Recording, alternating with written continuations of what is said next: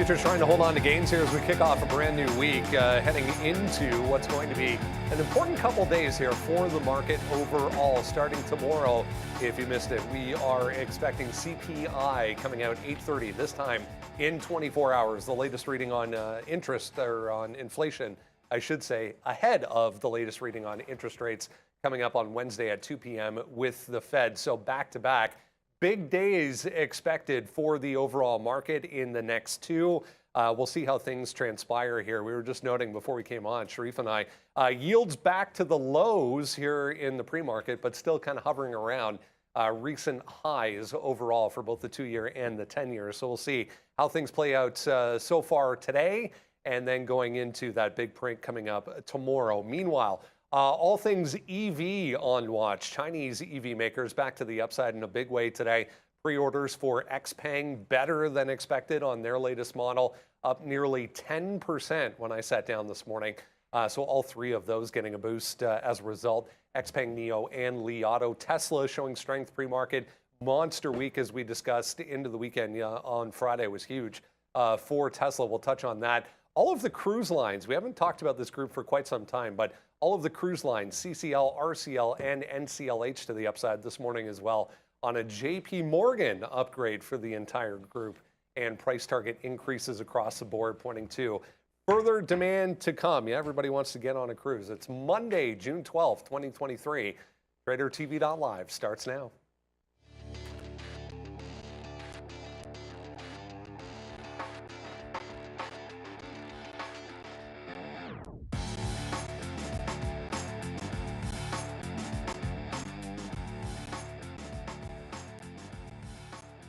Positive territory here. We're still kind of shopping around within the range. My chart not loading data right now, but trust me when I say both the S&P, there we go, both the S&P and the NASDAQ back to the upside here, coming off of solid performance on Friday. We kind of gave it back throughout the day initially, all kinds of strength, and then we end, kind of chopping around where we were on Thursday as we kick off a brand new week. It's Blue Day around here.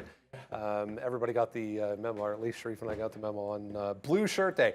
Hope your weekend was well. We are expecting a few things coming up. Obviously, the big one on Wednesday with the Fed, CPI tomorrow. We get PPI Wednesday morning before the Fed as well. So lots to come this week. Lots on deck. The market pricing in a hold so far. That could change. We'll see what the rest of the week brings. But what I did like was on the June contract on the ES that we're no longer using. Now we're using the September contract. On that June contract, we closed above that dreaded 4,300 that we hadn't been able to close above up into Friday, Brendo. So a good technical indicator for me. Yeah, I was just checking the Fed funds tool, 75.25-ish, depending on when you refresh it, but still a little bit of a question mark as to what's to come coming up on Wednesday. But yeah, good point.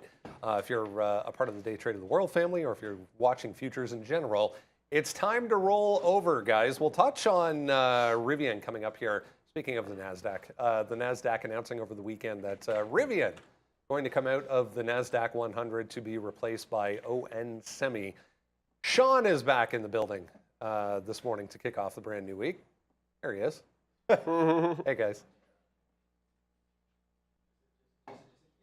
Sure, we got a little action there, but yeah. So it should be a good week. I think it's gonna be a good one. It's not all blue shirt week. I actually wore my green shirt today. It was the market. Although it looks blue. Does it look a little blue? Yeah. Actually, yeah, on the screen, it's obviously a green shirt, but yeah, it looks a little blue. We're not feeling blue this morning because the markets look like they'll be up, although the weather here sucks. We had a big milestone on Friday. We were able to get to 400,000 subscribers. Yes, that was nice. Thanks to everybody for helping us get to that mark. The cruise lines are cruising to the upside. I think it's going to be a big week, obviously, when you have something like the Fed coming through, and then we get CPI. And when there's uncertainty, or at least a little bit, then we can get more volatility. We love that. We got a couple of AI events this week. I think it's AMD tomorrow has an event, and today is Salesforce. Salesforce has theirs today, so it should be a big one.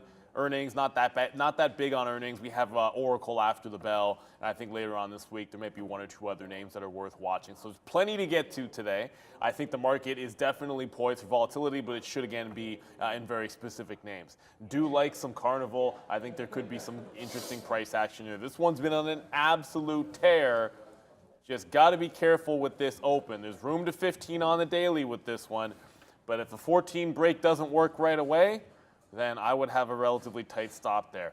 It's already made a pretty decent run, and I've seen this pull back when things look the rosiest. There can be one of those Huadong fake outs at the open, but I still like that 14 break. Lots of room on the daily for this one. Yeah, no, for sure. My Apple, CCL, Carnival, I was looking at Apple here above 180 as well. We have Tesla bumping around today. We have AMD, but who really cares about the stock market? Yesterday we had one of the biggest events in Canadian sports history happen, and this was Mr. Nick Taylor hitting the longest putt of his career, 73 feet to win the Canadian Open, the first time a Canadian has won the Canadian Open in 69 years.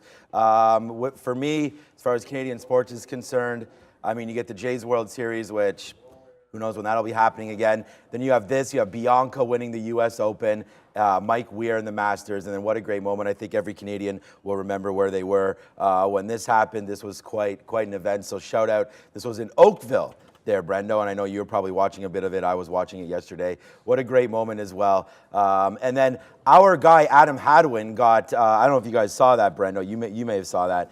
He got tackled by security as he was running on to celebrate the victory.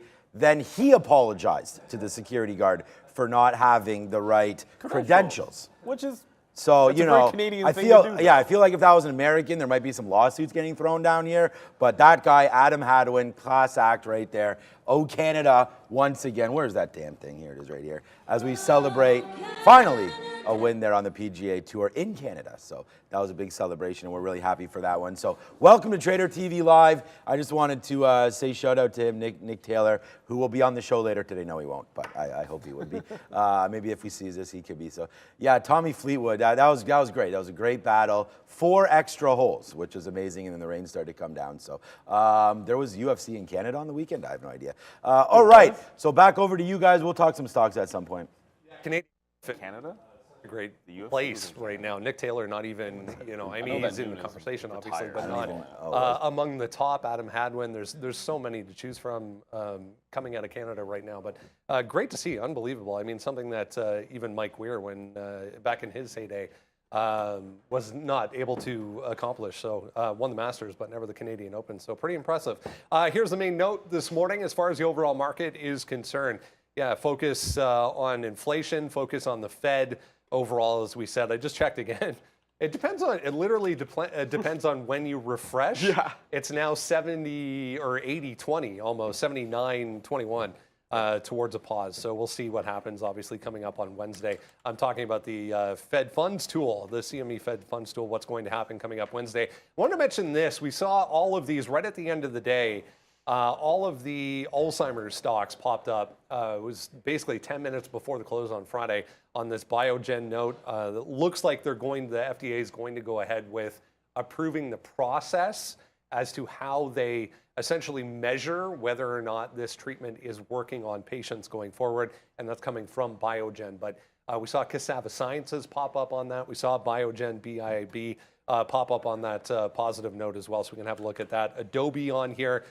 Back to the upside, and then we get Oracle with earnings, one of the bigger ones coming up this week. Yeah, I'm not a science guy, obviously, but I want to know if there's any connection between the methodologies with which those drugs are used to work. So what I'm trying to say is, can all of them benefit through the same channel because they all work in the same fashion? So that's what I'm thinking here, because for me, biotech stocks are hard to pick winners and losers, Brendo, and that's what I'm trying to say. It's positive in the sense that at least this time we're getting the bigger player coming through with the positive news instead of one of the little ones that tends to fly around anyway. So it looks like I'm missing some data here, but disregard. We are still higher on the morning, 1.6% on Biogen, guys, after that positive note on Friday. It's actually sliding a little bit here, but Biogen doesn't really do a ton of pre-market volume, so I guess they're selling a little bit of the news. It's been on a steady uptrend. I just don't know how, this is not usually a stock that we trade, but every now and then you'll look at something on the chart and say, oh, that looks great for a day trade because look how it bounces off the 50 period, but then you realize, okay, well, this stock is going to have a big spread and it's not really a scalping stock. So even if it were to get down into 300 again, it's probably difficult to structure a trade in there. That's where the Alamo's been for the stock. And quite frankly, I suppose if it gets back down to break even, like it closed at 309, if it were to kind of hold around there at the open, I guess there'd be something. Sava is usually a little more exciting to trade, just given the volatility that it generally has, and then its pricing. It usually gives you better moves. This one, it's set up like it was going to be, okay, well, you have 25 up here, 25 quarter if you want to look at it, and if the news was going to hold up, it's above the 50, maybe we're just going to break back out. Sava moving $5 to the 200 usually isn't a big deal, but not a lot of pre-market volume here. So I guess the reaction to that news isn't quite what I expected. I mean, if Sava broke out, this is the stock that you've seen run before. Just a little bit disappointing here. I want to double check its the float. Short float 25% on Cassava Sciences too. So yeah, I'm even more disappointed now because I really thought after we got the news on Friday, this could be a stock that would break out of this little malaise that it's been in. There's room to the 200 period, but you need volume in order to break out. And if we don't see it come in here, I guess that's not going to happen here in Cassava Science. Still great news. I mean, any positive news within the group of Alzheimer's drugs, whether it's one, whether it's all of them, big boy, small, I think everyone can be happy about it. Just disappointed to see no trade here. Yeah, Cassava Sciences there. I like mRNA and some of these other names. Pfizer's been trading for pretty well lately. Obviously trying to rebound off some of those bottoms. And I think there's a lot of good opportunity here, but I'll focus on stocks eventually. Look at this. This is yesterday. So here we go. This is the celebration on 18. Watch this. So here comes the guy that makes millions of dollars, this Adam Hadwin guy. So here they are celebrating, right? Here's a security guard right here. Here he is with the booze. This is a PGA, Adam Hadwin, and boom! The guy gets tackled right down. Cops are coming. These guys are like, what the hell? And anyways, he eventually wound up apologizing. But that was the thing. Look at this guy. He's like watching, thinks he's a fan. I mean, the guy's wearing a hat, jeans, and everything. Boom. And then boom, takes him down like immediately right there. Here he is right here. This is him apologizing and everything. He's alive right here. So that was the best. So anyways, shout out to that. As you can see, I'm very focused on stocks.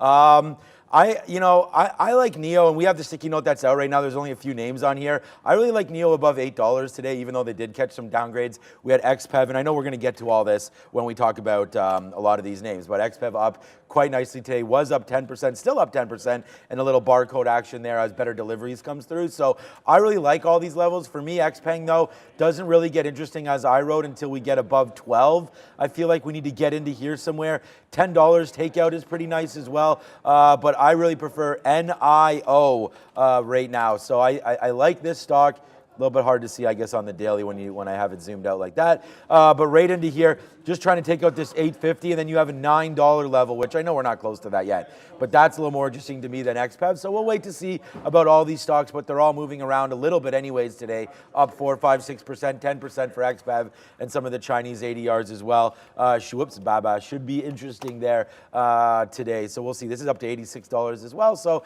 even another 1% on Alibaba today, beating the market. So I think the Chinese names could be in play for the most part. What's up, Randy? I like those jorts, man. I like those jorts. Is it jorts weather today? It's raining here today, but I think it's still 23, 24. I think it's decent weather here today for sure. So he'll enjoy the mango juice, and we'll start talking a little bit more. Yo. Drink up. How's the nail? It's getting better, man. Yeah. How was the barbecue? Did that happen? Yeah, those wings were nice. The vinegar wings? He was telling me about some Carolina recipe there that he was working on, getting the vinegar up in there. What, salt and vinegar? Oh, well, the jerk wings. Come on, son. Jerk wings. The jerk wings. Come on. I love jerk wings. I love jerk Or the piri sauce, the Portuguese. Ooh. Smoked jerk wings is where it's at. Randy knows what's up. He knows Randy is quite the griller. as well, which I'm so glad. We just had burgers last night on the grill, but that was pretty sweet. My wife and daughter have portobello burgers. Yeah, there's always an option. There's always. And it didn't rain yet. Well, it kind of barely. There was like spitting. Yeah, we had practice. It didn't rain till late. Yeah. It was around that 6 o'clock time frame area that happened. But hey, welcome back. Thanks for the 400,000. Yeah, you guys are right. Someone just posted there. Shout out to Alfredo and Fabian. I need one of these again. If you guys could just edit and put a 400, and then in a month you could put a 500. But right now, thank you to everybody. And there are a lot of dupes out there for my Twitter account. So if you come over to my screen here just quickly, because people are asking about it, it's at tradertv.Sean, just as simple as you can get. At tradertv.Sean. It's the same for all of us on Twitter, so you can find all of us. And if you find me, you'll find who I'm following is Neil and Brendan and all the official accounts as well. So at tradertv.Sean. So thank you. Oh yeah, I ran into another random dude. This guy kind of looked like Tony. I asked him if he knew Tony. He said no, of course. But another guy at the Jays game. This was the TD Park place or whatever they call that.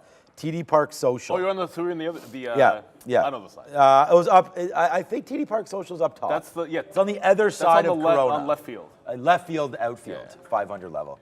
It's a party up there, man. It was good. It was good. Corona was a lot of fun, and it was Jays. I think they lost. They lost in 10 there, but I had no idea the score. Yeah, so. they lost Saturday too. So. All right, let's go back up to the big desk because Sharif's getting pissed off. No. Yeah. We'll bring in Michael Nosh here. I was going to mention a couple things first before we do. Lumen, L-U-M-N, getting a pop, 7.2%. On a note regarding a collab with Microsoft and Google on some optical connectivity for chips. So heads up on Lumen. And then, Neil, you were asking about that other little stock. I'll read it because it's, I mean, the company this is ASST. The company has developed an entertainment-themed AI bot. That's obviously the spy, not ASST, but heads up on ASST again. The company has developed an entertainment-themed AI bot, whatever that is. As I mentioned, let's bring in Michael Nosh. You got a sneak peek there of what he's going to talk about. We'll touch on the overall market to kick things off, but we'll also give you a preview of a few ideas to maybe put in your back pocket to have a look at throughout the week. Great to see you as always, Mr. Nosh. Great to see you. Back before the Fed here on Wednesday coming up, so the market trying to hold in positive territory, but a little bit quiet to start. I mean, maybe just to start, how do you approach going into a week when we have such big events to come, both tomorrow morning and Wednesday? Well, as a swing trader, I always look at it this way. If I was a large institution, I was a hedge fund, I was a mutual fund, a large prop firm, whatever it is, am I going to take any really substantial bets on today or even maybe tomorrow? And actually, if you just skip to slide 2, I have there.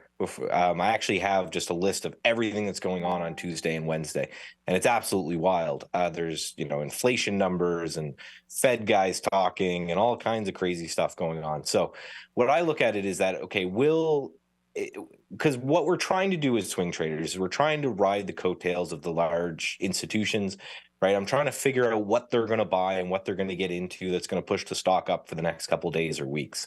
So I always look at it and say, am I going to make a big bet today? Am I going to make a big bet tomorrow or Wednesday? Or am I going to kind of wait until Thursday and Friday? All of this news sweeps through. I can get all of my economics nerds to read through it and try to figure out what it actually means. And then, from there, once all of that's done, then maybe we'll get some moves. So just like in day trading, where sometimes, you have to sit out the volatile periods, the first hour, the last hour. For newer traders, sometimes you sit out stocks that are halting up and down, all that kind of stuff. A lot of it's just resting, right? A lot of it's, I'll continue to do my research. I'll take a shot here or there if I can see it. But I always have in the back of my head that I know this is going on and it can just reverse the market in any direction. So, you trade small and you be patient. Let's get a tee up here then of what we need to know, what we need to be aware of for not only what's to come tomorrow and Wednesday, but the remainder of the week. What are you looking at this week? Sure. So yeah, the first chart I have is of the SPY. You guys saw a little preview of that when I was in the green room, and we are butting right up against August highs. So the level on the SPY is like 432-ish, give or take, and we are right up against that. You can see the chart there. Those are the August highs, and we're up. And this is a weekly chart, so we have 5 green weeks in a row, right up to that resistance point. So I wouldn't be shocked if Monday, Tuesday, and then Wednesday you get some pullback, resting, consolidation, really not much action one way or the other until the news clears out. And then you're going to get a big push one way or the other. Now, it wouldn't shock me if this holds as resistance and then we pull back a bit. It would be healthy for the market, actually. If we saw, 5 weeks in a row, how many more weeks in a row can we go up?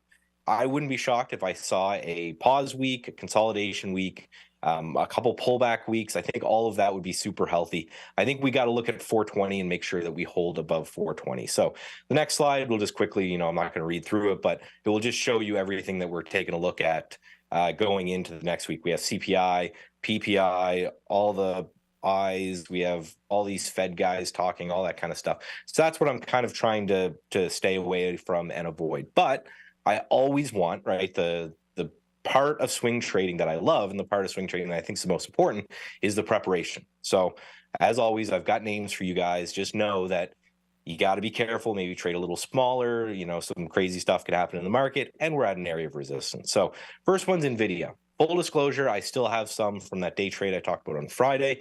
If you guys are new, I'm now doing something where I'm here on Monday, and then on Friday, I'm actually telling you how I've traded these. So I'm in a little bit, and I see it's gapping up a little bit this morning, last I checked. I think $400 the area. It's holding that anchored VWAP from before the earnings. It came right back to it. We talked about this last week, and it bounced. I think if we get above and hold above 400, there may be a next second leg in NVIDIA, right? AI is still hot. Brendan was just talking about how some company puts AI in what they do, and all of a sudden they're popping through the moon. So still looking this one, 400, I think, is the level. Next stock is X4. This is a pharma company. The name is actually X4, and so is the ticker. We got 225. This is one of the cheapie. I got a couple of cheapies because I got some people asking me. They like the lower price stuff. You can see there's it's holding the anchored VWAP from before its gap, but it's got all these topping tails around 225. So what I want on this one is to see a close, or near the end of the day, a close over 225, and hopefully we can get some continuation. This thing's doubled from $1 to $2 since April, and it's just kind of resting here. So if we can get another move out, and I don't know, maybe it goes to 3, which on a percentage basis would be amazing. Next one I'm looking at here is BRBR. And anchored VWAP before the gap. I'm just obsessed with this play. So unfortunately, you're going to hear me say it a lot. It's just so powerful. You can see it's bounced off this where I have the arrows twice now. And these bounces were great tradable bounces from 35 to 38 almost twice, which on a percentage, again, you get a couple of those a month. You're a happy camper. And it's right back down to around 36, and it's right back down to that anchored VWAP. So if we can get a push off that, I'm going to be buying this one as well. Next one here is Angie's List, ANGI, another cheapie. I guess they're you can find people to fix your home or something online. Nice earnings gap. Again, holding the anchored VWAP from that earnings gap. If they can get over 325 or so, that's where I'm interested. Under $3 is where I'm going to run on that one. And then last but not least, this one's more for the pullback guys, and THO. They make motorhomes, I guess. This is well above the anchored VWAP from that price, and that's sitting around $92 or so. So for this one, just like NVIDIA I talked about last week, if it can pull back to 92, that's where I'm interested in picking some up. And a 10% short float on this one, which is interesting. So, not huge, but there's enough there short that this pop may get it or may get people nervous. The fact that we can go from, and I'm glad you highlighted the price ranges today. You can go from, the very, very high price stocks to $2, $3, $4. The setup is the same. How much do you pay attention then to the volume? Obviously, if you're looking at an NVIDIA, volume is going to be there, especially with what has happened with a $2 or $3 stock. You want to actually see participation and more momentum coming in. You do. I will say volume. So with day trading, volume is important because you need to people need to be interested in your stock because you're looking for it to move that day. So people need to be interested in your stock that day because you're in and you're out that day. For me, volume is more of a liquidity filter. So I want to see just enough volume to make sure that I can get in where I want, I can get out where I want.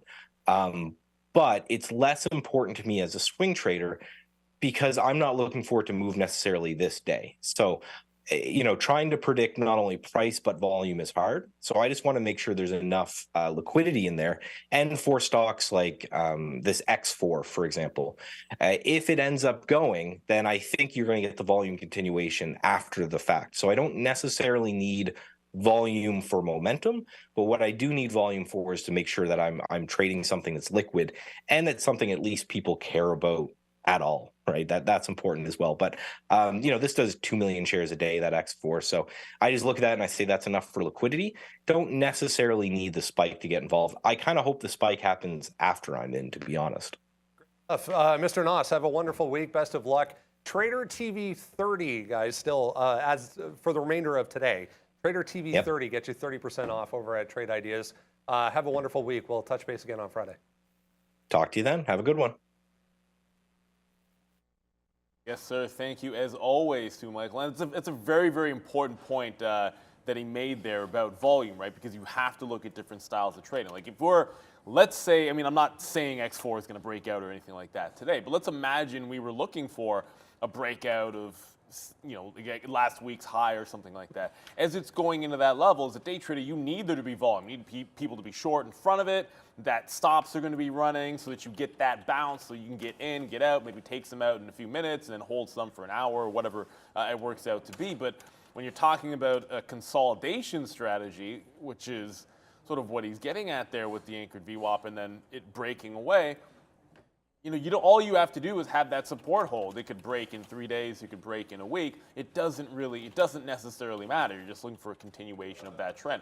Now, we can apply some of that logic to moderately volume stocks for day trading, where you might not need it to be ridiculously explosive if it's just going to trend and glide to the upside. And sometimes we've seen names like that where they're not super in play, but we can still take advantage of them because they've been gliding to the upside, and maybe you just get a day-long trend. And it may not be abnormal volume. Like sometimes, the one that comes to mind recently has been there's a couple of days that Oracle's kind of done this, as it's not necessarily doing any more volume than normal, but it'll give you that glide or trend to the upside for a couple of days in a row, and that's one of the first ones that came to mind. But yeah, you've got to be able to separate those two worlds.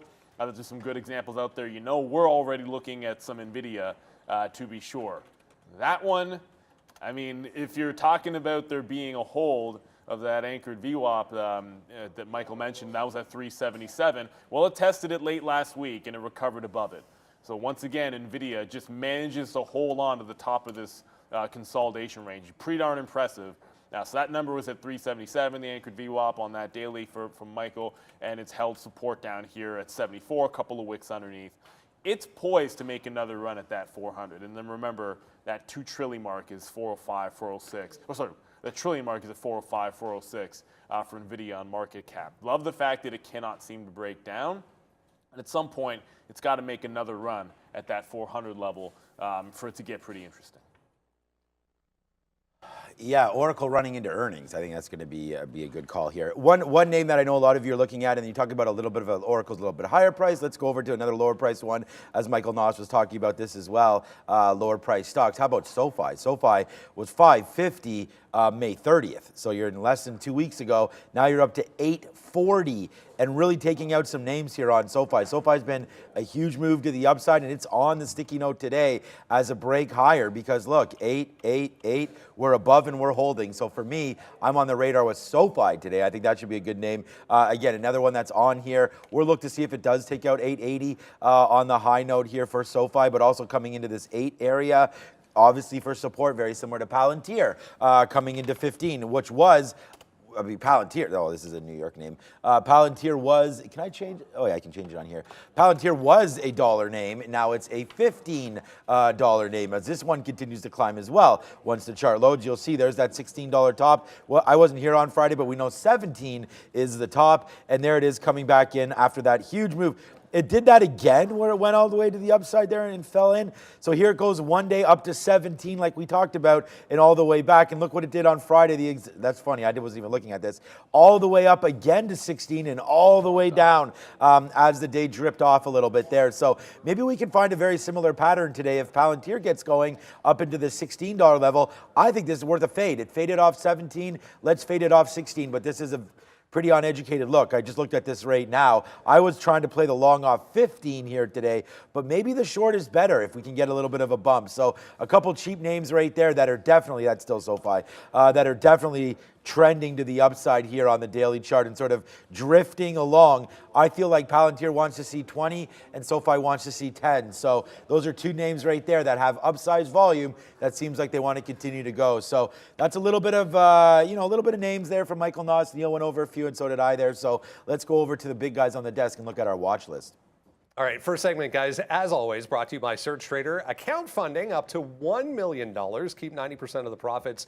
Enjoy relaxed trading rules with 8% max trading drawdown on all new accounts. Shout out to our friends over at Search Trader, bringing you the first segment of the show. Important week, as we said, for the overall market coming up in the next 2 days. But what do we want to know and learn about today as far as the futures are concerned? Yeah, first and foremost, have now rolled into the September 15th contract. We're no longer on that June contract, so if you're going to follow with us, you got to follow the September one. I believe it is U23 on Day Trade the World for P Pro 8. Let's go to the chart, guys.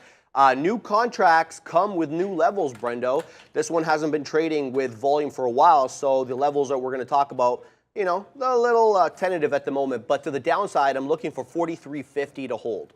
On the day, I want to see that level hold technically. The low, 43.48. High side, I'm looking to see how it trades around 43.70. That was the peak we got to on Friday. We danced with it this morning, coming up to 67. I want to claim that level, hold above it, and then maybe continue above for the long. Let's see how it trades at the level. Yeah, the march higher continues for the overall market, as Michael Noss was showing there. You know, we're right at those March highs once again. So maybe a pause, maybe a pullback required here. For the market, let's get into everything else you need to know as we head towards the open this morning. Under 30 minutes ago, if you haven't done so, make sure you go to watchlist.tradertv.live, enter your email address, and then you get that for free every single day. Has everything you need to know in the pre-market every single day from us before we come on. Chips, top of the list today, right across the board. These semiconductors, I mean, Noss was even talking about NVIDIA there, still sitting in that one, kind of chopping around at the top end of its range. However, we are still seeing so much leadership from this group. Here's AMD. I mean, 3% on a huge gap, kind of trending back towards session highs as we speak, coming off another big day on Friday. Yeah, and I'm still waiting to hear about any major news items coming from AMD with respect to AI. I want to hear stuff about GPUs. I want to hear stuff about chips. Lisa Su still hasn't delivered. I believe a lot of the buying is still speculation in anticipation of something that big, Brenda. Here comes more from our friends over at Benzinga. Qualcomm, AI chief, foresees $1 trillion market cap opportunity. Night Riders hit like cars. Oh, Night Riders kit like cars. And a Microsoft collaboration. Again, that's for Qualcomm. Yeah, I mean, I think there's actually a couple already that you can talk to them already. Yeah, I talk to my car all the time.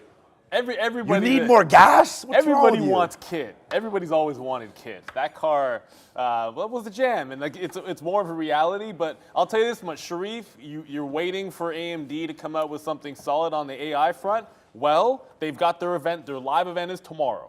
So they've got their, I don't know what they're calling it, but let's just call it their AI live event. I'm sure there'll be other stuff. They'll probably talk about that data center and a bunch of other stuff as well. But that's tomorrow. We're gapping up into it.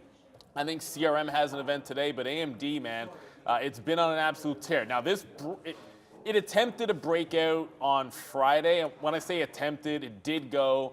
It was pretty solid at the open. Like a lot of things, when it made the break, got through the 125, it did have a pretty decent pullback in the afternoon. However, we closed right back at 125. So we still kind of closed at or above the previous resistance. So you got the 52-week high in play today. That's like 130.79. Maybe you get to 131 and have that round number. If we go for dips, I still think there could be some buying going into the event where you could get a sell the news type of deal. The event being tomorrow, 25, 27 would stand out as two levels to go dip buying in. If I see 131.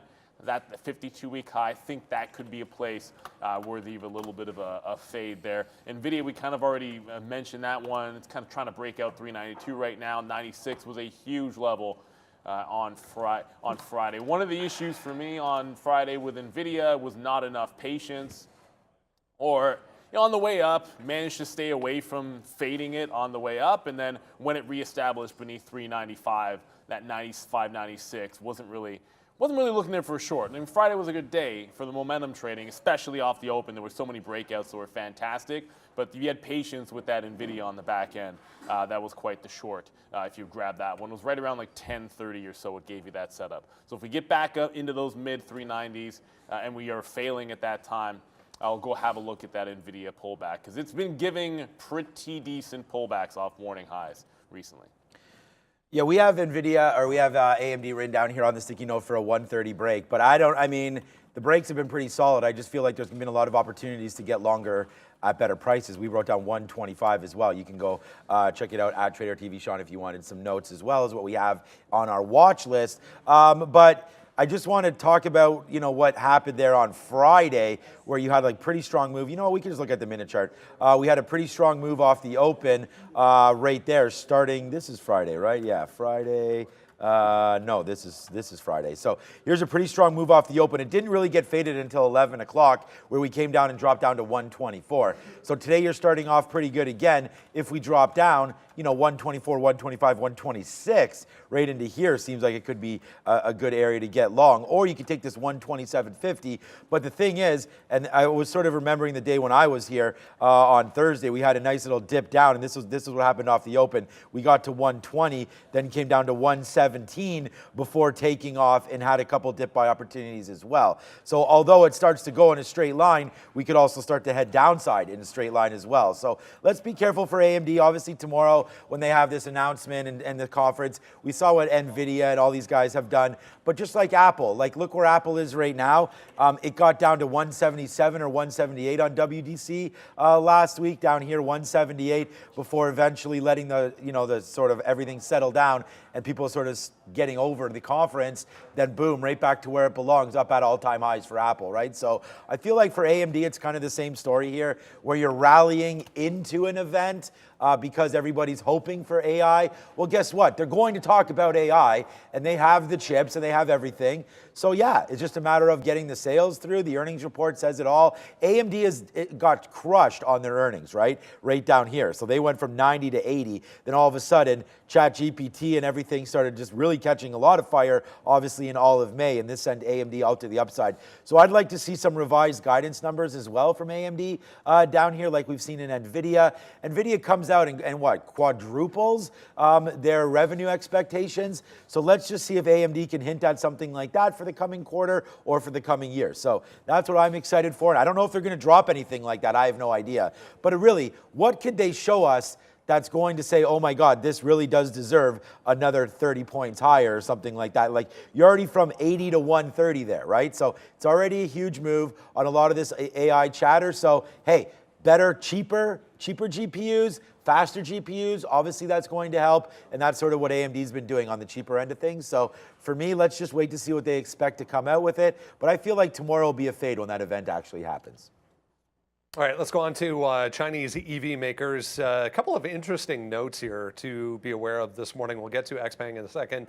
NIO, coming out, cutting their prices, trying to keep up with Tesla, I guess, as far as pricing is concerned. So not necessarily a negative, but maybe a little bit on the negative side as far as the overall stock is concerned. It was a high initially, coming back to the downside.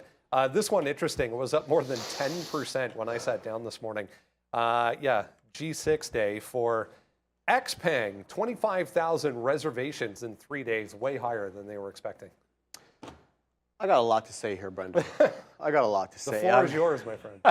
No, look, XPeng success story, you want to see that, especially in light of the fact that they had a 46% year-over-year decline when they reported last time in terms of sales. So they definitely needed the demand, and 25,000 in 3 days is definitely that demand. I should point out that it's an SUV that they're selling here with a max range of 755 kilometers.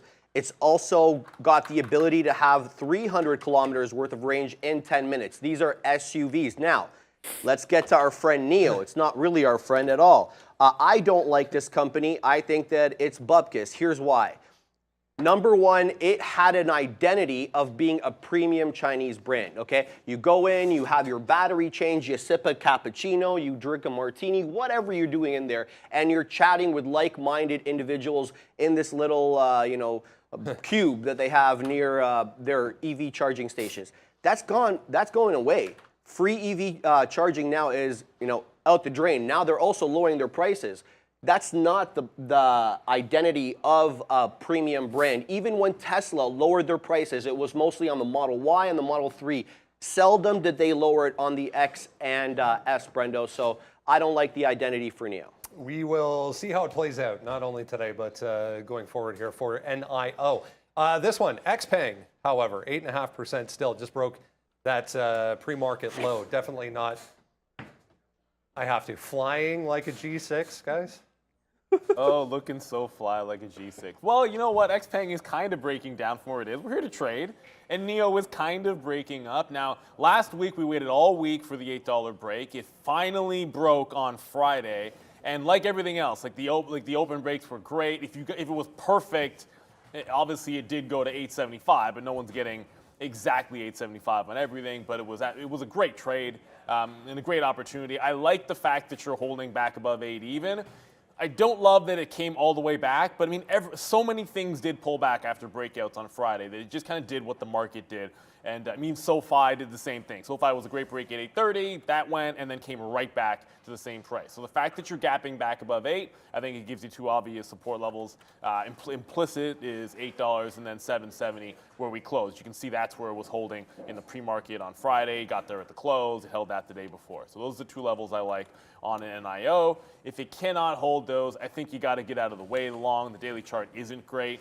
I thought we would have closed above the 50 period. That would have been a good sign.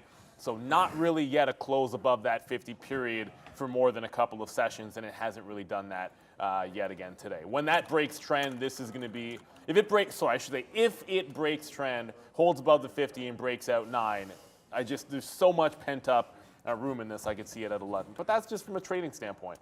XPeng, not one that usually, I don't trade it very often.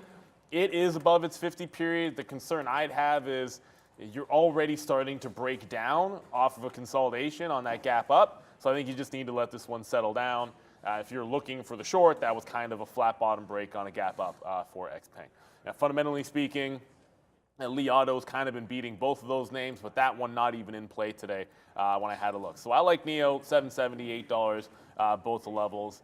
It's great on Friday. Sometimes you get that breakout, and then people aren't paying attention to it as much, given the fact that it pulled all the way back in. So that can maybe work in NIO's favor. Okay, I wrote down the same stuff for NIO, so there's really no point in talking about it. I mean, I think $8 is going to be good. There's a big size there. Let's just go to the best of the best. And I've been talking about Tesla since 160, 170. I mean, I know a lot of you are already in Tesla, and there's been a lot of people that have been really loving Tesla, and congratulations right now on that one. We'll bang that trade out for everybody. I mean, you want to talk about a name that just keeps on creating more and more wealth for individuals. I mean, Tesla's a huge name for the retail community, and I mean, so many, of course, our charts will do that. So many traders have been all over this name, and what a great bottom it's been, man. I mean, from 150 into May, to add $100 onto that in 1 month, forget about, why are you even looking at NIO or XPeng and all these other stocks? They're not even in the same category as Tesla. It's not even a game anymore. It's like these guys are playing with aluminum bats and everybody else is playing with like toothpicks. Like Tesla just continues to outperform absolutely everybody and leaving them in the dust. So as long as you're above this 230, I think you can continue to work for them. That's 230 up here, that's 220, that very bottom. Tesla just continues to work. And honestly, I mean, you're up from 150 to 250 in a month. And here we are talking about pennies on NEO. But you know what the thing is that we had that top at 250. Maybe we support it, maybe we don't. I still like Tesla here today. At any time, you can get Kathy in here just buying this name like out of control. The 200 periods here at 240 on the 5-minute. I think we get some good support, and I think we have a very good opportunity to take out the highs today of 252. So let's just stay long Tesla, and that's about it, man. You know, when I left here on Thursday, I had a bid in Tesla. We were long it. We got stopped out, but that went ripped up there on more deals with Ford and GM on their charging ports. I like Tesla down here, and I think if it dips down anywhere into this 240, 243 area down here, that this is probably a buy. Let's just wait to see what the market does. It's bumping up today. It's up 0.52 right now. I like Tesla. I think you buy the strong names. It's strong again here today, so no reason to avoid Tesla and even look at anywhere else. But we still like NEO up there. CCL, we did talk about that. There's Oracle getting a lot of run into their earnings report. I think that's going to be huge. Palantir on here as well. But one thing I want to show everybody that we've talked about this over and over again, forget about UiPath. Look at all of the bids, man. There's not one sale on here. What is PSTG is Polestar?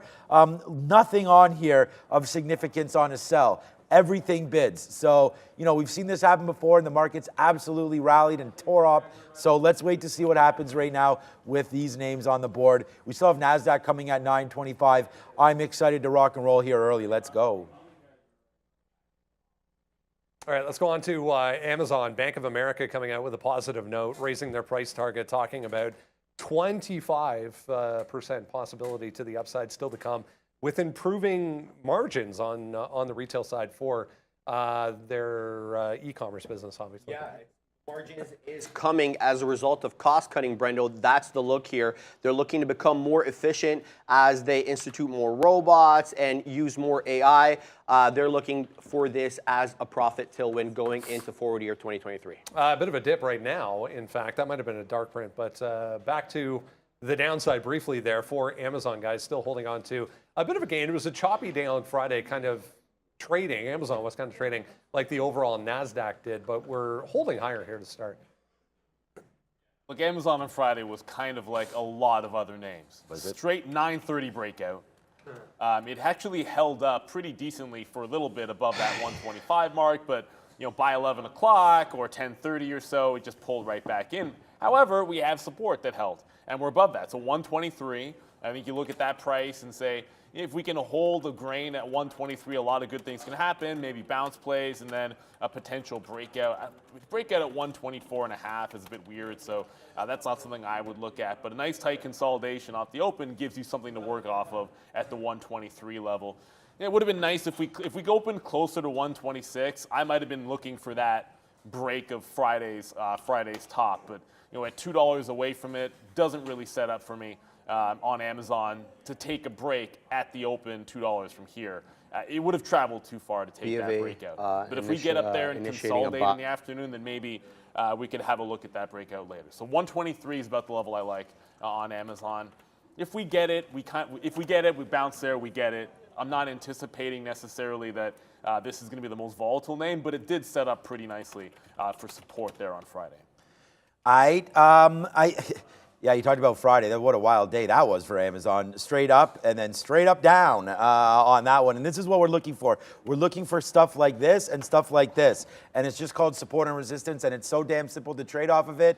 Forget about all these stupid lines. Forget about everything you're ever looking at. You could just trade off support and resistance and make money trading. Trust me when I'm telling you that. Look at this. If this is not resistance up here, sure, you can break the long, right? Like if you think it's going to break through this, fine. But then you have outs. And I'm not saying that these trades are so super easy. You're going to see me screw up a lot of trades. But, you know, it's just when it looks like this, and it's easy because, and I'm trying to cover it up with my hand here because you don't get to see this drop. So you have no idea this is about to happen. And once you're looking at the momentum, this is very hard to see, right?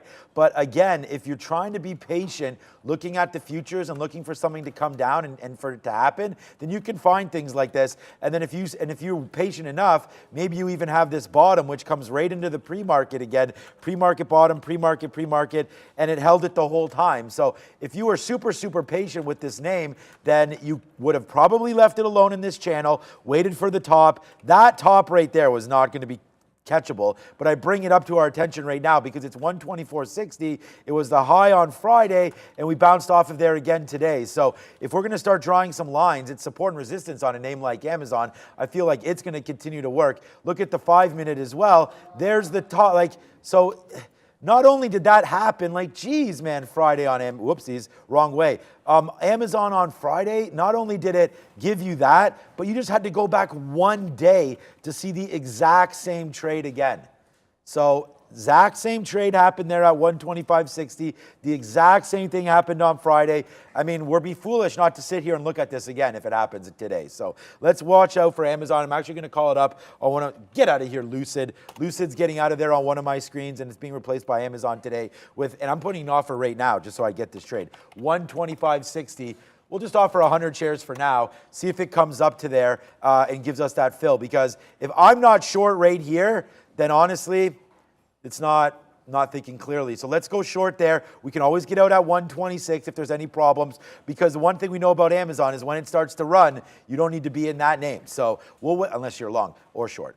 Get out of the way when there's a momentum play. But if it wants to drift up there to 125.60, it's my only order, and it's now pending. All right, 2.25% meanwhile for Palantir, back to the upside after we gave back everything on Friday and then some. Ends the day in negative territory, but a nice gap here holding so far.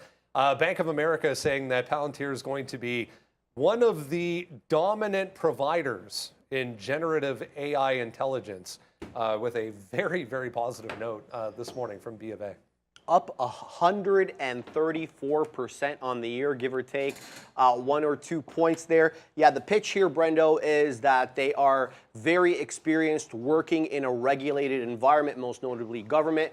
That bodes well for privacy and compliance regulations when you incorporate that into the AI. So they're looked at as having a bit of a front there. However, Friday was a little bit toppy if you go out to a daily chart or a weekly chart for PLTR. So we need to hold some levels here, Neil. Look, when you saw what happened last week, it was pretty clear. On Wednesday, it rejected 17 pretty cleanly. Nice rebound on Thursday. And then on Friday, it was just a clean rejection at 16 even. If you're watching the show on Friday, I shorted Meta off the top when that market moved to the upside. Had it, didn't do that well with it, because sometimes when you get into something at the top, either you get in perfectly or you catch it on the back end. But there were plenty of names that gave you this setup. Wish I could say Palantir was one of them. That wasn't the first place I was looking. And when it got to 16, quite frankly, if you could have had 97, 98 short. Definitely, I mean, I don't know how much it printed at 98, but definitely, it's from 95 to 97. You could have had all those prices for anything you wanted, and that's risking 5 or 6 cents plus slippage. So if there's any chance that we get back up there, both the 16 and 17 levels, I think you got to take a shot at those as a day trader. You are a little bit top heavy. It's in a consolidation phase. There's probably some dip buys to be had if we see some of the levels in the 14s when you look at where we're at in the daily. Okay, so and that's going to set up in multiple ways. We know 14.20 previously was great. Can we get back down there? We never even saw that on the pullback. That's a good level. 15, where we closed from, would be the other one that I would have a look at. So 15 and just barely under if you're going dip buy hunting. But on the way down in Palantir recently, you've had to have a lot of patience. You've got to let it form a bottom, give you a consolidation. If you're going long in something and you're looking for a dip, if you catch something in here and risk 10 cents when it bounces, that gives yourself a shot. If you just kind of get long going into it, that's how you get runned over and get burnt. So when you go dip buy hunting, yeah, you might think you can bounce off 1480, or you might think you can bounce off 1430 or 1440, but let it show you some support down there before getting into it. As far as 16 and 17 go, that's more along the lines of set your stop above and just short in front.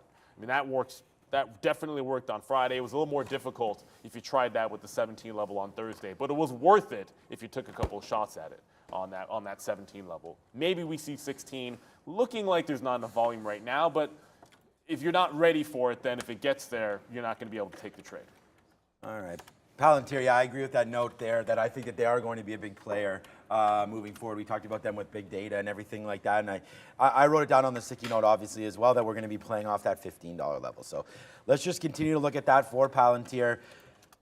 You know, quite violent mover. We already talked about this today. It hit 17 and faded. It hit 16 and faded. So we're going to watch today if it gets up there today. I don't know if there's going to be enough volume in the name. It's only 2 million here on the sticky note, on the level 2.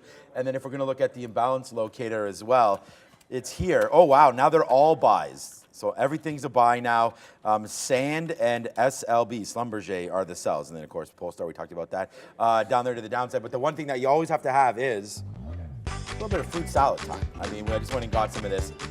There we go. There's the avocado and the fruit salad. We talked about that. Today's fruit salad brought to you once again by Melon. There was pineapple in there. I just think it's too early. It's too tart now. So we got too tart. Is it? Yeah, I think so. So we got the sweetness going on right now. Some blueberries are in there for some tartness. So get your fruit salad while you can. It's only 5 minutes, Brendo, until this market opens up. I'm going to have some honeydew melon. All right, brand new sponsor for the rundown this morning. Shout out to our friends at TradeZero, award-winning broker-dealer specializing in short selling. TradeZero empowers active traders with fast market access, multiple trading platforms, high-quality customer service, and has extensive inventory of locates and pre-borrows on many non-easy-to-borrow stocks. Go to tradezero.co/TraderTV Live, guys. tradezero.co/TraderTV Live to find out more. Let's talk CRM to wrap things up. 1:30 market time Eastern this afternoon is going to be this AI event, but you just saw a whole bunch of headlines coming across here. Yeah, it looks like they're front running the event with an 8 a.m. release.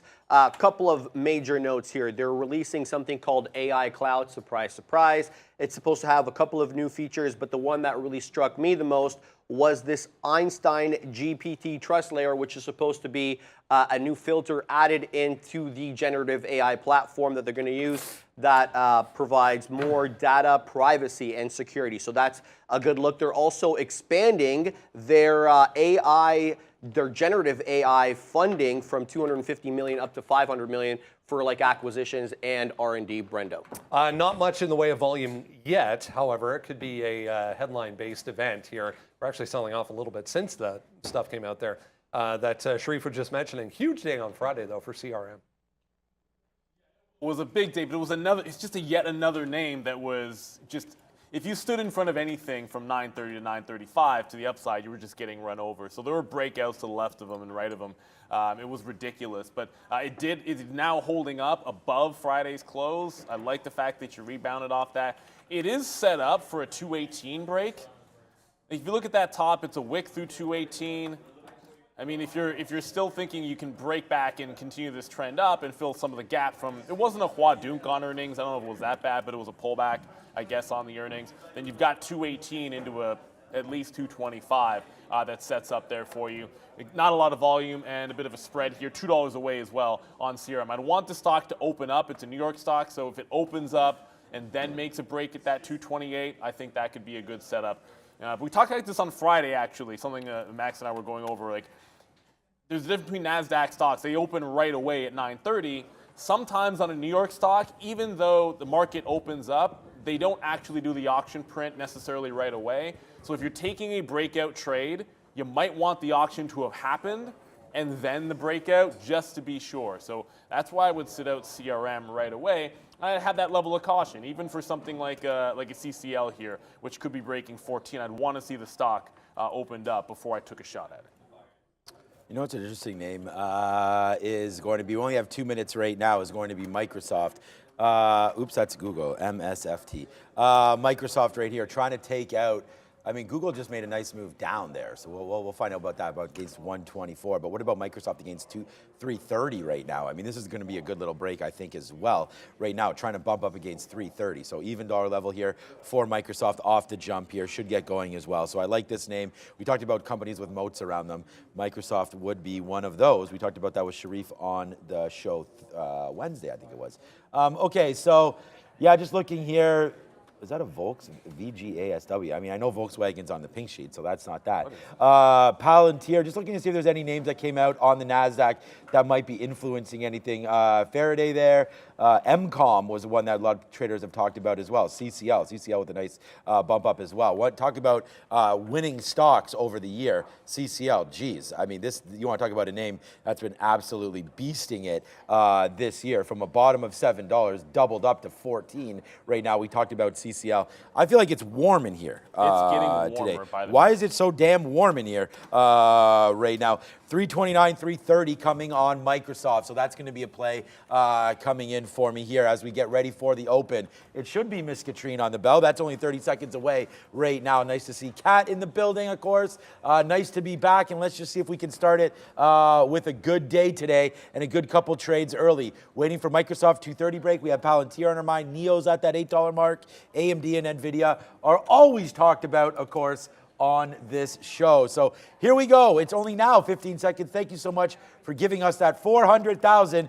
I have no idea what that is, but here we go. Right now, getting ready for Kat. If we can get to the bell in just a couple seconds. 4, 3, 2, and 1. No bell today.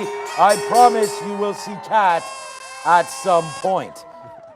All right, let's go. Okay, now we got to get to the show. So hopefully that can happen there pretty soon. Hey, Brendan, how's it going, man? You're looking very, very sharp today, by the way. So shout out to Brendan and everybody who is trading. Shout out to Fabian. Don't worry about it. We'll get that switching off to the races soon enough. Off to the races, Neo already. We didn't talk about Meta. Yeah, well, yeah, let's go on with Neo because that was off $8. Yeah, Neo makes a break. It kind of bounced a little bit in front of that $8 level. If you had it right away, I think you could have grabbed it at like an 8. There's like 9.25, but it's at 8.20 already. So big power move up there by NIO. NVIDIA made a break. Oh goodness, again the breakouts are going to be.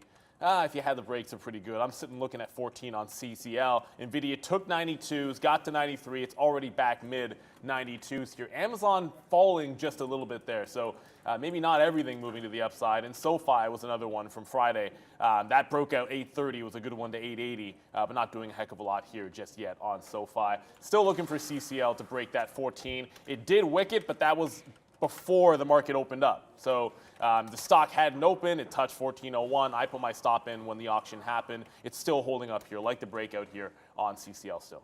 181. I'm going to play off 181 for Apple. So we're long in the 40s right now. We're just going to try to play off 181.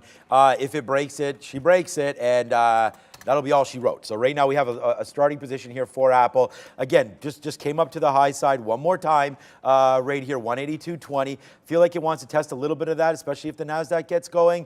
I'm only going to try to hold this to 181. I'm not even going to give it down here to 80s or 90s. 181, we'll see if it can hold for Apple. But right now, there it is, starting to go to the upside, just hit in the 60s. We'll take something out if that gets in the 60s again, and then something out again in the 90s if we can get up there. But there it is, falling right back down. Hey, this is the morning, man. I mean, look at the NASDAQ. Yeah. Nice move to the upside, coming right back in, filling those bottom trades again for us right now on the bottom. So, you know, nice move up. We touched the pre-market highs basically, and now we're touching those pre-market lows. So pick up any value stocks right now because you're starting to make a move down. So if there is anything that you like to the long side, this could be a good opportunity to pick something up at some key levels. So AMD looks like it just bounced off 128 as an example. Right there with a beautiful wick down to 127.70, then right back up. So again, a good opportunity to pick up something like an AMD on a move down right there. So there it goes right back up to the upside, and hells yeah, let's go. Get a couple bangs early. You know we like the bangs on this show. We're back, baby, and there it is right now. Quick little 20-cent winner for Apple. Yeah, I just got the break on CCL there. It just broke 14. It got to 14.10 pretty quickly. We'll look to see if it can hold above. It's been a runner for sure, but it has to continue that move. It's not a huge move just yet, but we saw what happened on Friday with the smaller cap breakout. SoFi, by the way, as this one starts to go, SoFi as well, now really going. Now, I've got to go back to the chart from Friday because it was a huge double top on SoFi at 880. That was a great breakout, but let me tell you, this thing absolutely died when it got to that 880 level. So 20 cents away. I'd be ringing the register if you can, if you have this one. I just got another print there on CCL. We're able to take some out there at 14.15. So the break is ongoing. Just remember on Friday, everything that broke at the open, if you didn't take profit, you got absolutely burned. Position board, guys. Position board, not true. I'm long CCL 1404. Sean is long on Apple. Yeah, exactly. Okay, good call on that one. I didn't even notice the position board. So, yeah, we're going to get that all working very soon for everybody, of course, on the position board. As we only have Apple, so good call on that one. We're up to 88s right there. We just taken 3 fills already. Long at 40, out at 65, 62, out at 75, out again right there at 88 to ring the registers on a quick trade there for Apple. Yeah, there goes Apple. Okay, one more out here, high 90s. There it is right there. We'll see if we can have some diamond hands. We still have 40% of this trade on board right now, and that is Apple starting to go back up to the upside here after a nice little dip buy opportunity and right back up to, again, those levels that we talked about from Friday, just coming into play one more time here, 182, then 182.20. So I'm going to put an order at like 182.13, something like that. See if we can get a little bit of a bump up. So thank you so much for the nice talk there in the chat. Neil and I having a couple good trades on here early, which is always nice. I agree with you on that SoFi, of course. That 880, a very key level. All right, it's Be Real. What's up? Kerrisdale Capital, this was about 20 minutes ago or so. Kerrisdale Capital coming out saying they're short CVNA, guys. So big move down on Friday. Had an initial flush there, but back to the upside so far for CVNA. No, of course. I mean, of course. I mean, everyone should be shorts Carvana, let's be honest. No, but I mean, like, if you think about it, it's like after the pullback on Friday is when you say it. So I got CRM on the break. It looks like it wants to pull back right away. Got the 18 break. Waited for the stock to open up. I don't want it to break too far below that 217.5. I want to go back to CCL very quickly because that's a breakout that we took really early, and it's already starting to get weak. It just wicked 14.20 up there, and now coming back into 14 even. If it bounces again, I might look for one reload on CCL. And SoFi is getting pretty darn close to that 880 level. Looks like we're going to get there almost right away. As far as CVNA goes, not to be cynical or anything, but I mean, come on. Like you had the big double top on CVNA and then breaks down, and now you want to talk about your short it? Of course you are. Of course you announce a short the day after the local high. But CVNA, $20, big level on Carvana. That's worth watching. If it breaks out from there, maybe you can start squeezing again. But that was a disappointment to anyone that was long on Friday. Yeah, it's you shouldn't be long Carvana. I mean, when it squeezes like that, I mean, I feel like you're missing the boat a little bit there, a little bit late on Carvana there. So, yeah, and what a surprise. I mean, you know, I said this. I've been saying this since we started the show. The market was rigged. I don't think that's a problem. Harvest came early, yes. All right, let's go to Palantir. PLTR, just real quick. I was trying to think about AMD breaking through 129, but there's Palantir again, doing that same little dance where we ripped up, touching the level. Now we're going to wait to see. I still feel, whoops, we still got that marker on. I still feel like it has work to do to get to the upside, so I still want to be patient and wait for 16, but a nice little base there, starting to form at 1540 on Palantir. We were waiting a little bit lower, obviously, for that one, but Palantir up to 16, definitely worth it today. Not really doing much here off open. Kind of just makes a nice move up 20, 30 cents. Now it's starting to come back in with the rest of the market, as it seems. Oh, no. We got another piece out, so we're only holding 50% right now of Apple, as this market is puking right now. So we got to be very, very careful with some of these longs, that's for sure. So we're long at 40. I'm going to take another piece out right now at 60. We'll just punch it out. Oh, we didn't get it. There we did. Now we did. At 60. Let's get one more piece out, holding 40% of Apple, and really just looking to get some more. I'm looking for some names that are at like key support or resistance areas. Rivian. Yeah, so, Rivian. But I probably got it. Did you pay for shorts on that one? I paid for shorts on Rivian because they're getting replaced in the NASDAQ 100. Brendan, right. Yeah, Brendan mentioned that news, I think, in the rundown a little bit earlier. But that was a weak stock. It didn't hold 15 on Friday or last week, and now you're seeing it possibly breaking this flat bottom. 1360 is that low. It just broke the 50 period, which was at 1380. That's on the daily. So this is a trend down stock, continuing a trend down. I'm not even sure why I'm not already working into the short. I guess I want to look for a pop here. Probably should have had that 14 breakdown, but was looking for breakouts, and we're able to get some here this morning. But if we get any pop back into 1380, I think that's where I'd like to be getting some shorts in Rivian. Tesla's working downside as well. So on a day where Tesla kind of fails the top here, if that breaks the low, I think you want to be short Rivian. If Tesla's breaking down, you want to be short Rivian. Rivian's a much weaker stock, obviously. So as long as Tesla's weak, I like Rivian just that much more. Yeah, we're doing pretty good as well. We got a reload. What do you get a reload? We got into CCL there at 14. It just ripped up to 27 there. We did not take any out, which obviously it looks like we should have. So 2 positions for me right now.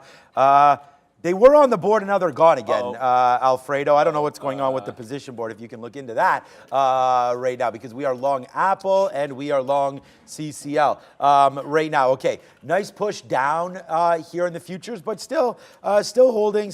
And this is like, honestly, man, boom. Well, now push down. I mean, as soon as I say that, now you're right back up again. So there goes the NASDAQ. Yeah, buddy. It's nice to be long when this is happening. Apple to the upside as well. We could have a look quickly at Amazon, see what that's doing. Not much. One more. Yeah, it's not much, eh?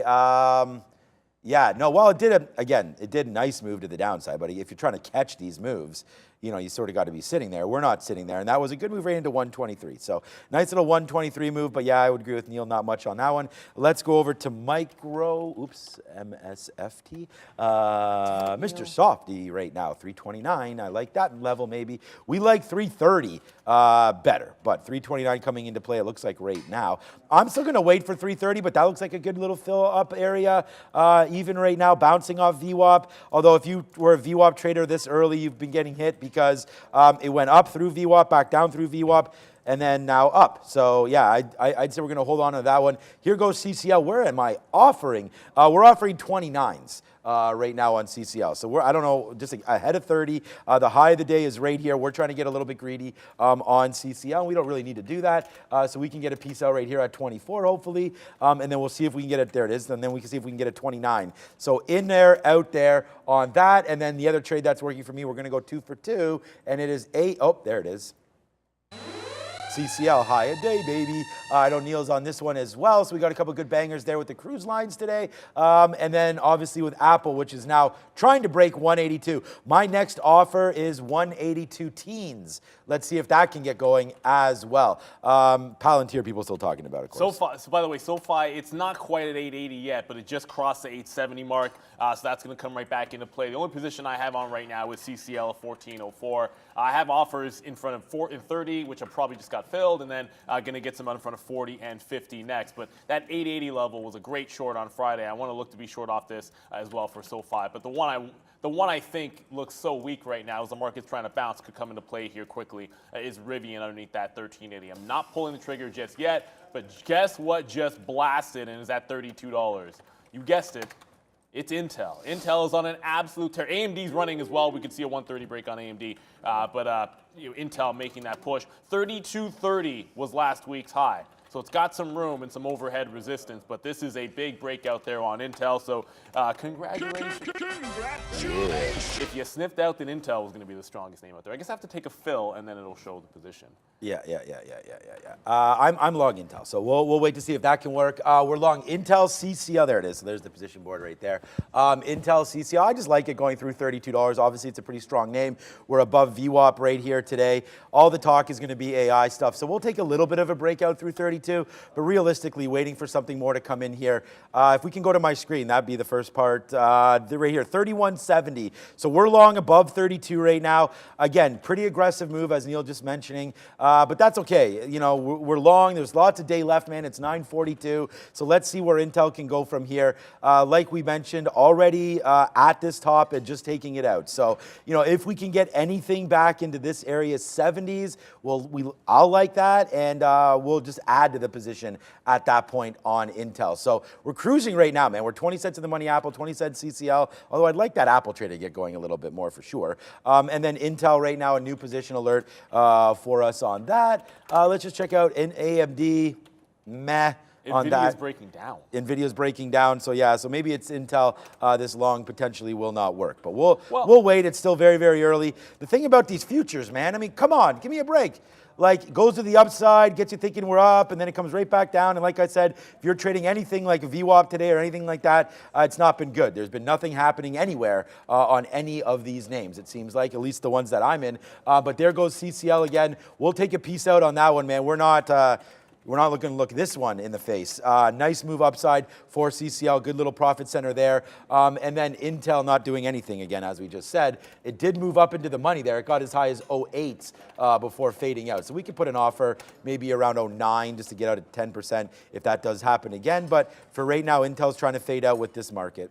Yeah, I mean, NVIDIA is so weak, relatively speaking. I guess the short might have shipped, ship might have sailed on me. Rivian, I am short that one. But looking at CCL, there is a big level at 15. I'm not sure it's obvious that it gets there, but the daily chart, all roads lead to the big level at 15. Even you have to pull way out there. There you can see $15 on CCL. So if it breaks 14.50, I think there is a chance that it could really go. Amazon's starting to make a move now. Now Amazon looks a little more interesting. It's starting to make a break. The pre-market high, didn't really like this at the open, but this 12.4 half area looks pretty good. It might just be a 12.5 break that I prefer, though.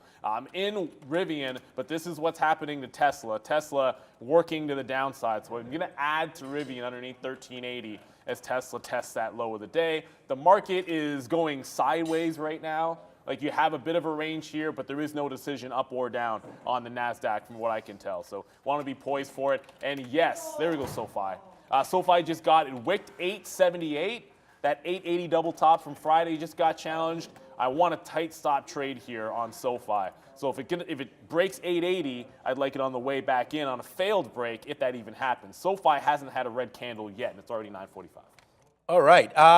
Yeah. No, this has been quite a crazy day for trading, especially Palantir as well. We talked about SoFi early, and here goes Palantir. 16? Yeah, it's right to 16 goodness. right now. Well, it's getting close to 16. Right now, I'm going to take a 16 break. So I just feel like you got to play the breakouts on this name. So we're going to do that with Palantir here, trying to break above 16 if that does happen. I said that we would hold out a little bit on Apple, but it's not. We got another piece out there at 70.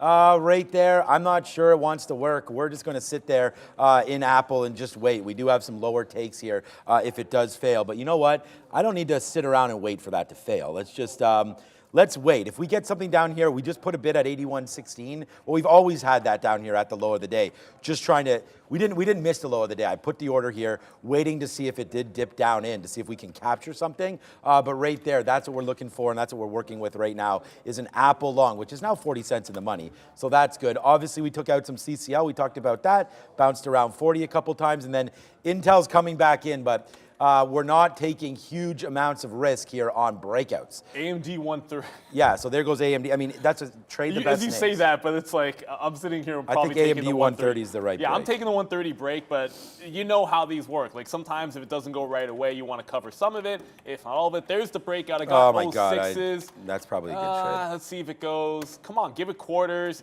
It just got up to 130.27. There's always going to be sellers above when you do those, so we'll go. Oh, we'll ring the Palantir register on broke, the first move. Palantir broke as well. They all So break it. 16 just went on Palantir. So AMD. Although it didn't do much. What else is breaking right now? Tesla's weak still. Yeah, Palantir kind of went. Palantir SoFi fell off broke. that level. That was the other thing, just to get back over there. Now AMD's starting to go, but Yes, SoFi sir. broke. I had the short at 76, got out at 81, so 5-cent hit on SoFi. We said we'd be there. I probably should have reversed into the long, but too strong of a move to buy that high. Let's see how far AMD can go. Remember, 130.79 is the 52-week high. So I want to ring the register, at least something in front of that high, and then see if it can continue to break out. So AMD making a move. Carvana apparently making a move as well. Not one that I'm that excited to trade. I feel like ignoring that was probably the right call after the Huadunks of Friday. But yeah, there's $20 there. Maybe it goes squeezing again if it gets through 20. All right, so yeah, Palantir broke. We got a couple outs there at 94 and 95 because We're long at 01s, and it's not like it's going in our favor here. Forever not in our favor, it looks like Palantir, but we're going to hold out a little bit. We'll get a little bit more out at 90, because honestly, if this fades out, I just didn't want to hold as many shares as we had all the way back down on a fake breakout there. Yeah, so there it is, 150. Okay, AMD is falling down. We got some good outs there, man. We got some outs in the 50s, sorry, for AMD. So far, so good on that one. But we do have to watch out for this as the market now makes that rip up, and now it's just fading back down a little bit here with the market. So AMD, yes, Neil, is coming back in. We'll take a little bit more shares there with Advanced Micro, but watch out for 129 break lower, and then you hit 130, you hit 129. So I think you got to be very, very careful here with what we're doing on Advanced Micro devices. And Palantir and Intel, we got another. I mean, Jesus, man, what am I doing? I'm 5 longs right now, so we gotta monitor some positions. Needless to say here. Yeah, I mean, AMD came back here, was able to get a reload. Yeah, nope, never mind. I was about to say it. Got the reload, gave it to the previous high, 129.5 now it's on the reload. in. Now it's just absolutely flushing. So Okay. there goes AMD. Like as quickly as it went up, was able to get the reload and then just quad dunked down through 129.5. That's where I had my stop, sort of underneath here. Does look like it's going to be a bit of a pullback. Amazon's still strong. So that one's still going, and of course, like first trade, CCL, still going to the upside. It's at that 1450 mark. Yeah, you know what? 42 is my favorite number. It's at 42. It's slowing down. I'm going to ring register on there. I don't want to look any gift horses in the mouth, as this one is one of the last names still holding to the upside. Carvana, of course you are. Carvana did make the break through 20, and yeah, took the break on CRM, was probably too early on the CRM breakout. Now it's sustaining the move to the upside. That's the tricky thing with breakouts. You can give it a ton of room, and then you might get washed, which I don't like doing. If it's a breakout early, I want it to work right away. And now CRM starting to go. Could get to that 220 mark. What else is making the move here? We talked about SoFi. We already went over Palantir, but Tesla, oh, that's the one. I wanted to go to Tesla because Tesla's right back at those lows. Ugh. And it could be breaking out. So on Friday, if you're watching the show, I know you know Max was all over the longs here. Down at 242, it caught a bit of a bid. I don't know why my chart, oh, it's got this crazy wick here. Sorry, guys. So for 242, that's this bottom. So Tesla gets another $4 to the downside. I think we got a pretty decent level, but that's still another $4 or $5 away. It was a great rally off that price. Just got out of Rivian. As Tesla was going down, Rivian, which is still on the NASDAQ, Neil. Yep. Had to short underneath the 50 period, does not hold the range. If it gets back up to 14 even, I'll probably take another shot at this to the south side. But that just went from red to green, and when it went red to green, I got out of the trade. So we're short underneath 75, took it out there for the 15-cent hit. I don't want to give it up, because if the market flushes, coming out of the NASDAQ 100 to me is a pretty good negative catalyst. So I take another shot at it, but had to take my out there on Rivian. All right, so obviously AMD not working out at all, but what is working amazingly, to be honest with you, is Intel. I mean, Intel, great little reload there, really working out. So, Palantir also, man, I'm just getting this out for like 10-cent hits now. I don't know what's up with that one, but there's Intel. We actually did get a decent, I'm saying it's working out amazingly because I'm watching AMD fall down. But there it is, just back in, and we took a decent amount of shares there at 90. We actually didn't get our lower fill. I actually thought we got an 83 fill, but it bounced. We were at 83, bidding 83. So how crazy would it have been if we actually had that fill down there? But this is a good trade for us because Intel's only a $32 name, so we add a few more shares to that one. But wow, what a drop. We were able to get out of Apple, okay, but not able to get out too much of AMD as it came right back down. We bought some 129s down there, and then got out when it broke 128.50, bought some more there into the pre-market lows, and just trying to trade it a little slower, see if it does. There we go. We got some out at 75 there. See if it does have the ability to come back a little bit here for us. Oh, wow. Intel really making the move for me here. Wow, that's good. It's too bad about Palantir. This name is getting shit canned as well down there to the downside. So we'll try a little buy here on Palantir, see if it can hold. But this 50 period looking pretty good down there at 1560 to maybe get out.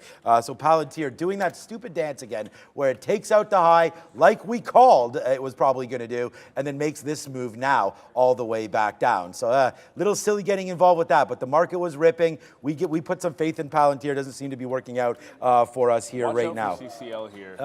We're pretty light on CCL. So CCL just wicked 1450 to the upside. I'm going to take another leg out here if I can. It just took some at 39s.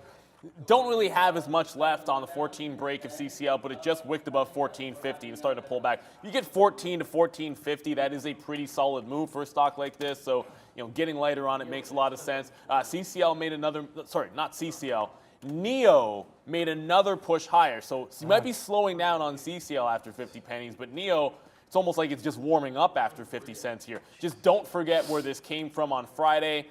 On Friday, the $8 break got to 8.80 or 8.75, I should say, and then Huadunked.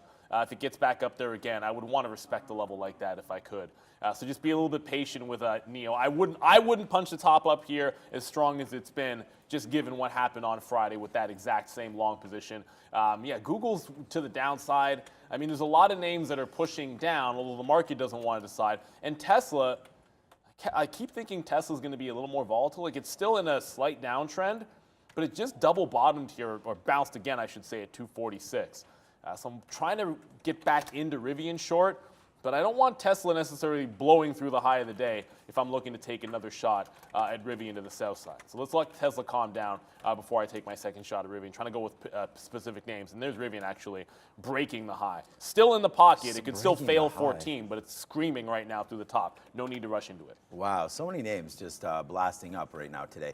Man, AMD is all the way back down. It looks like it wants to flush, man. I mean, we talked about this. I thought it would be a long today heading into their event tomorrow, but yeah, it doesn't look like it. Especially, can't believe it teased us up there. Whoops, that's still Palantir. Teased us up there as I was watching out for Palantir. I mean, any kind of a breakdown through 15, 60, 50. I mean, we're almost out of this name too. All these break longs today. We talked about staying away from them, but we're in them, so that's not good. And one of them, there we go. So there goes, oh, yep, Palantir flushed a little bit. We only got out of half of our trade. Remember, we were getting out up here once it failed break. We bought some more there at VWAP, which is 70. Then we get out of half right there. So now we're kind of just cruising with Palantir. We have enough shares to hold it, so not too worried about it. But we do have to get rid of some of this again because the only real good winner, I mean, we had Apple, which was a monster for us today, but my best trade by far is Intel. And it's too bad, too, because we had more shares down here waiting to get even longer at 83 and missed us. So nice move up to 15. We better take advantage of that because we're sort of sleeping on AMD, which just continues to make moves lower, man. And you know, it's AMD and NVIDIA. Yeah, it's AMD, NVIDIA, Palantir downside as well off that failed break. So that's starting. Nah, that's too bad. It's too bad that Palantir because we talked about it hitting 16 downside on Friday, hitting 17 on Thursday or Wednesday downside, and then today that's happening. And here goes AMD. AMD's getting flushed out. So well, yeah, I was just mentioning NVIDIA there because on Friday it double bottomed at 385 half. It's a consolidation above that, I suppose, on this move down. But yeah, some chip names looking weaker than others. You've seen this before with Intel in the group, where Intel just goes counter trend. Intel and Micron, I should say, go counter trend with the others, and I think that it makes some sense. From a fundamental standpoint, you have the growth versus the names that have been trying to play catch up here. Just one note on Micron, if we see it again, we bounced off 64 and 65 pretty nicely on Thursday and Friday. Those were both fantastic price areas. You're now filling in, or attempting to fill in a little bit of a little mini gap here with a 66 break on Micron. So going with Intel is Micron. Back into 66, I am going to like an opportunity for a dip buy there. But there goes Carvana at 20. I'm going to double check to see if I paid for locates, but if we start going ham here and get anywhere near those mid-20s, I think Vana's probably a fade if it gets up to that price. I'm still just in CCL right now, not trying to force anything. Don't have any levels that's set up here without having to chase moves. Would have been in CRM, was in CRM. That wicked me out. That just rejected 220. So that could come valid one more time at that 218. Breakout level. Just needed to settle down. It's on the pullback here. If we can consolidate, look for a long to jump back into CRM because that's one that I should have been able to sniff out a little bit better on that break. It's a strong name, and they have their event today. So it's probably more of a morning trade. All right, we're taking some pressure away here because we've lost too much money on AMD. So we were able to buy some 127.50s, and before we make more of a mess, let's see if it gets going back up now. Hopefully this can keep going. We're long at 128.08, but as you can see, man, it's been just dripping down. Unless the market really gets going here, this name's going to be a problem. We're going to get out the rest at 127.50. So obviously on a nice move up like this, there, it just got faded a little bit. We're going to take some out. We'll take some. Okay, good. We just got 15s. I was like, don't tell me. I'm offering some random price and not going to get it. All right, we'll offer some 20s again. See if AMD wants to continue. There it is. See if it wants to continue to push higher. So hopefully making a little bit of money back right now on AMD. Palantir, we're out of that one. That one can, take a direct turn at hell. Don't go to heaven. No, we like Palantir. All right, so nice little move there for this one. But that Palantir name, that sucks. Too bad about that. We'll hold it back for 16. I don't know if that's going to come through again or not. Good couple outs there on AMD as the market tried to go and then bounced off 14.8 again. This is like a nightmare for trading because if you traded anything in the middle, you're just flat, but you may have gotten pushed to the extremes one way or the other and could possibly have gotten taken out of some of your trades like I have on some of mine. So, you got to be very, very patient with what you're trading here. Intel is pulling back a little bit, so we're going to take another piece out here if I can. We'll punch out 20s there. We'll wait at 22s as well in case we do get that move up. But right now, CCL. It's just been another push. Huge move up, man, and we're still long on that one, so that's doing well for us. Intel, CCL, the good names for me today. AMD, a bad one, and obviously Palantir was okay because we were able to get some out early, but that's still very, very disappointing there for Palantir. So CCL just broke a fresh high. Now that it's back above 1450, I think 70 to 75, and then 15 is a monster level. I'm looking short on the daily at CCL at that price, but wow, XPeng. XPeng first red candle coming in right here. It broke, it's up 15%, so that probably speaks for itself, but there's no levels that I saw on the daily up at that price, but a break of $10. But what was trailing is NEO. NEO now starting to pull back as well. So you're getting some weakness in those names. I don't want to rush to anything, but there's another break. You know what? I'm not going to take a breakout on Amazon at 125. Not the way that they've gone with the market undecided. What I will look for is a potential failed break. If Amazon breaks 125 and doesn't go, I might look for the other side of it, which would be the retracement trade. I'm just not necessarily believing it. If you're looking for leadership in the market right now, it is in the travel space. So CCL was the right place to be. AAL here, that's busting. Come on, load. No, busting out through 16 bucks. This is now up 4.5%. So that nice daily chart, there we go. That nice consolidation and bounce off the 50 period. You're gonzo through 15. So AAL continues to work. Just watch out if it gets anywhere near this 1650 to 70 area. That is a resistance spot for AAL. That's a big one up there. Let's see what happens, man. You have a lot of names that are pretty much at pretty key inflection points, including that Amazon at 125. Instead of breakout, I'm looking failed breakup here, just given how the last few breaks have gone. All right, we're, I guess, yeah, wow, Amazon's really working, yeah, okay. All right, Microsoft is another one that could be a breakout candidate, but wow, this one really fell down as well. Some of these tech names just falling down here today. There goes Microsoft, boom. Instead of that 330 break, it looks like you got a 329 resistance level right there, and then a boom to the downside. My whole day right now is Intel, which has been a monster. Obviously, CCL continues to just... CCL is just a monster. It's a huge and then we have, yeah, exactly. And then we have AMD, which is trying to climb back right now. Let's take another out here at 18 and then see if this wants just to continue to go. We have a good fill down there at 50, which is what we're working off of, but really need this name to get back to 129 before we can celebrate anything of any substance. So, yeah, all right. It's 10 o'clock. It's happening now, and it's Brendan, and he's at the big desk.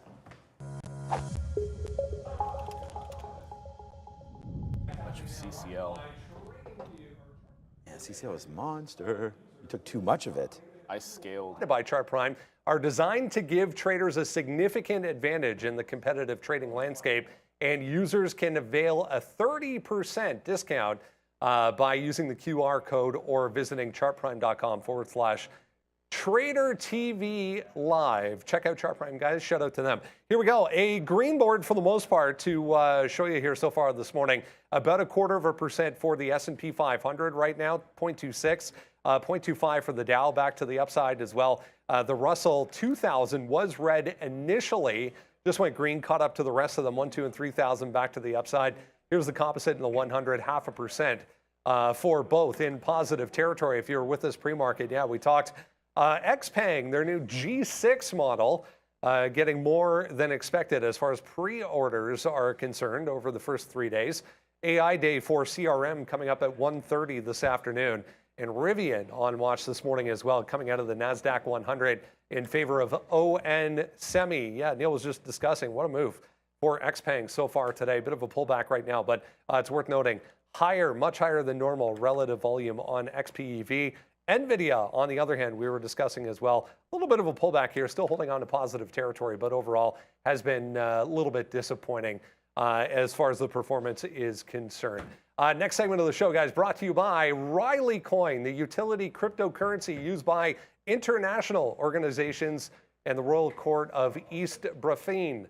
O'Reilly as their method of exchange. Shout out to Riley Coin, bringing you the next segment of the show, guys. Every single time that Xpeng story comes up, everyone just starts thinking about that song. Yep. And when I think about that song, I think about Tropic Thunder, and quite possibly one of the greatest scenes ever, because Tom Cruise is an absolute legend for that one.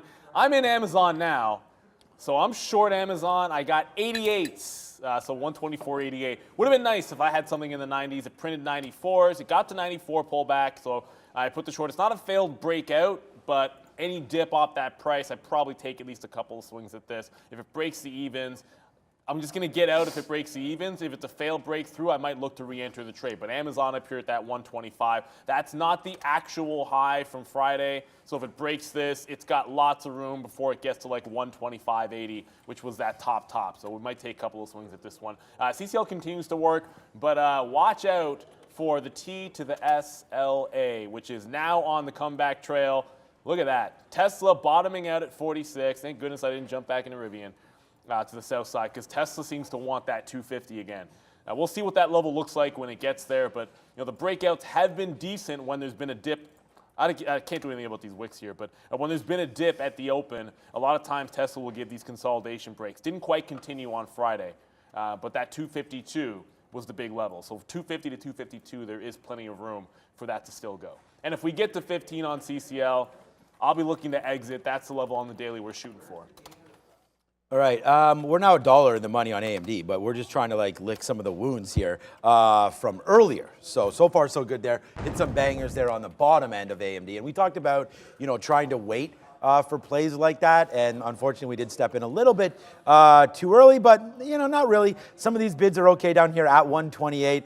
The problem was we got stopped out once it broke 127.75. So that was a level of concern right there for us on AMD. But holy crap, the fact that I missed Intel at 83 by 0 pennies is crazy. I actually thought I got the fill. Like when we got this at 90, I thought I got this fill because the net just shot up, but it's still okay because we do have upsized position on this. So Intel, there it goes, just climbing like an absolute beast. I mean, we pinged this one. This was an awesome one because went upside. We took a 32 break. We talked about getting that light, and then when it came back in, that was the move higher right there for Intel. So we'll take it out on the way up because we were long. So again, look at what's falling down here. We just got out of a bunch of AMD right up here. VWAP, 50 period, all of that. So good outs there for AMD, and as it's falling back down, and look at the NASDAQ. Talk about the NASDAQ falling down right now. So you're back, there it is. So nice little take lower there on the NASDAQ.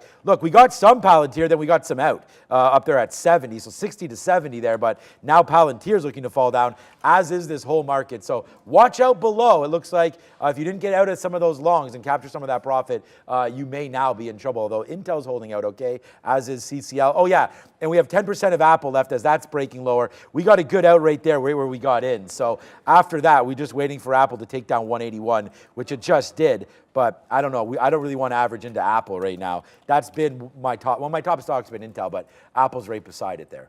Yeah, we're starting to get a little bit of a flesh going in the market. You saw Sean show the NASDAQ there breaking those bottoms. I happen to have only Amazon short off 125, so we got the 88. Just got some out halfway into VWAP. I'll take another leg out there. Why? Because the trend is still to the upside. But the market can bounce off the lows. You still have an upward trend going in Amazon. So yeah, you might get the top, but it's the top of an uptrending stock. You want to make sure you are paying yourself out. And my goodness, SoFi, bouncing off the up. I had the short 75 to the break of 880, but this one seems to want to go again. So to put it into perspective, this is the top of the channel on Friday. It's actually holding well above that, and I guess it wants $9. So if we hold on to VWAP here, maybe we get another top break and a test of 9 on SoFi. Being patient, however, has been the way to go. I found it's been working so far. CCL, I did take another trade out. When it wicked the top at 14.75, we definitely got more shares out. Now just holding on the last for 15 even.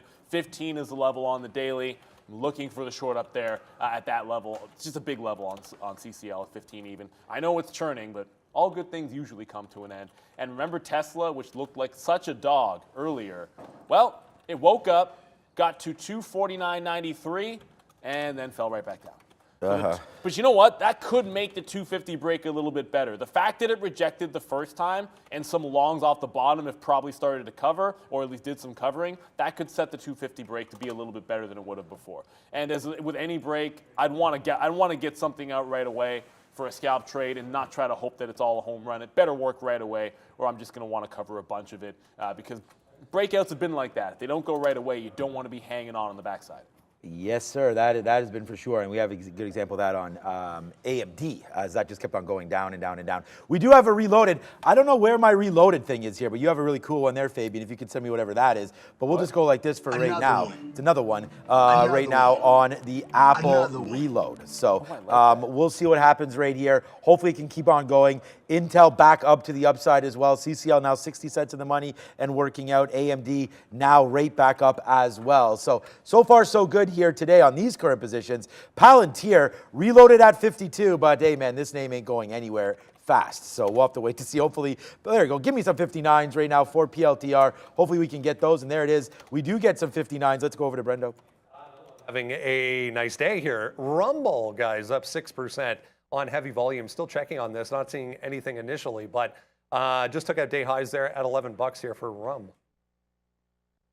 So I'm loving this top game. So I just noticed ASST was here. We should probably find a way to get the percentages. I know we have to pull that from our market data. But anyways, ASST, which is the top gainer, well, definitely 150%. Maybe there's something smaller moving more. I seriously doubt it. But look at the $3 level since the open. You broke out right at the open, failed 50. Now you're holding beneath. If it can retake 3, there's probably a scalp trading who just watch out for the Huadunk or like that failed break that immediately gets stopped.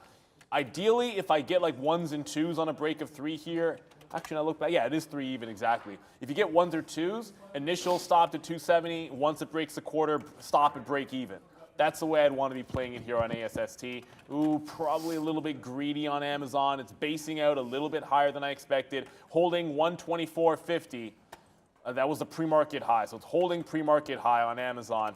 I might just want to take something out on the north end of that. The market's still holding those bottoms. This is still an uptrending stock. So I'm going to get another leg out here. Just bring the register. If it breaks down from here, probably going to take out VWAP. But I don't want this breaking back toward a 125 high. This is now just like Tesla. You've pulled back off the nice even dollar level, but suddenly the breakout looks a little bit better. The market's trying to bounce off the lows. It had a pullback and some consolidation and can make the run to the high of the day. So both Amazon and Tesla, despite the shorts working at 125 and 250, if you happen to have it, I didn't have Tesla, setting up a bit better for those breakouts now too.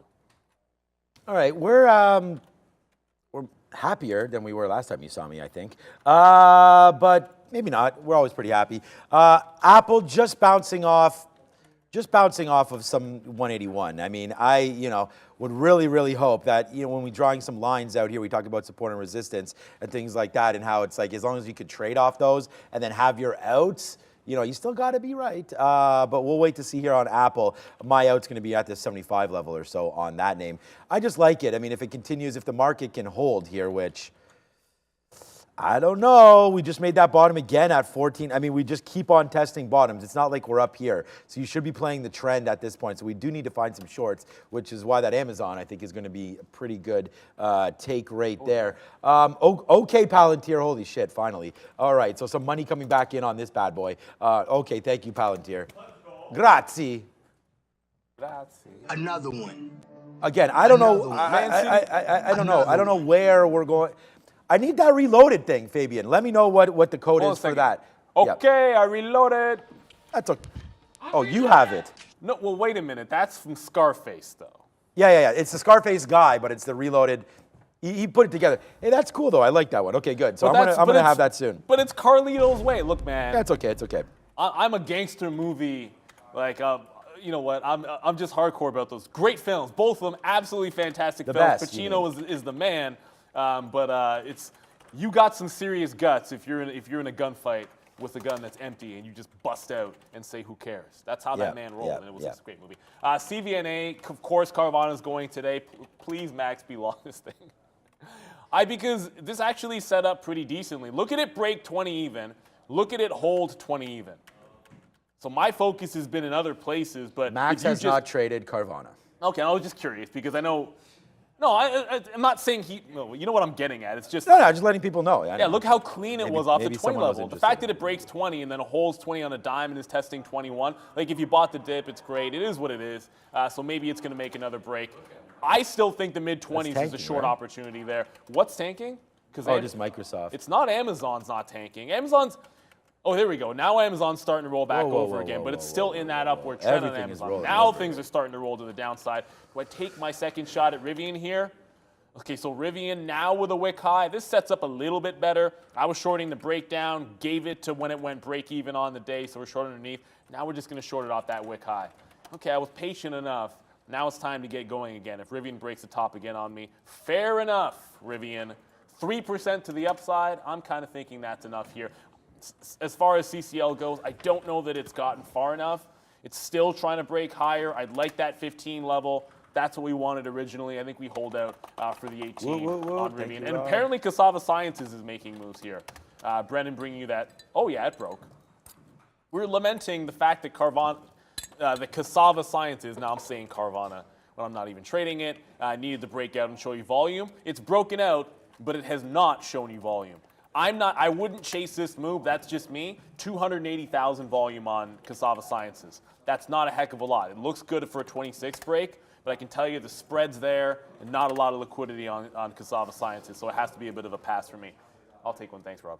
I feel like you're predicting the future there. Carvana Sciences. Maybe they're going to release some data points. Yeah, that's my bad. Cassava Sciences. Obviously, Carvana Sciences sounds more hype, man. I like that. Does it though? Yes. Yes. Carvana needs to do something to change their business model. Anybody long Carvana slap an AI on it, solve Alzheimer's, do something because it's not working. Carvana. They actually have probably great AI. I mean, they'll probably come out and talk about that as soon as well. They, though? I was watching Karate Kid 2 on AMC. And I saw some U.S. commercials, and there was some nice Carvana commercials. So they are still. I only watched it for 5 minutes. I don't know what the hell is going on. I don't remember it. Which one's the one where he? I have no idea. Where he breaks the ice? Is that 2 Zero idea. Okay. Did he break ice in 2? I watched for 5 minutes. I have zero idea. Did the kids at least watch it for more than 5 minutes? No, nobody watched it. I was just flipping channels. I told you I was all about the golf. I like Karate Kid. I try to sit through some baseball, but yesterday was good. I love the ninth inning when Romano comes in, so that was good there. Yeah, yesterday was golf and all about family. 2 Little League practices. So I was at rink at 9 o'clock yesterday for hockey. Little League for 1 to 3. Rink again 5 to 6 with my little one. So that was another one.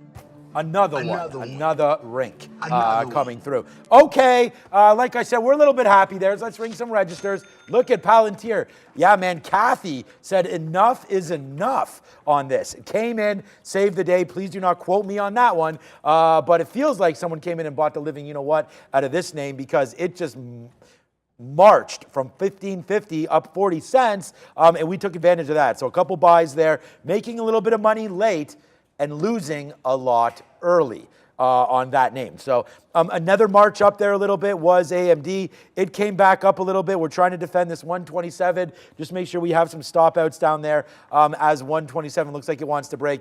This has been another nightmare for AMD today because it broke the high. We take 50 cents and then it just right down there to the bottom. So a bad trade there.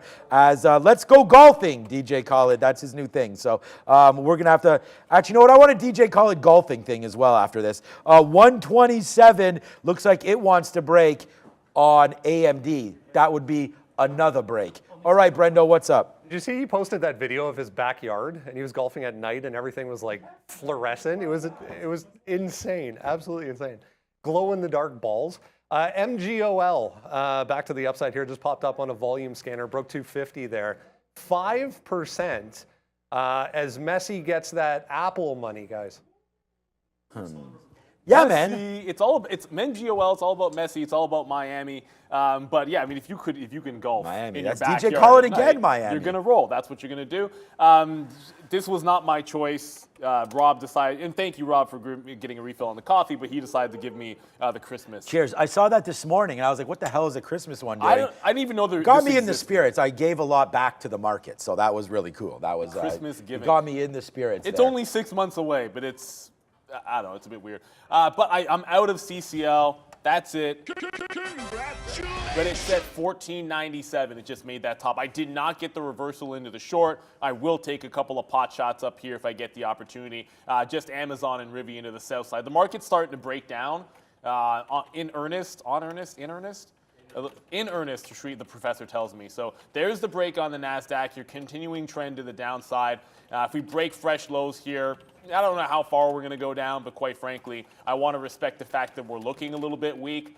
On Friday, it was all about the breaks early, but the reversals were nasty, and most things came almost all the way back. So if you got the long that worked out for you, great. SoFi still looking pretty strong. You never got to $9. I had my short once and then got worked out. Bit of a I don't know. I guess I was early. That wasn't the front end of the trade. I should have let it break. I think I even said let it break 880 first and then take the short. I didn't do that. It broke 880, and the top now is a double top at 887. So the proper way usually to look at the short, I say that just self-deprecatingly sometimes, the proper way to look at that is to wait for it to make the break of the level and then take it on the way back. It pulls into VWAP. It's doing so again. So I can learn from that mistake and try to get into it here, give it to the high, and play it back into VWAP. Upward trending stock, but if this market continues to roll over, I think now is a good time to maybe look for some VWAP retraces. If you like dip buys off VWAP, you can always play it that way as well. All right. Man. I don't know. AMD just keeps on going down. Please check the spelling on the rundown board. I don't know. Someone said that in the... Decleaners. Oh, look at the top 5 decleaners there. Decleaners. Yeah. Ay, ay, ay. Thank you so much. And this is why, honestly, man, you guys are the greatest right there. We'll barbecue up some spelling around here. And hey, look, I'm one to... I'm the worst speller of the group. You guys know I'm How could you be the worst speller when you read so much? I'm a it's a weird thing. Yeah, it is. It's actually a strange thing because I've always been a terrible speller, and I do read an absolute ton. But you know, some things don't correlate. Yeah, and that to me, that's always been one of them. But yeah, thank you guys so much for pointing that out for us. I'll never forget when we spent like however many months pronouncing Nio. Oh no, I don't think it was that long. Because I remember we were looking at it and we're like, wow, I can't believe that was incorrect. That's why we need that. So yeah, you know, we're just trying to change the game. You know, I mean, what is spelling things properly? That's way overrated. I agree. I tend to agree. Okay, let's go, man. Yeah, all right, so let's use the cents instead of dollars. Yeah, that would be good as well. So then I could put a minus cent sign up dollar sign. CCL 15 yeah, CCL is just an absolute monster. We're still long that name, obviously. You're never long enough shares when you look at a stock like this, but that's an absolute banger trade. Both Neil and myself have this one on board as... Oh, you're out of it, but we both did. Are you out of it? Yeah, you must 15's that level on the daily. Perfect. So there it is, man. So there it is. Nice $15 level there for CCL. Like Neil said, if you are trading this name, just be careful. It's a huge move up right there. And then regardless of the daily, you're way, like you are all the way up. So that's a good one right there. And there it is right there, 15. So good mark on the daily for sure on that one, as it looks like it wants to bounce off of it. And that's probably a good out there for CCL. So I think that we can probably participate in that as well. Spin it. Hey, man, I'm pretty happy taking that one right there at 15. So there it is, man. We'll take that out for CCL. And then here comes AMD marching to a beat of its own drum, to be honest with you. Today it feels like that anyways. But there we go. Yeah, baby, making that money back.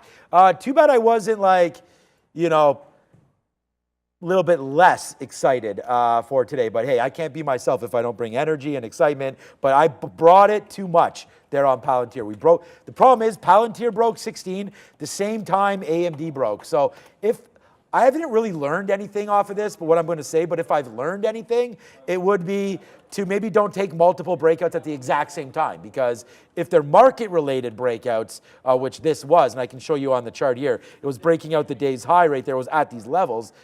If it fails, then you've got not another one. You've got multiple ones of just getting hit and getting jacked up. So AMD, we got jacked up right there. We took 50 cents, which was fine, but then we started to really get back into it. And once we broke through VWAP there, like when you take out the day's high and come all the way to VWAP, I am buying that back.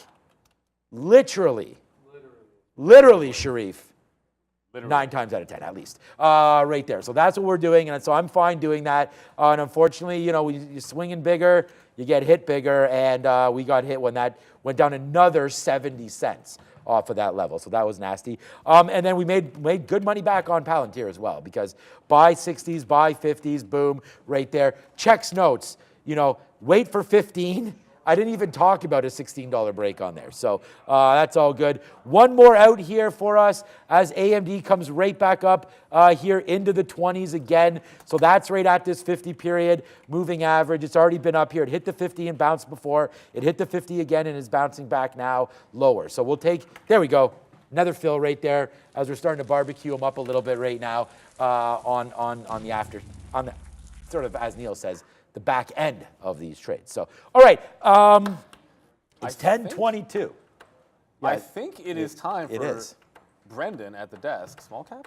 I think that'd be correct. I think it's small cap. Happening now, small cap, recap, crypto, money talks. It's everything. There you go. Guys, not a lot in the way of news. There we go. Not a lot in the way of news as far as small cap is concerned, small cap land is concerned, but a few flying around as we've seen already. ASST, the first one top of the list, still holding on to better part of 150% gain. Came back into 275, 280 here after an initial push to 350. And it's trying to hold, trying to get going back to the upside. Watch $3, obviously, has to get back above 3, but a huge gap and hold so far for ASST. AHI, one of those ones that went on Friday initially, got above $1 and then went all the way up to 320. We're trying to extend that gain this morning, but it has come back below. You can see Friday's high, which was that 325 area for AHI, still holding on to another impressive gain. IFB, Infobirds, positive note from an analyst this morning on them, tried to get above 250. But gave that up initially, and now we're back to $2 for IFB, looking like it might want to break down further. And we spoke about SoFi up on the positive note from Truist Securities this morning, going to a street high of $11 on their price target. What a daily chart, as we said, for SoFi, guys. Yeah, strong movement for SoFi. By the way, I'm just punching long SoFi. As here comes 125 on Amazon. I did have the short. It bounced off VWAP here. It looks like it wants to make that break. I'm going to take the breakout to the upside here. Let's see if it can go. I am still short some of my shares from that 88, but I'm not reloading it. I'm just looking to reverse long if they break it. Tesla's not close to 250. There goes Amazon. I just got 03s to the long side. It's always you almost want to see that breakout go right away. Haven't really seen that happen just yet, so I want to have a stop out underneath that 125 level if we can't hold on in earnest. I keep saying in earnest, but if we get quarters, 50s, all that good stuff, just remember Friday's high is 125.80. So Amazon had that big resistance level, and then that was Thursday's high as well. So a bit of a double top looming here. Less than $1 from where we are on Amazon. So it needs to hold this break, make that 70-cent move to the upside, but I'm not sure it wants to go right away here. I'm going to stop out just underneath that 90 level. Already, actually, matter of fact, just took some out there as it could not hold on to 125 even. But we'll see if it can still go. Not out of 100% because it's not that big of a retracement. But the breakouts have not been fantastic on these. Matter of fact, I should be out of the rest once we're underneath 124.80. So another breakout. Probably could have just stuck with the short, I suppose. Another one. We got SoFi again there. Right here. I mean, you didn't hear any GJ call it probably Thursday, Friday. Now we're all over that. There it is right there, SoFi. I don't know if this is going to go. I mean, I'm going to try to take a 9 break. We take some 90s there, out 94s on that move up, averaging it in. I'm only trying to hold this back here, man. That teal, we do have the VWAP, which is down here at 8. Well, actually, VWAP's down here at 72. I was only going to give this to 80. So we're in SoFi now for the first time. So let's see if we can give this one a little bit of room. As if, man, what a great move up for Palantir. We're almost out of everything of that one, as that one is another one. That's for damn sure. And then right now, Apple getting off on it. I mean, 181.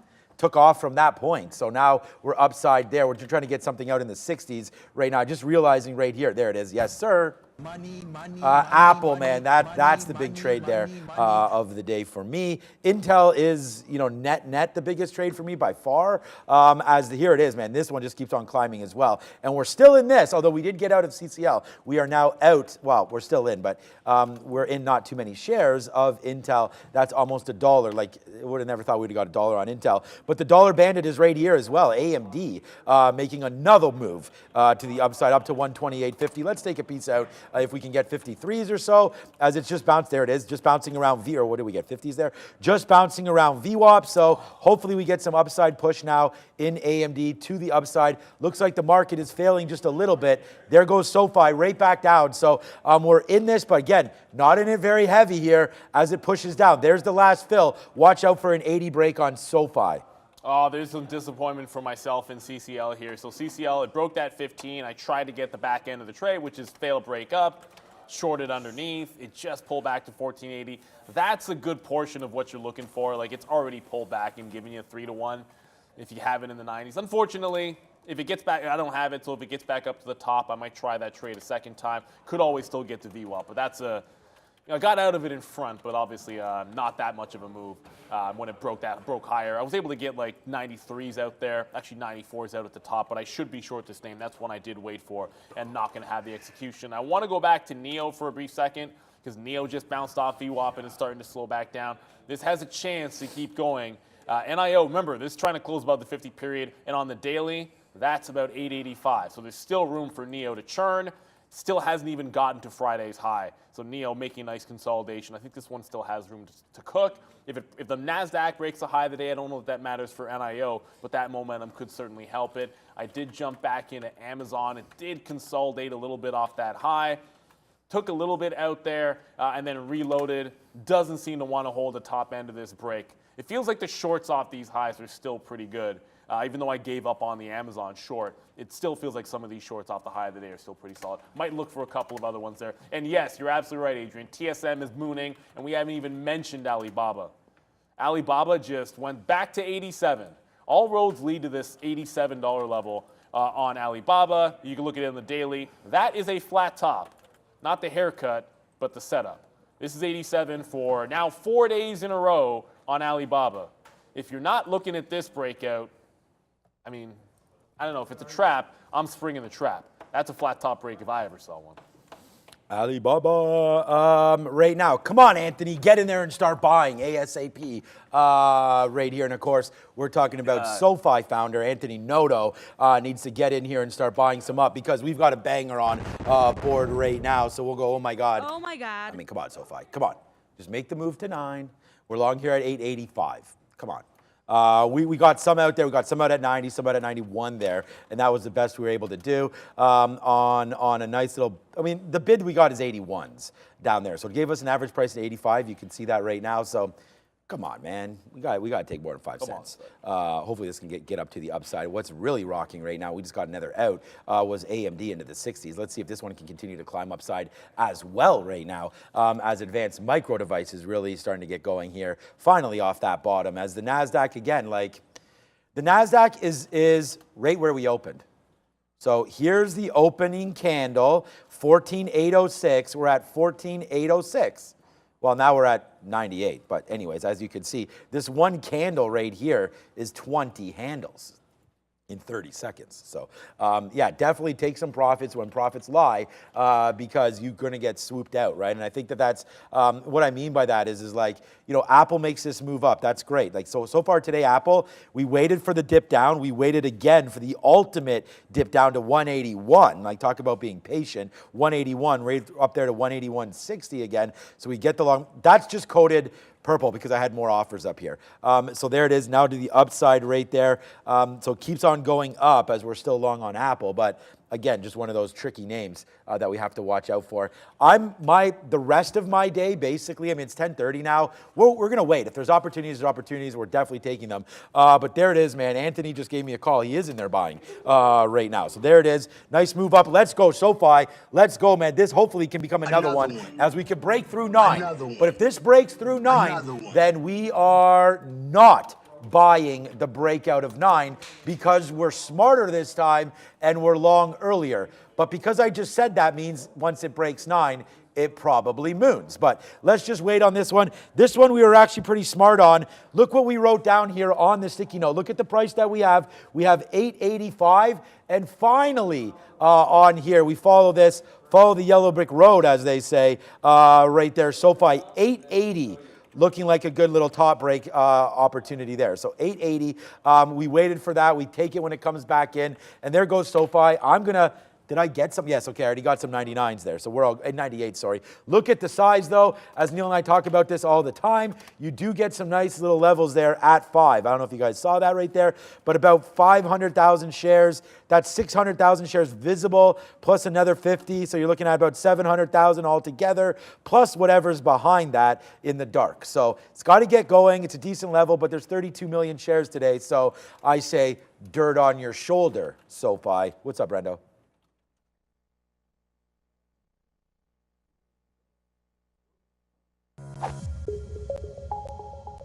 It's crypto.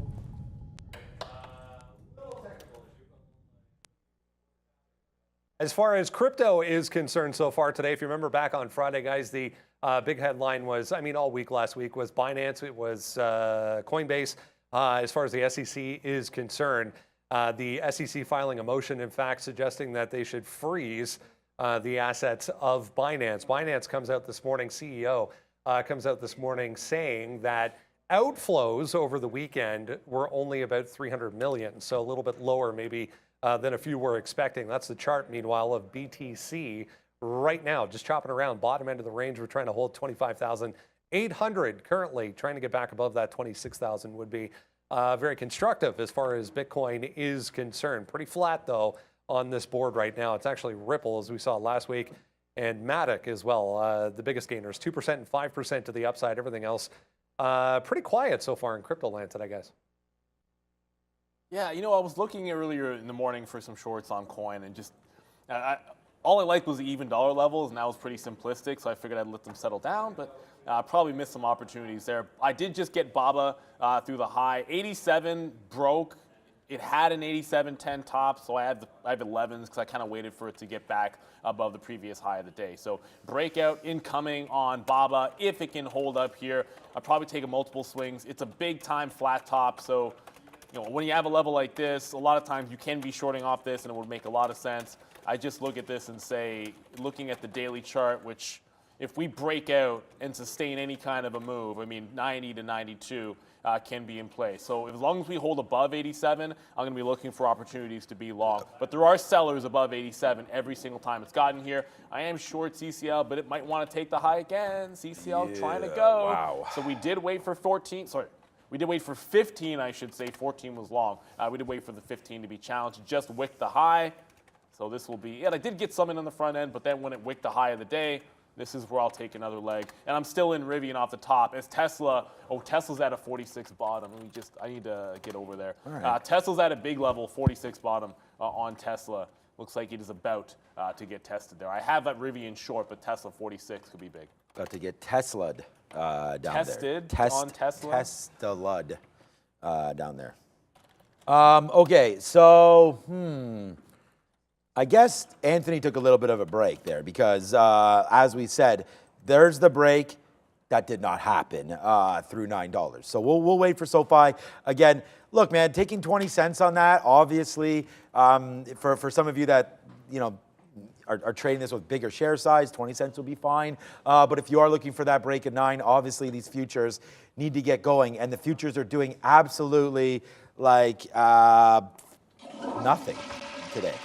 Like, it's aggressive. There's been moves, but the fact that we are at open again, the NASDAQ opened up 0.44. You know, what we've done is we've taken out the top. Well, I didn't even take out the top, sorry. We took out the bottom, hung out there for about 10 minutes or so, then started to go back up, and then we retested the top right there, fell back into the middle.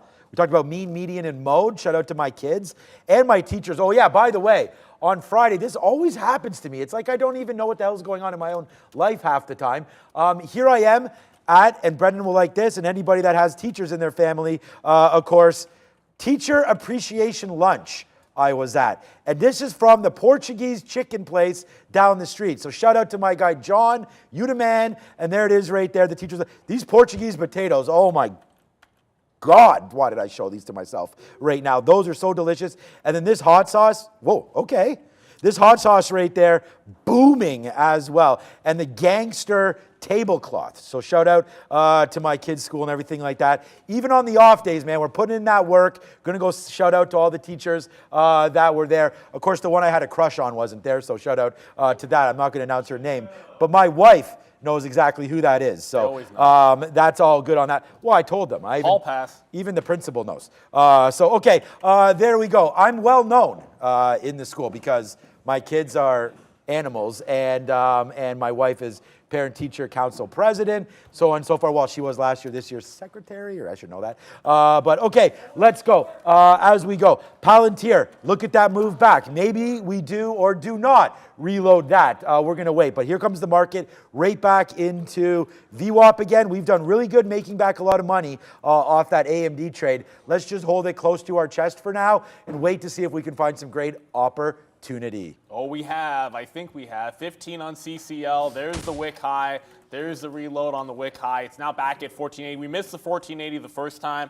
We got 1480 the second time through. But as that happened, I was not quite quick enough to get I was scrambling to try to get a stop order on the break of the low of the day on Tesla. I wasn't fast enough to grab it. So Tesla breaks that low. Thankfully, we did have on Rivian, so we'll do a Kincaid spike as that rolled over. I jumped over to Rivian and added to it at 1430. It just got to VWAP as well. I don't need two orders there. So we break through VWAP. I'm looking for an out in front of 14 even. Market is now absolutely rolling to the backside. And see, Tesla breaking the lows and now almost turning red on the day. But that's the dip in the futures. I mean, we're talking about 20 handles in the futures on a range that is only 40, maybe 50 if you really squint, as opposed to 50 handle range on the NASDAQ. So that little pullback, but individual names can make bigger moves, especially if they've come a little bit too far. So trying to get some back on Rivian. I had two shorts on this stock overall. First one is loser, the second one's going to win, and CCL starting to pull back. It's just about being patient for it. I knew I liked that 15 level. We get to VWAP. Maybe there's a bounce and trend can continue on CCL. But guess what? Tesla, once again, sort of leading things on a dip. It's been dipping after open breaks precipitously the last couple of days. 242 was that big bounce off the bottom on Friday. If it gets down there, I'd be looking for another bounce. But as I say this, it's going to retest 246. If it breaks up and gets anywhere near VWAP, I probably need to take more Rivian out. Because that's a strong rebound off 245, fail break on Tesla. That might have actually been, I wasn't looking at it, but that might have been a bit of a wick bottom for a long entry. I'm taking some more Rivian out. Yeah, we just, hopefully this will be good. We'll get a couple bangers going on right there as we take the bull right now on Intel and just take it out right here as it just comes back in a little bit, trusting the teal here as it just tries to break through that 21 period. Shout out to the millionaire trader, Maximilian, right there, because he gave me that right there. Like we've added the 50 period. I know some traders are using that now as well. And we're using the 21 right there on the 1 minute. So there it is, comes back in. It did break a little bit there. We got some out again, but there's the break back down lower. So it's all good, baby. And then, again, some good outs for SoFi. I'm just kind of working with the same stuff. 70 cents in the money on Apple, as that's barcode nation, just like the futures are. I feel like we'll sit on our hands, man. We did really good to get out at 16 again. And thank God we did not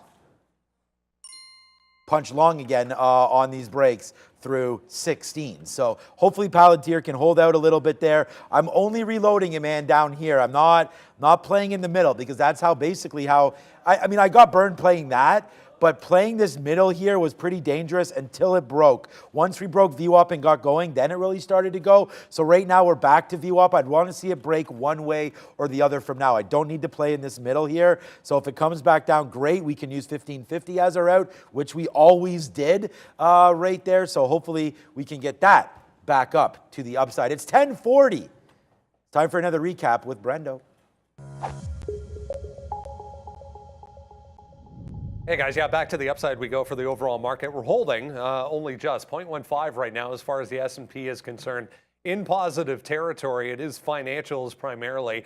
that are dragging on the overall market. NDAQ NASDAQ with a acquisition announcement this morning, down about 10.5%. Weighing as far as financial services are concerned. Energy stocks lower, with crude oil down about 2%. We saw in the pre-market there. Consumer staples, materials, and real estate stocks also under pressure, but easily offset by tech, consumer discretionary, healthcare, and industrials so far. In the tech group, it's all about the semiconductors. Intel, yeah, there's 420 again. AVGO, AMD, Micron, Empower, to name a few. It was CCL catching the note from primary, anyways, from JP Morgan this morning, now 13%, but both NCLH and RCL was on here as well a second ago. There it is. Caesars as well, all the travel names catching a bid on that. Again, the note essentially just saying, not only are they already at record demand as far as cruise lines are concerned, but there's more to come by the end of the year. Etsy, downside, the only one in this group, 2.3%, extending declines from Friday. CTLT, a positive note this morning, 11% upside. So, hey, we're positive, but only just, guys. Barely. I mean, it's 0.5. It's holding. The ES is maybe lagging a little bit, but hey, it's up is up at the end of the day. And there's some strong names out there. Amazon's testing this 125 again. It does feel like it wants to go. Just want to highlight, you still have that strong top from Thursday and Friday, up at 125, set 50 to 80, bit of resistance up there. But there's room to really go. And how many names are pretty much leading the market above those highs, continuing to trend? So I want to be in this trend. I gave up on the short at 125. I am going to be looking for longs above that 125 mark. Just double checking what Rivian's doing, because Tesla's recovery is pretty solid off the bottom. Why am I waiting? I'm just going to wet the beak here in Amazon if I can get it. Tesla, that 245. If you happen to be, it's a real wick. That's not made up. This broke 46, went all the way down to like 44 change, and now back into VWAP. So, as I see that, kind of probably take another leg out of Rivian as that one continues to bounce higher. So maybe not going to be as big of a trade on Rivian if it holds up at VWAP here and Tesla continues to churn higher. But just got to respect the fact that Tesla's showing strength. I'm into Amazon again, so back into the long off that one, as it feels like it wants to make a run at that 125.80 zone. So the longs above 125 have another chance to consolidate here. So a couple of tight stops in there. Still have CCL. I like it. Hasn't really gotten to VWAP just yet. I think you can get to that 14.5. If the trend breaks, 14.5. I think that's a little bit unlikely. So I usually like something this strong for a VWAP retracement and not much further than that. Strong move there on CCL. Still up 13% on the session. I mean, super strong day for CCL. I haven't even looked at Meta today outside of the pre-market. And this one is setting up for a break as well. So you tried to break the bottom at the open. You bounce off VWAP a little bit later. I'm going to come to the 15-minute chart, which that's a bit of a mess. So breaking out from Friday's highs, looking for some continuation. From that break, there's a lot of room to run here on something like a Meta. We'll see what 270 looks like, but right now a 269 breakout is setting up here on Meta. Already broken through Thursday and Friday's tops. On the 15-minute, no red candle. Well, there's one tiny red candle on Meta. There's another strong name for you, up 1.3% into a relatively flat market. So shouldn't be ignoring Meta here today.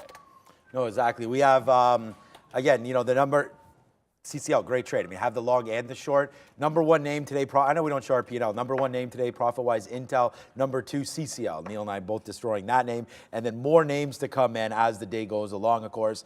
Apple right up there. Apple's just barcoding right now. Trying to find some more trades, right? And so NEO was obviously a big runner today. There's lots of people wanting to know more about that, up to 860 and then stopping on a dime right there. And again, just goes right back. I mean, look where this thing stops. Like, all you had to do, which would have been tough for sure, was give it 15 more cents. But who knows where this stops at, right? I mean, you don't know it's going to stop at 60 there. And then even to give you that 15 cents, you're only 2-to-1 right now, which is a great trading ratio. We're looking for a little bit more than that, but that would have been a good little top there for NIO. And then let's just check out. I mean, now you got some size here, but again, that should not be that big of an issue considering the kind of volume that has been doing today.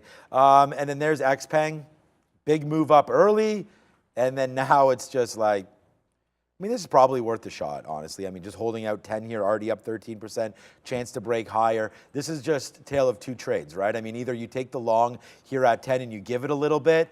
I don't know if you want to give it I wouldn't give it 20 cents. I mean, the high off 10 is 10.30. So even if you go right back to day's high off here, you got 30 cents worth of risk. Seems a little bit risky to be buying this, but there's the move up in the NASDAQ. We're really, I mean, you know, these are the trades we want to wait for. We just got to be more patient. Like Apple comes down, gives us that bottom early of 181. We take it there at 40s, hit it to the upside, right? So this one was about 40 cents worth of risk at most. We were actually using this bottom of 15 as our out at that time. Remember I told you we put a bid at 16 there once that was formed. So in there, we were going to get in more than use 181. So that's about 30 to 40 cents worth of risk. And then there's 50 cents captured. So not great for Apple now starting to break out. But then you got this flush right back down there to 181. I hope some of you took advantage of that call out down there because this is what we're working with right now. And it's Moon City right now on that. So far, so good here on that call out. And then the last one there, we just got out of Apple as it just went to 80. So that's a good fill there.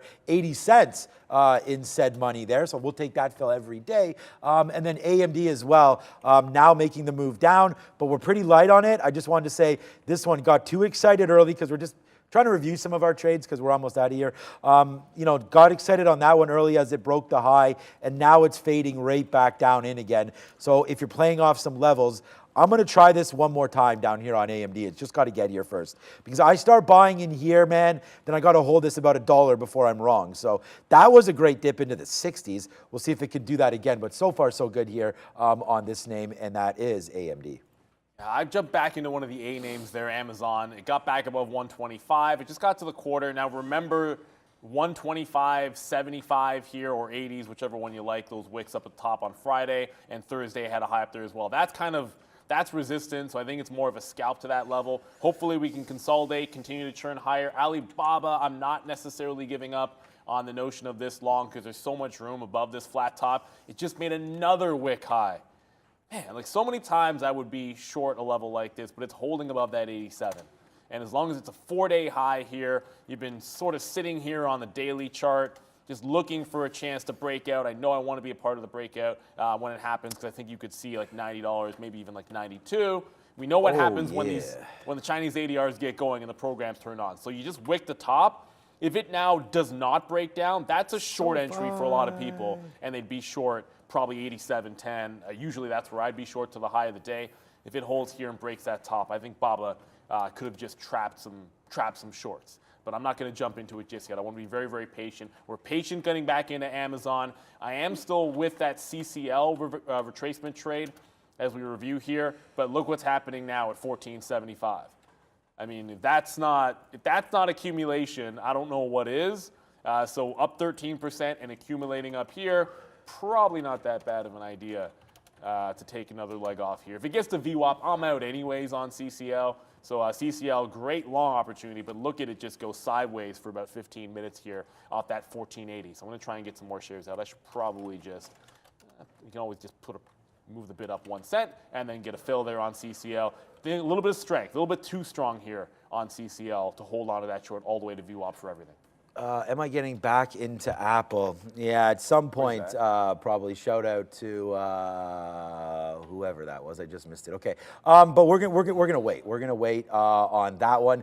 And then, of course, CCL was an absolute monster today. We talked about that one, buying this 14 and getting them out right there. But now it's pulled back, so that's a great little barcode opportunity there. So that's a great opportunity to get out, as Neil just mentioned there. All right, so we have a new trade alert. Let's just see. It's Softy. It just took VWAP, so that's where we're long. The market did break higher. We got some nice rally moves to the upside. SoFi broke 9, by the way, and we took advantage of that and got out at 898 when it came up there, or 99, something like that, 99 it looks like. So hopefully SoFi can continue to march now that it's broken. Came back, filled up 92 or 93s or so, and then made another move. So hopefully that can keep on going. I'm just going to trade this into 80s or so. Like if this falls too far down, again, Microsoft's been really not great today, obviously, hasn't made a move down. That's the good area, not necessarily up here, but we do want to have something in case this market does want to continue to take out day's high. So it just went right back into that level again of 14.83. Now hoping that it can drip just a little bit to the downside here and make us, not hopefully it drips, but hopefully we can get that fill, which we just got, and now we can go back up to the upside. But here goes Microsoft. Be careful with this one. It's weak, right? It's against the market. Just thought that once we took VWAP, that might have given the all clear for that one. SoFi still doing its thing, and AMD, honestly, one more shot down here at 127, but I don't know what's broken with it. Intel continues to make moves higher right now to the upside, so watch out for 3280 there as AMD dripping a little bit. I think we could probably, let's just try a little long there. We'll punch some 30s there on AMD, and let's just wait to see because it's 127. We already have our stop if it breaks that. So AMD, here it comes. Big movement to the downside now in the market. It looks like we're going to break a little bit here on Advanced Micro. So, all right, you know where our stop is on that one, so don't need to talk about it too much. Let's go over to Brendan with Money Talks. Hey guys, pretty quiet as far as the dollar is concerned so far today, meaning everything else as far as currencies are concerned, pretty quiet as well. A little bit of weakness coming out of this one today. Swiss franc back to the downside. Everything else, though, kind of chopping around, including the pound back to 125. But key level needs to hold. That was the top end of the range going back a month or so ago for the British pound. You can see dollar flat on the day, holding top end of the range as well ahead of what is to come, both tomorrow morning and Wednesday afternoon with the Fed. Obviously, the euro, same story, kind of holding, nothing as far as news-worthy events so far today concerned for the euro. Bitcoin, meanwhile, Ethereum and XRP all downside on this board. Bitcoin leading right now on the 12-hour period, 24-hour basically flat so far, guys. Yeah, speaking of that, Coinbase is down 5%. Just watch out for the 50 level. The last time it was under 50 when it broke, it fell almost $5 clean. That was in the pre-market, obviously on the lawsuit by the SEC, but obviously on the lawsuit there. But it has been pulling back in. It bounced off 50 once. If it doesn't bounce a second time, I think sometimes you look for a flat bottom break and don't get too complicated about it. 50 goes. I just think you just want to be there. I'm with you, Roberto. Smash the like button. Do this. Only 5 minutes to go, and then I'll be joining the professor himself. But take a second and... Hola. Like and subscribe today.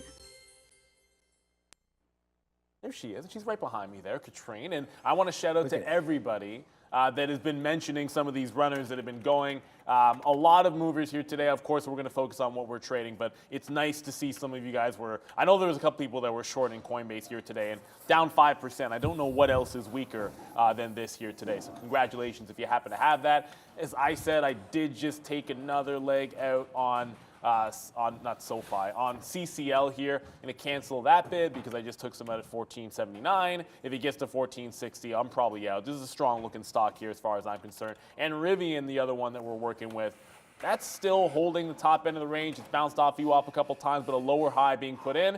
If we get to 14, that's my next out. Then I just hold for the glory. Amazon, that 125 breakout, very slow. The market's pulling back in here. That is the problem. Hard to sustain a breakout, even if it's a relatively strong stock, if the market wants to pull in. And this is what the NASDAQ just did. NASDAQ just wicked, got to the overnight high, and then just pulled right back. So if that ends up being a wick top and we reject 14.2 on the NASDAQ, remember we're looking at the September contract. So if you're a day trader, well, that means you. A lot of other platforms will do that automatically for you. But yeah, if we pull back from here, you want to have some shorts on board and be careful with longs at the highs. If you're in the money, great. But if you're taking longs at the highs, can be a little bit tricky. Tesla as well, breaking back down toward those lows. So Tesla continues to be a bit of a dog. I like that Rivian short instead, but there's a lot of stocks out there that you could have. Microsoft, I got a bad wick on that one. Can't really look at it. And we have some earnings to get to. No, we can segue right to it. There's only 4 minutes to go, and there's only one name to watch, and that's Oracle. Oracle was having a strong day. I don't think anybody cares about anything else. Oracle's up 5% going into earnings tonight. That feels a little bit dangerous to me because if you look at what Oracle's chart's been doing, it's been accelerating to the upside and just getting more and more momentum. In the last couple of months, since March, you're essentially up like 30. You're up like 30-something%, I want to say, on Oracle since the start of March. That is a pretty big movement, another push to the upside here for Oracle, getting caught up in some of the AI rage. Hey, great stock and great turnaround for them. But I feel like things have to go perfect for them tonight, otherwise they could get punched a bit. That's what's been happening, man. If you've been having a run like this, and if you don't guide well, the market's generally been having the algos sell it. Well, it's not really the algos, you know what I mean. It's just the aftermarket can get perilous for these names that have run up so much. Today's lunch, and it's a big surprise. It's tarragon roasted chicken quarters with herb couscous and some steamed broccoli. So when you left, we were trading Microsoft. It's now down $1. So we got out as soon as that broke 327. We talked about that one. As there it is, man. That's short. Wow. I mean, it could have been $1 in the money the other way around on that. But look what happened to AMD. We just bought 127s, guys. We just got them out in the 50s or in the 40s, high 40s. Excuse me. Now you're in the 50s. Let's take a piece out right now, if we can, into the high 40s one more time there for AMD, and then just try to reload if it comes in. But look what's happening right now. We're right back into VWAP now on the market. So what a surprise. We ripped right up, right into that high, and then failed and brought it right back down to VWAP. Probably a good time to think about picking up some bids right now as it's trying to bounce one more time.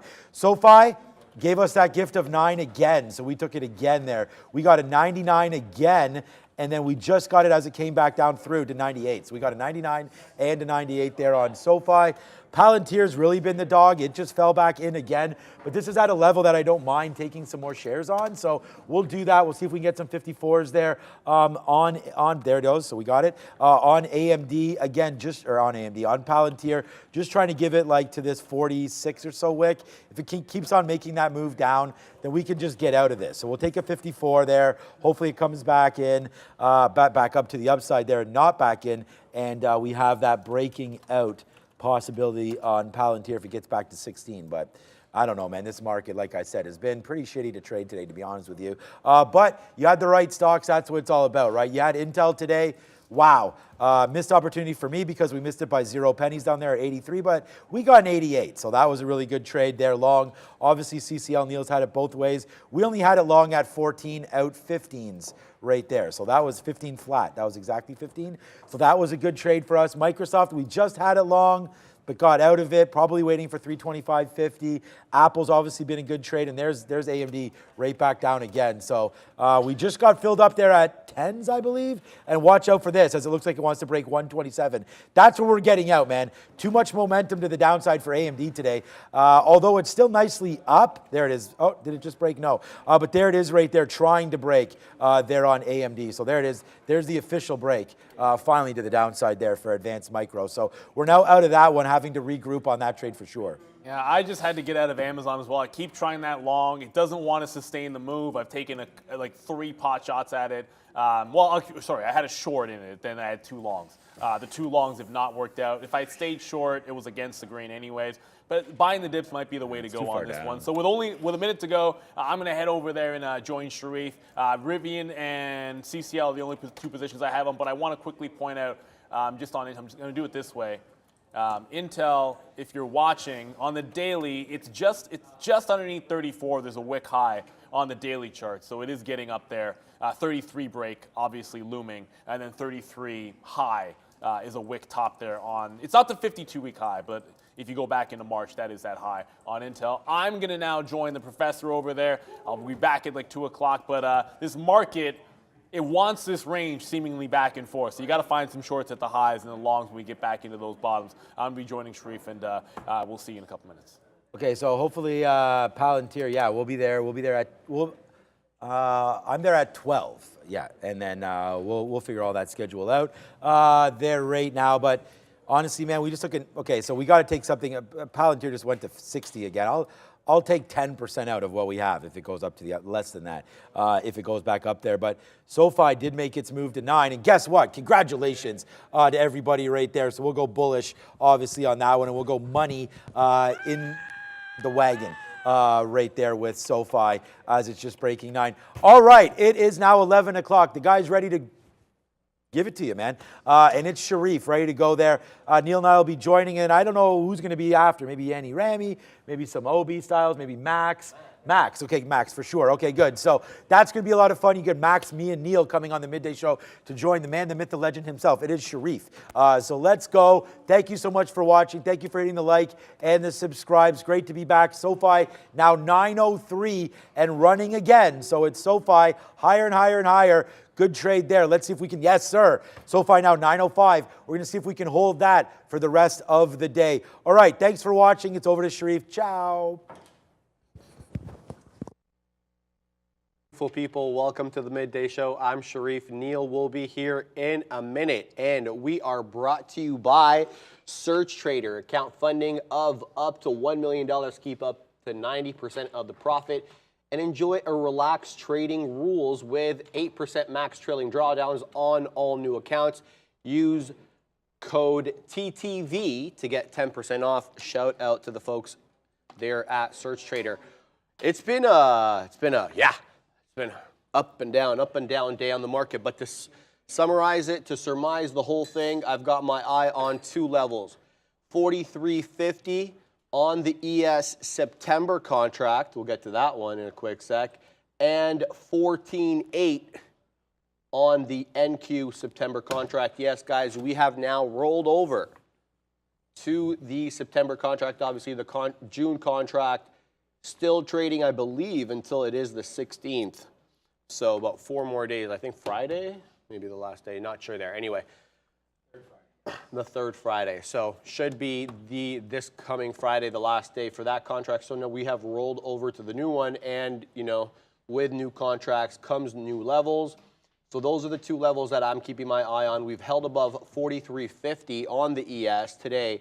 We've been up and down and just around that 14.8 on the NQ. So which way do we resolve? Well, big tech mostly up and you have Google and Microsoft kind of on the way down now. So a bit of I want to say an inside day to be expected though, because we've got, you guessed it, CPI, CPI tomorrow, right? No, when's the CPI? Yes, you got it right. CPI tomorrow? And okay, then perfect. PPI's On Wednesday, yeah. On Wednesday. CPI tomorrow, in addition to the fact that the FOMC meeting starts tomorrow. Obviously, we don't get anything from them till Wednesday. And so back-to-back hits there, to be expected that we remain within a range the day prior to that. But, there have been names, and we're going to get to them in one sec because I'm watching 6 of them, and they've been big names. The guys have been talking about them all morning. Let's get to the screen.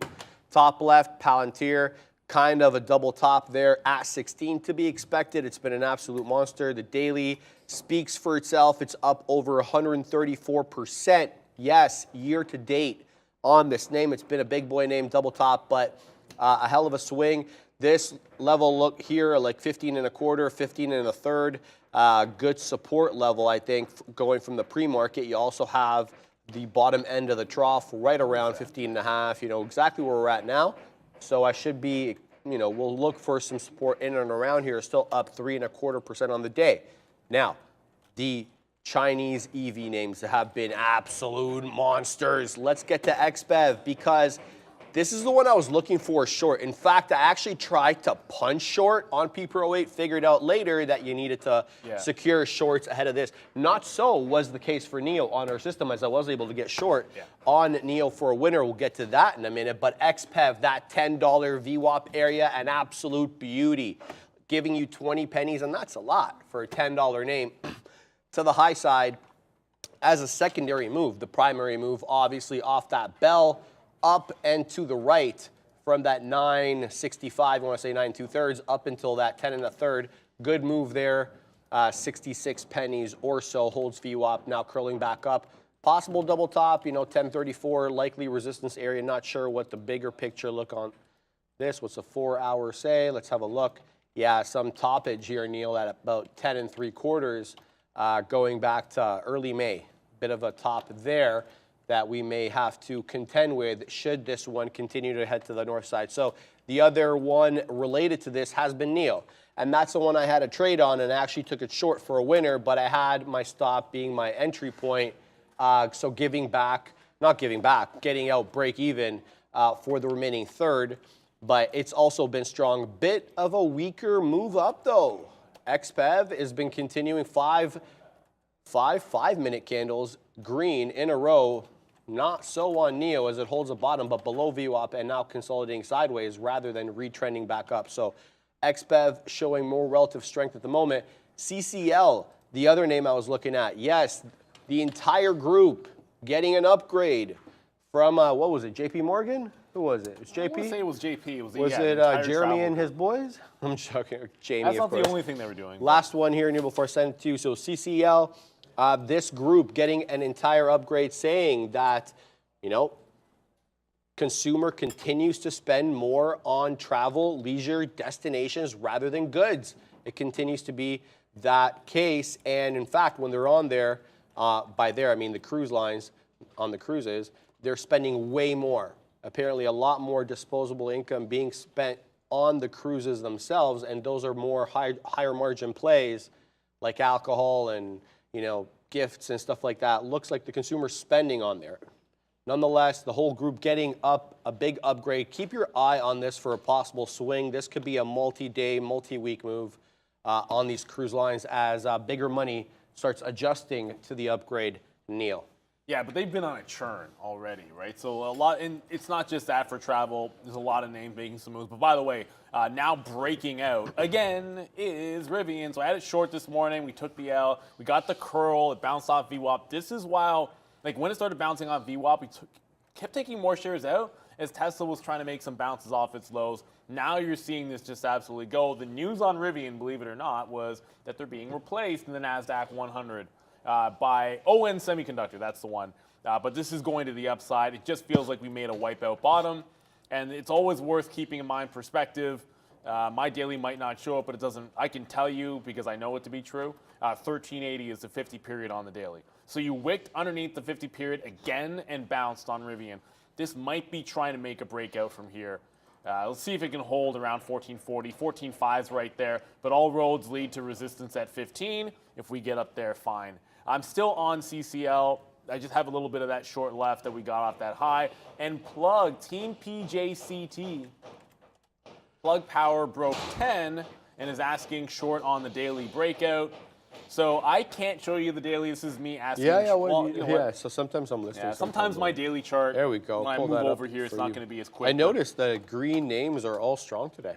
There's so many, On my screen? If you saw what happened last week, charge for it wasn't that great, but if you look at it on the daily for Plug, this, to want to short it at 10 even, it's like it needs to fail 10 even, because from here, you have a couple of dollars worth of room on the daily, so you have some real accumulation. It's just a lot of room in either direction. So I don't know that I would be trading it. I don't really see much off the 10 level. I think shorts are probably closer.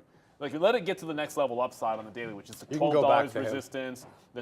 I guess that's the 200 period at 14. There's a heck of a lot upside for that to get off of there. So a heck of a lot to look at. Apparently, there's a halt on ZJYL. Who is this new fellow? And that's right, I said Zed.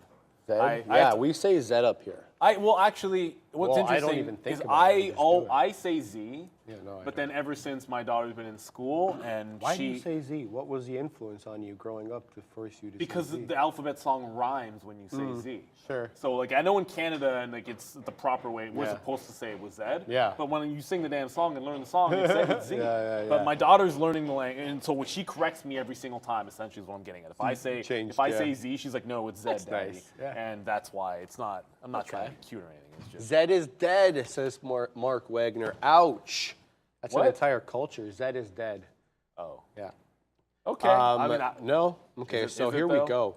Is it though? Forgot to mention SoFi. I know you were on that this morning. I You want to was. mention it because it's pumping to the high side. It's- It looks like it's claimed 9. So for on the moment. Friday, Neo was great on Friday. SoFi was okay, I want to say. This is a bigger, I'd say it's a better move. Well, I shouldn't say that Look at that because swing, bro. it could easily do what it did on Friday, but the break on Friday gave you 30 essentially to 80.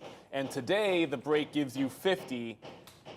Right now, another 50-cent move. So it's through that $9. I just remember what happened on Friday. It was it looked like it was going. It was fantastic. And then I held way too long on the way back in and ended up trailing a bunch out at a ridiculous price, which was stupid. But this is a much stronger move, I feel like. So I want to call it stronger. I was short off of that Friday high. Pretty much the only trade I had on SoFi. So 2 days in a row, SoFi, long breakouts, good. Kind of the same thing. Similar thing, I shouldn't say. Not same thing. Similar thing on Neo, only Neo doesn't really get to the top either. So a couple of breakouts that were good, just not necessarily great. And yeah, It's Red just Jamshed head asking up. any comments on AMD.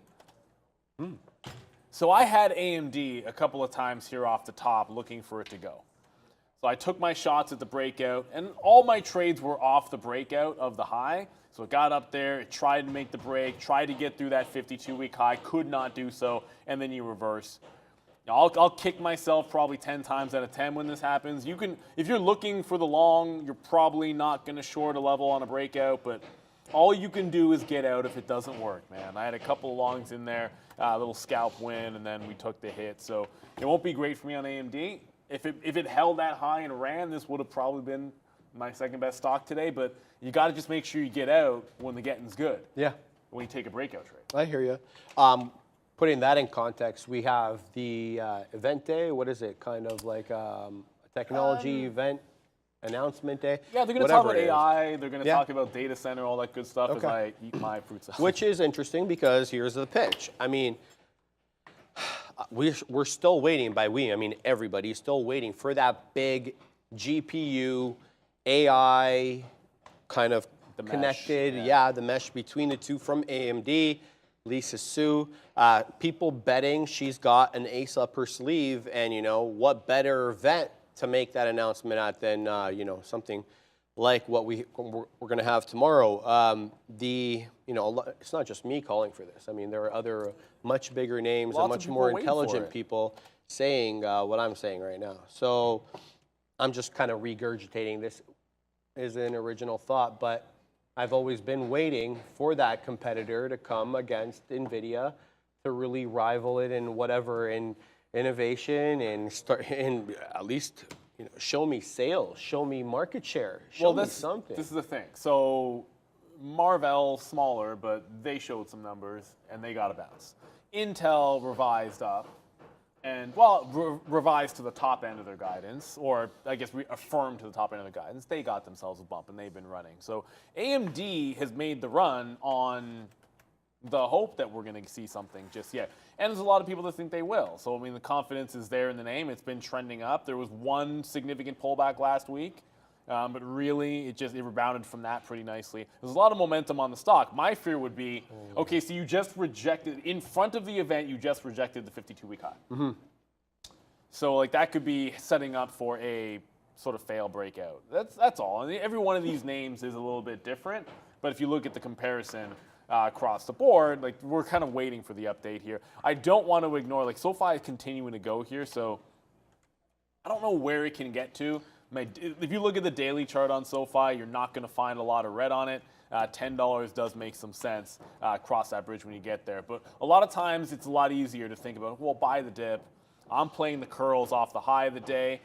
Tight stops either way. Like, I'm not really forcing the trade there. I'm just getting in off the high, getting out when it breaks, getting in off the high, getting out when it breaks. But every single consolidation has been a good long there. And the position board is still showing Sean. So I'm in CCL still short. I don't know if you're in position there. I'm not in a position. But I forgot to mention Alibaba. Go. So Alibaba is still hanging out. I took one shot for this long on the flat top break. Didn't go. Another wick high of 87. But it's still holding high enough that it's not over yet.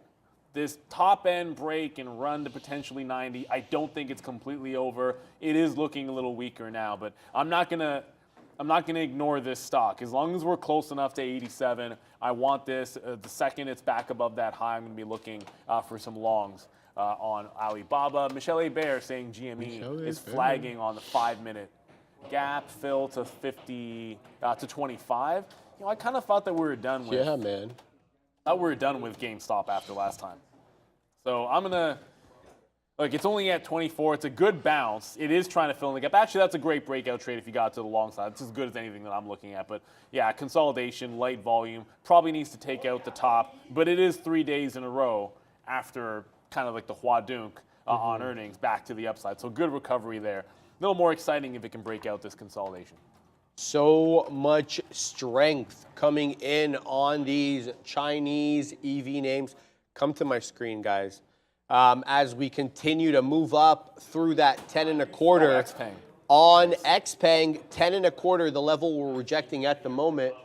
There we go. Thank you, Alfredo. Appreciate that. 10 and a quarter, baby. Finding a bit of a top, but, you know, that 10 held absolutely beautifully.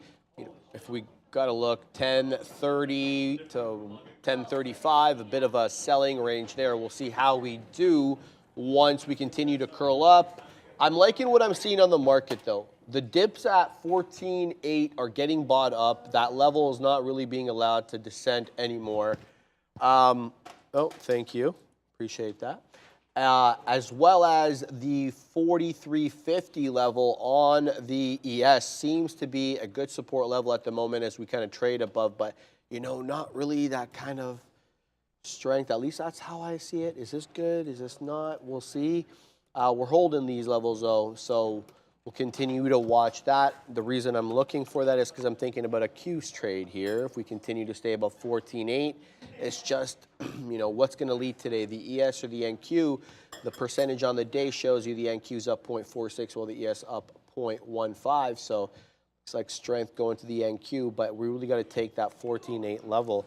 So what we're going to do is we're going to get in a little bit here, Neil. Yeah, you know what I'm going to do is I'm going to get in, but I'm not going to chase it here. So I like the fact that we've made this new level, breaking through 14.807, and I'm going to sit at 356.11 on the Qs, looking for a dip trade to hold the previous support level. That will be my trade. Now, I may miss it by utilizing this strategy, and I'm totally cognizant of that.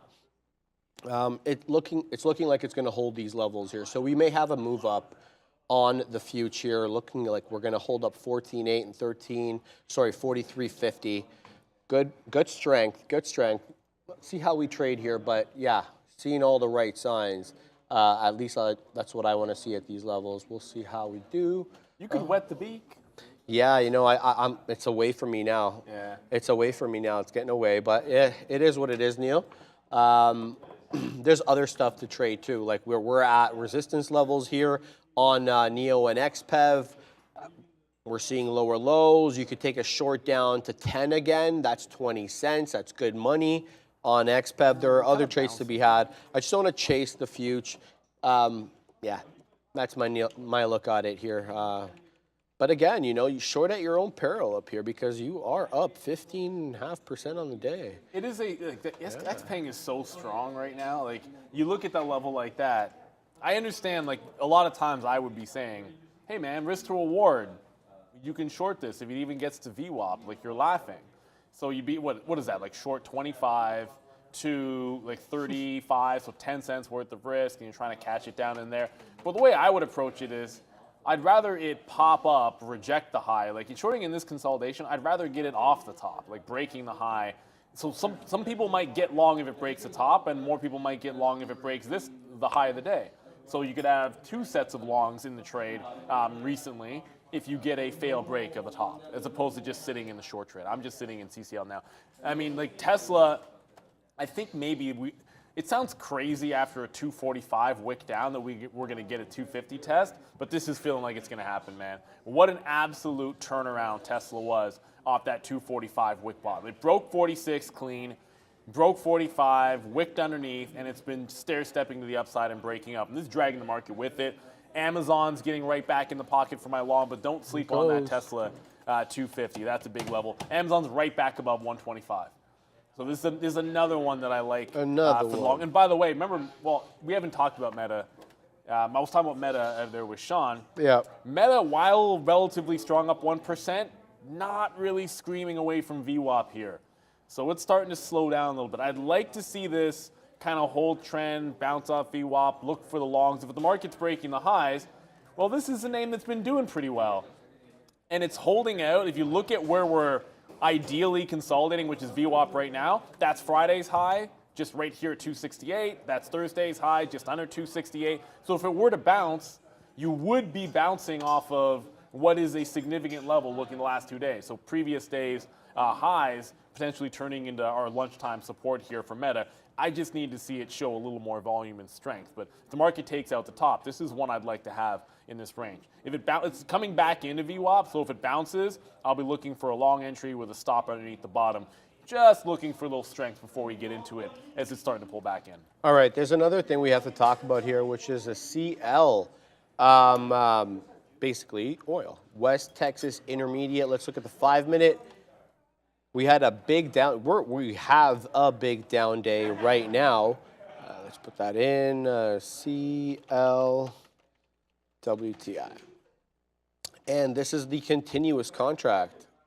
So I use it for charting daily, the daily purposes. We're down 3 1/4. We were down 3 1/3. It's a VWAP retracement here to 68.10. This is an interesting area, right? Because a lot of what happens here, I think, affects the S&P. The S&P has a lot of oil names, energy names that are on it that could weight it down. And this is important to me because when I'm looking to take either the NQ or the ES, I have to be cognizant of all the different sectors and how they're weighted with respect to the S&P and what weight it down. Less so the NASDAQ, which I know relies more heavily on tech. So depending on what tech is doing, especially big tech, so typically goes in NASDAQ. So anyway, interesting area here on the CL contract. Oil holding that 67 level again. I've been talking about this one, whether it's been on the midday show or the morning show on the pre-market open there. It is that 67 level that we've been seeing get bought up over and over again. Here's the 4-hour. On the contract. It should load here in a second, but you can clearly see there's a bit of a 67 bottom. Okay, I don't know what happened to it now. It's lost its mind. There you go, 67 over and over again, going to early May. So very clear area of support here for oil at these levels. So possible curl up, who knows? We're at VWAP on the day. Let's get back to the 5. Yeah, so not above it yet. Interesting play on oil looking here. Now back to the Qs and what I've been looking at. Yeah, so still waiting for that dip trade in and around 356. That'll be maybe a 14.8 retracement, which I'm totally fine with because if it holds that level, I'm good. That's the level that I'm playing everything off. I want it to resolve one way or another. No bias, however it's going to resolve upward or downward. Just don't want to be caught in that chop. That's my only concern, right? And on a day like this, chop is possible. As we dance here, 356.50, Neil. It is true. Like you do want to be careful. And there was a comment in there about day trading. You want those like quick setups, but you'll get a lot of them at the open, and then during lunchtime, like there might not be as many of them. I did get into meta there off that VWAP bounce, so hopefully that'll happen. I wanted to come over to Micron for a quick second, and then I wanted to answer a question in the chat. But Micron's at a supply zone. When I say supply zone, just a place that it hung out before with liquidity. That's 67 into like 67.5. So, at the close back last week, I think that was Wednesday and Thursday there, where you had this price level, then a flush off of it. If this breaks back out, it's been kind of riding on the Intel coattails to the upside. If the market wants the high and this breaks back out, you got another couple of dollars worth of a run. And there was, by the way, there was a question about, did we learn for certain what the 400K sub-level post-market bonus was? So for now, all we are letting you guys know is that if you love Trader TV Live, where you hear every single day the market is open 8:30 to 4 o'clock, but we do have something coming for you after market. There's no definitive timeline yet, and I don't want to spoil exactly what it is, but what we can tell you is that there is something coming for after 4. So stay tuned for that. Yeah. Nice tee up there, Neil. I like that. Okay. Just want to answer the question. We kind of, when we hit the 400,000, we gave them a little bit of a tease. We gave everybody the tease, but no details just yet because we want to make sure that we have a nice little surprise for you guys set out there. So a couple of things here. I know we want to go back over to the S, to the O, to the F, to the I. I don't know. Whatever. So far. Do you buy off 9? Well, is it going to bounce off? It hasn't. It's at 9.10 right now. So let's see what happens. It did dip back in and give you a 9 long last time. So if it comes back in there and bounces off 9 again, I mean, it would be an obvious level to do so. So sometimes the obvious trade's a good one. I mean, the dip buys and consolidations in this have been all pretty much gold on this trend to the upside. On the 15-minute, as I said, you barely have any red. On the daily chart, I mean, where is the last down day in this stock? May 25th. My birthday. On the daily. Like, that kind of speaks for itself. That's pretty fantastic. Chris Dubs with the laser, calling out Luminar. Lasers. No, I don't know, whatever. I'm Canadian, right? So Mike Myers, Mike Myers, an OG. Evil, all that stuff. I think he's hilarious. Man, sometimes, you know, comedians have their windows or whatnot, but in his prime, the guy was pretty damn hilarious. This was pretty long. He had Wayne's World and extended through to Austin Powers. He had a couple of, what are they called, franchises there. If you've never seen Wayne's World, you have Wayne's World. That was great, man. I love that. Wayne's World was legit. But $7 on laser here. It's having a pretty solid day, up 8%. It's not the only one. There's a lot of names overall. Like, I mean, plug-in charge point moving, laser, Luminar here moving a little bit. But that $7 level, a bit of a window. If it can break out, it's kind of slowing down here. No size on the offer, not a lot of size on the offer. You still have room to the upside. My daily doesn't want to. What do you need, Neil? Just a laser, just be able to zoom it out a bit, because you are in a bit of a channel which has come to my 50 screen, cents guys. Underneath support, and then 50 cents above 7. There you go. So on the daily, just to look at what 750 is on the stock, right? Like, if it breaks 7 even, that's what you're going to. You got the 200 period there. You've got local resistance, and then, I mean, fresh air up to like $8.50, $10. So that 750 may be a bigger level than 7 in the grand scheme of things. But this still has some room to run today if it can continue to go. I haven't taken a single trade on Carvana, which I think is a success because it was frustrating on both Thursday and Friday, depending on your strategy. I was taking breakouts. They were not nearly as good as buying dips. And then any dips that you bought on Friday were trash on Carvana. But this just held $20. So look at Carvana. Broke 20, good break, hold, did not hold on to it at 10:30. Suddenly, it's got some legs underneath that $20 level. So if you remember from last week, great runner, but look at the hold. So the initial breakout on Thursday, when things got out of hand, it held the 18 level. Yes, sir. Always a good sign on the pullback. It's setting back up for round 2, so I think you got 18 and you got 20. Those are the two long areas here on Carvana. I paid for locates, but I'm looking at 20 and 18 as longs right now, and I'd rather be trading off those. Okay. I'm still sitting here on a possible dip trade on the Qs in front of 356, looking for a pullback. It looks like we're going to get one, but the range may be a little bit higher than I'm pleased with and where I have my order sitting at the moment. So I may have to sit in the 20s. I'm talking about the 356 20s on the triple Qs. I'm looking for a possible hold of 14.8 on the NQs, looking to play it off the triple Qs, and there it goes. Good strength on the NQ, so we're getting that continuation. The only thing is we're not in it, all right? Now, we need to figure a good way to get in. I could have been in the 20s there, and I didn't raise up my order.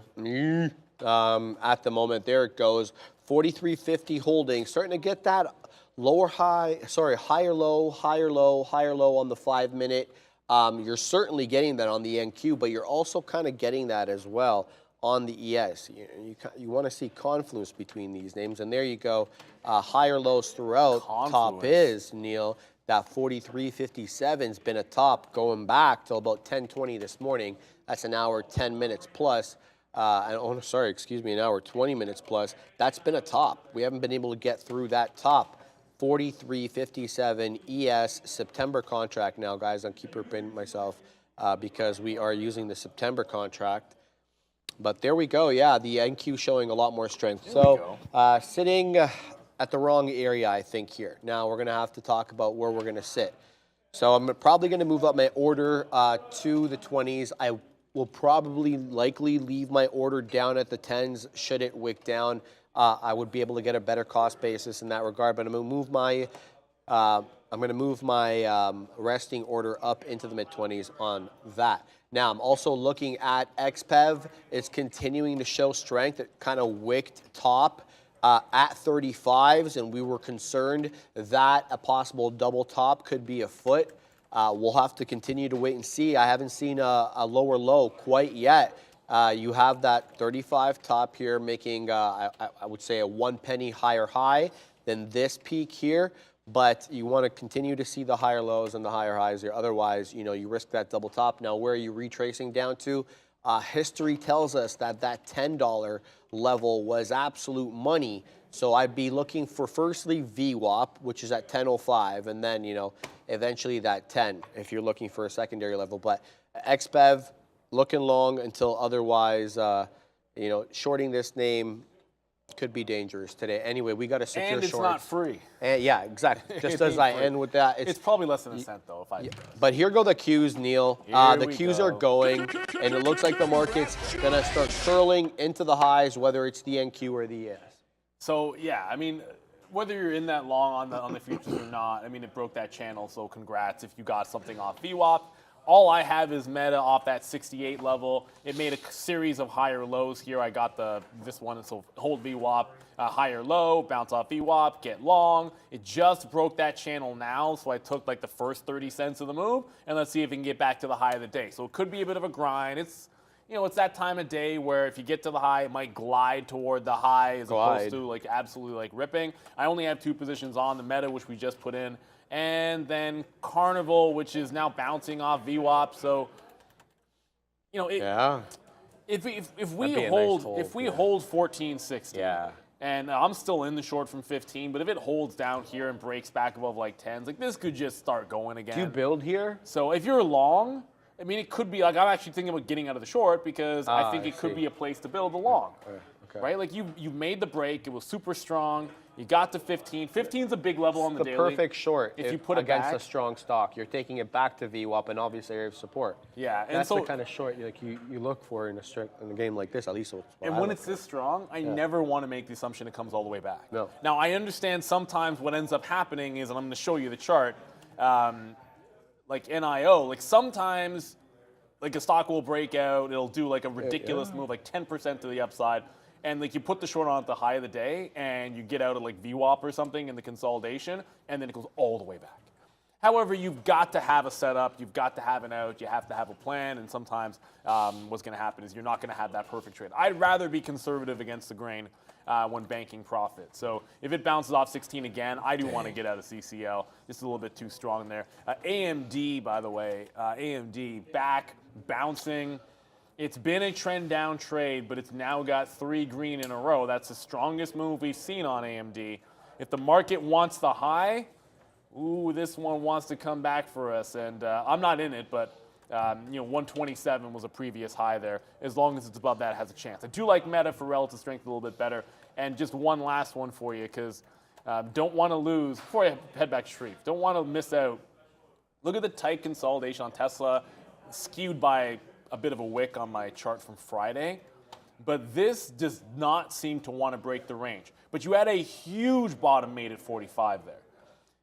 Look, if it gets down there again, breaks 246, and finds the same bottom at 45, I just think there's a shot to be taken on Tesla, especially with the market breaking out at the high of the day. Like, so Meta's not at the high Bro, yet. we're pumping up here, and Apple is leading the way, Neil. Okay, Apple. There And it is. Microsoft has all of a sudden awoken. It was down on the day, but we put in, come to the chart, we put in a bit of a double bottom with the right side of the W being higher than the left. Love that if you're looking for a bullish tilt. And there you're getting it. I guess the breakout would be that 327.50 level. That's a confirmation break. And then you obviously have high of day sitting there at 329.04. I'm talking about Microsoft now, but it's just about, we are green. Sorry, just reclaimed Friday's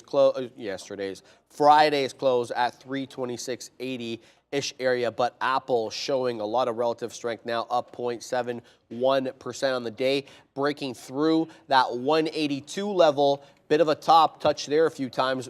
Initial rejection there off 10, but continuation comes in and you touch 31s.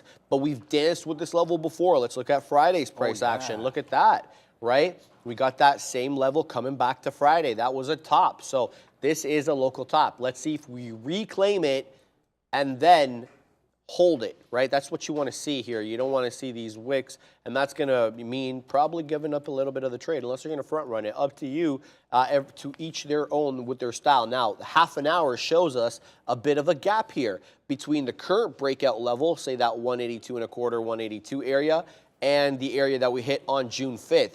That's the 184.58 top. You have a wick, though, essentially up to 185, okay? So the closing prints all around that $0.50 level at 184, but the wick does get into that 185 area. So a bit of a gap from the breakout area we have here to there. So interesting little technical errors possibly here, Neil.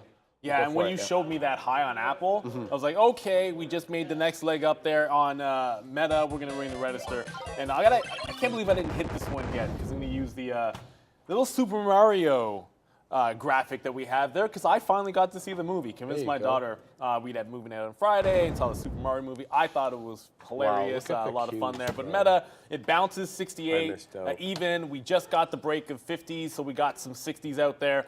Right when Apple's at resistance. I mean, if Apple doesn't hold the breakout, you're getting a little top side on the NASDAQ, I know you were mentioning. You're going to get back to Friday's top at the same time Apple's at resistance when that's pretty much the index. So if we don't punch through, you want to profit on the way out. Somehow CCL still holding on. I just saw SoFi. So SoFi got to 9, and it saw 9 on the bid, and it just held. It's now at 02s here. So if you're looking for, you're looking for the 9 reload. Like this is pretty much it. It's not all.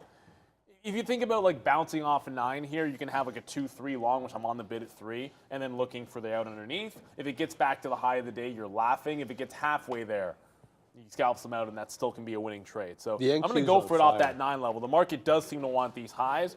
So, because it's a tight stop, it can join the trend. Yeah, we just printed high of the day. I only have Meta to the long side and CCL still working short. But this is a strong-looking market here, definitely. Just watch out for that top. Apple is doing the heavy lifting. So if you're watching that name, oh, I have a bad wick there. It's at 182.33, so it's through Friday's high now. So Apple has broken out. I just got a new entry into SoFi. I'm holding Meta through the high of the day if it can get there. I do not want to take this out in front of the high we've already scalped out. If the market wants to make it a 1% day, I could see Meta testing 270. Yeah, having a look to see if there's any news coming, or these are just technical moves. Just want to know. Nothing new here. The news is we're in a bull market. Yeah, exactly. 20% off the bottom, baby. We're talking about those October bottoms. Yes, it is now 20% off those bottoms. And, it depends on really where you're calculating from. There's a bit of a tilt bias there. But the fact of the matter is, when you look at the data on the whole, we are moving up. So, yeah, there we go. All right, let's look at Microsoft here, because Microsoft and Apple are the two leading catalysts right now, I would say to you, on, Amazon as well, to be fair, on the NQ here. So we have Apple very much near day's highs, 182.37. Amazon printing day's highs as we go. We just printed day's highs, 125.33. And then you have Microsoft really getting going here off that double bottom at 325. Now blowing through 327, looking to take 328. We have a 329.04 high on the day, but the break of the neckline there, that's what you're looking for. The higher high, the higher low, the channel to the upside, the technician's dream, break through those levels, resolve to the high side. Yeah, right. So looking good, except if you're Tesla or Google. Tesla is up 1% on the day. However, it is very much sideways at the moment, holding, that 246 and a half, 247 range, and Google just barely holding on to green. It's up 0.08% on the day, 122 and a quarter. That's Friday's close. Meta also curling. I'm disrespecting Meta, not giving it its due regard here. It's curling off that nice VWAP dip off that 267 and 3/4, looking to take that 269.19 top. Neil, I'm really disappointed with myself. The fact that I did not get into the Qs when I was deliberating. I fought over a couple of pennies. I said, no, I'm not going to chase it here. Let me get my dip trade. And then it basically the opposite of huaboomed. So a lot of times what I missed happens out. when you're looking for a specific price, because you have a specific out, right? So whatever that out is, you want that price because you want your risk to reward based off of that. What you can always do is simply just take a third or a half. You're right. And then you only add to it. It's like an anticipation of averaging in. Like, okay, I'll chase it a little bit for a third, but if it comes back down, I'm not buying the rest till this point, right. And then that gives the R&R that I was looking for in the first place. That way, if it goes right away, you have something on board. If it consolidates in your price area, you likely end up with a very similar price, and you're in there for the ride. Like, you just have something in case it goes. Because quite frankly, how many times have you seen it? The best trade is the one you can't get into. You know, and Right. that's, how many times have we seen that one be I'd true? rather It's- lose a little bit on it than lament not having been in it, and Fair. it shoots all the way up, especially if I can manage risk. Word of the Plug's day, still Waboom. going, by the way. Waboom. At Is $10. Plug still going? No way. It's at $10, up 9.5 points today, Neil. It's strong. A lot of these EV names and green, they're not just what you gotta EVs, say? green-related names, You have energy to, you names. got to, I know you're going to get this one. Go. Plug has the power. Oh, You know what's up. yeah, of course. He-Man, baby. Yeah, I love that. That was Grew up Skeletor. He was so sinister, and he was always up to no good. And like he embodied everything a villain needed to embody. He had Okay. the skeleton going. You know, he had the hood. There was, you know, the ominous dark background. You could never really see what was going on behind that hoodie. Okay, just for a and second, he was though. huge. the thing. Okay, so all that is true about Skeletor. I will say this though, as far as villains, from shows that I watched as a kid, he does not hold up very well. Okay. That's all I'm gonna say. Okay. Like, you watch that ish back, and you're like, why the hell was anybody afraid of Skeletor? Skeletor was a You know what? Skeletor's a Mitch, yo. That's all I'm saying. Like, watch it back. I'm Okay, telling- no, I there was really need to. there Now was that you're nothing putting it scary about that in dude. context, let I'm me go just back. saying, Let me go back. You're gonna watch and be like, really? He was as whiny as Cobra Commander was. Like Cobra Commander would just sit there crying all the damn time. Cobra Commander. Destro was legit. And if you watch G.I. Joe, Yo, like these Destro, are names, man. Oh my yeah, goodness. that's what was up back then. So a couple of things here. There's a stock halted. Somebody wanted the tap of it. It's like ZJYL. ZJYL. I'll tell you. So no, I got it up. So the Sure. it's halted at 1851. The theoretical auction price is 1898. So this is halted like a bajillion times this morning. Yet another halt, but it's 50 cents. It looks like it wants to open to the upside there on ZJYL. Very illiquid stock. Not really one that would be on my radar to trade, just given the lack of liquidity. I did jump into SoFi, got some 3, risking underneath evens. So when it went 1-to-1 and gave me the 5 cents, well, a little bit better than that, I took some out. I'm going to take some legs out into the high of the day and then see if it can continue breaking. If you can't beat them, join them, which is true of trades and trends, but not true of things like good and evil and like He-Man. Like, it's a weird saying because, like, what? Like, if you're fighting on the good side against evil, well, you can't beat them, join them. No, you don't join evil because you lose. That's what people joining the dark side do. That's not how you roll. So SoFi, I'm finally long in this thing. It took a while here, but we're back at it. Amazon is still going. I should have stuck with this one. I did have. It's weird because like my winning trade on Amazon was a short, and I lost long a couple of times. A little bit of a scalp win there, but it just didn't want to continue to go. So- Sometimes the dip buy is just better. Couple of notes there. The 3-year auction coming out with a positive result, giving Okay. this market a boost. Also, Ray Dalio making his assessments on the medium and intermediate term outlook for the markets, and that typically has a lot of people following. Yes. So more engagement. Not sure if they're the direct result of some of these moves. I went up and checked Brendo's Twitter feed there. So, by the way, ZJ, yes, I said Z, ZJYL open up 122%, trading at 1940s. Moon. Let's get to it. Here's the chartage. Let's bring in the 1 minute on this bad boy. There we go. Here comes 20. 20 the top at the moment. What's the spreadage look like? We're talking like 30 pennies at times, right back up to 20. Let's bring this up on the level 2. Let's minimize this. What is it, NASDAQ? Yeah, it is. Okay, so we'll just ZJYL on the NQ. Let's go, bro. So that's a crazy spread. No 20 top yet, Neil. Back It into broke 20. 19. It broke 20. It got to 2008. 07, yeah. 08, okay. 2008, and Yeah. there's the. It's not a Huadunk because it hasn't. For this stock, Huadunk would be halting down twice, not even once. But yeah, it just rejected the 20 even. That spread's way too big. Bro, the NQ is too going big. here, man. Market The wants to NQ is on fire. 14,854 is the top. We're just blowing through these levels, man. There is not a red candle in sight on my 5-minute chart here on the NQ. Now, is this right? Yeah, now we're up 0.8%, 14.9 incoming. Now look, this was on lesser volume. This was Friday, okay? I say I think most people rolled the contract today. I mean, some others obviously were probably trading it on Friday, but the top we got to on Friday at 10:30 was this 14,862, 14,868, basically this range. You guys get it. We're closing in on it. It's an obvious level of resistance, seeing as we don't have too many prints on this contract quite yet. So up 0.8. Keep your eye out on these levels. I'll be also looking at every 100-point level. So 14.9, obviously in our sights now, we could easily see that. We were talking about this being an inside day.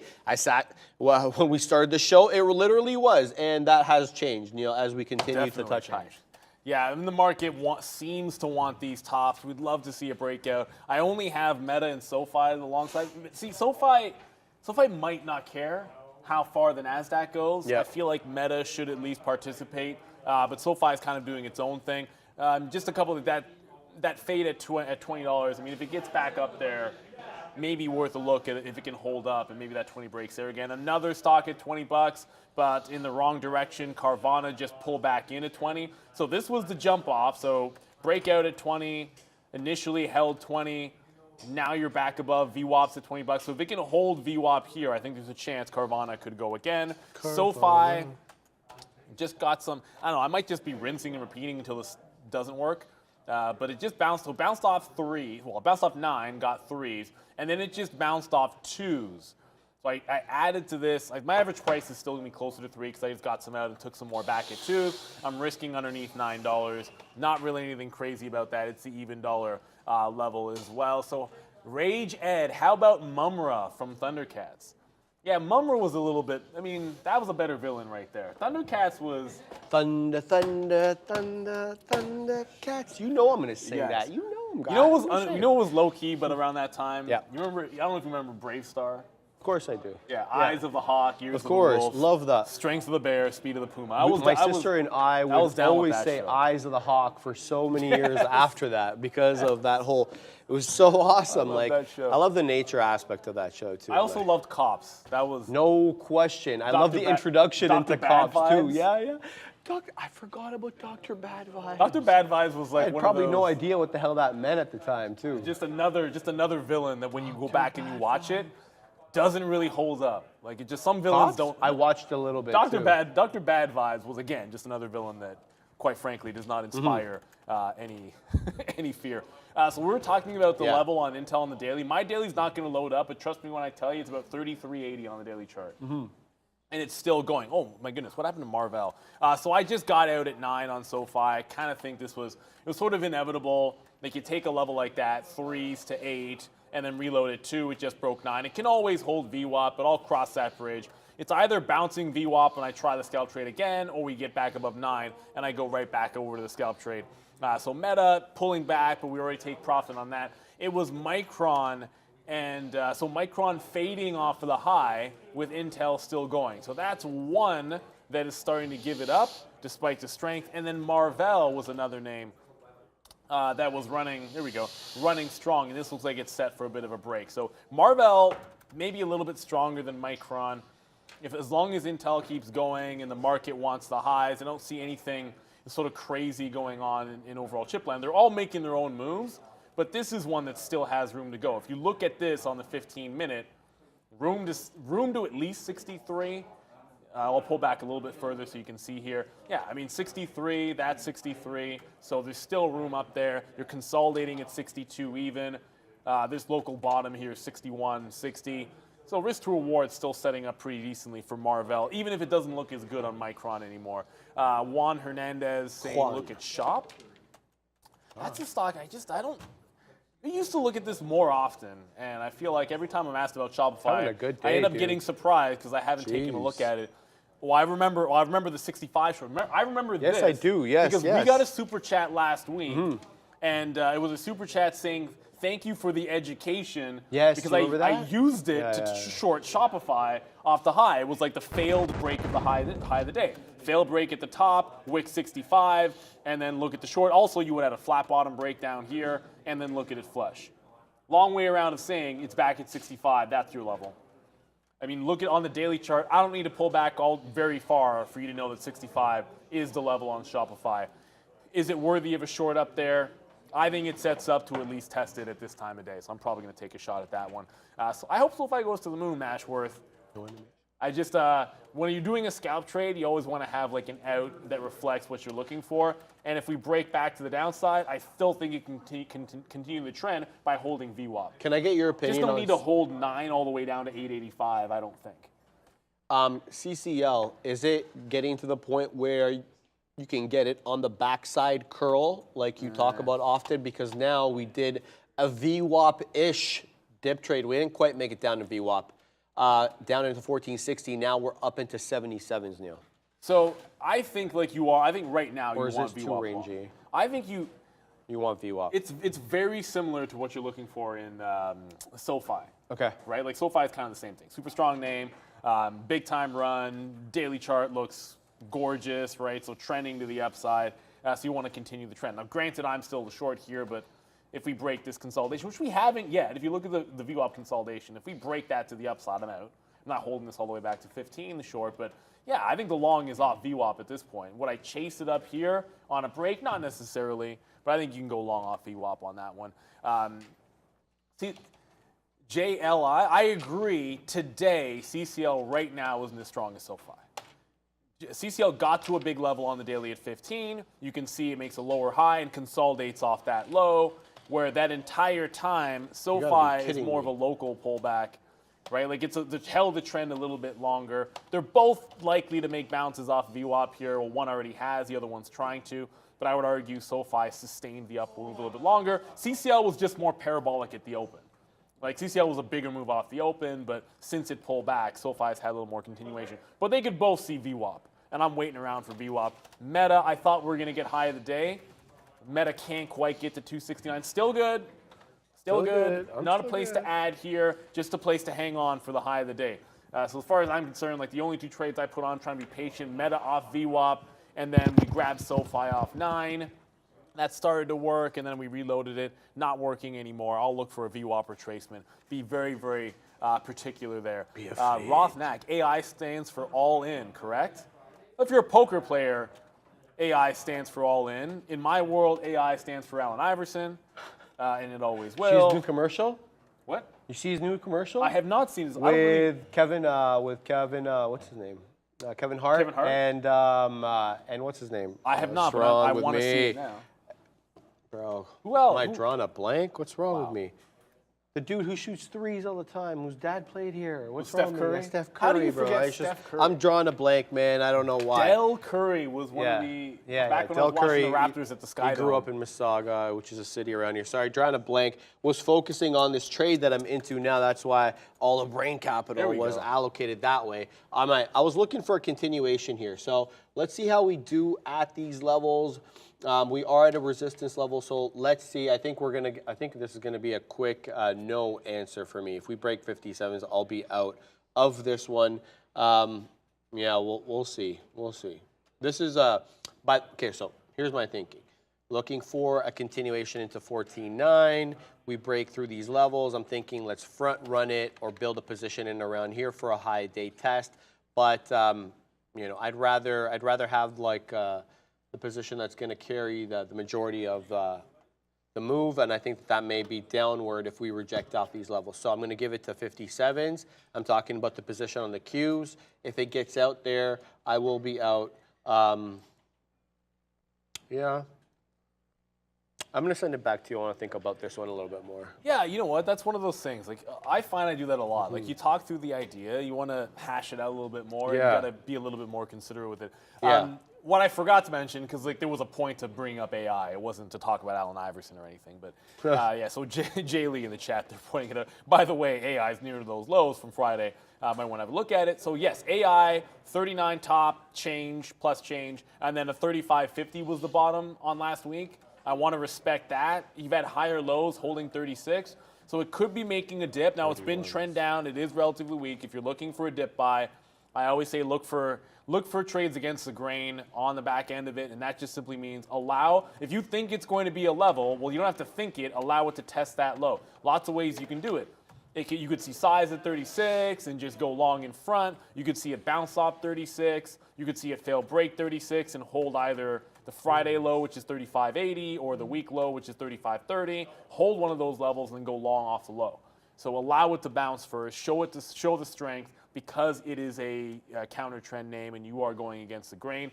SoFi just continuing to pull back here. I know it's getting close to VWAP. A lot of people are looking at that one.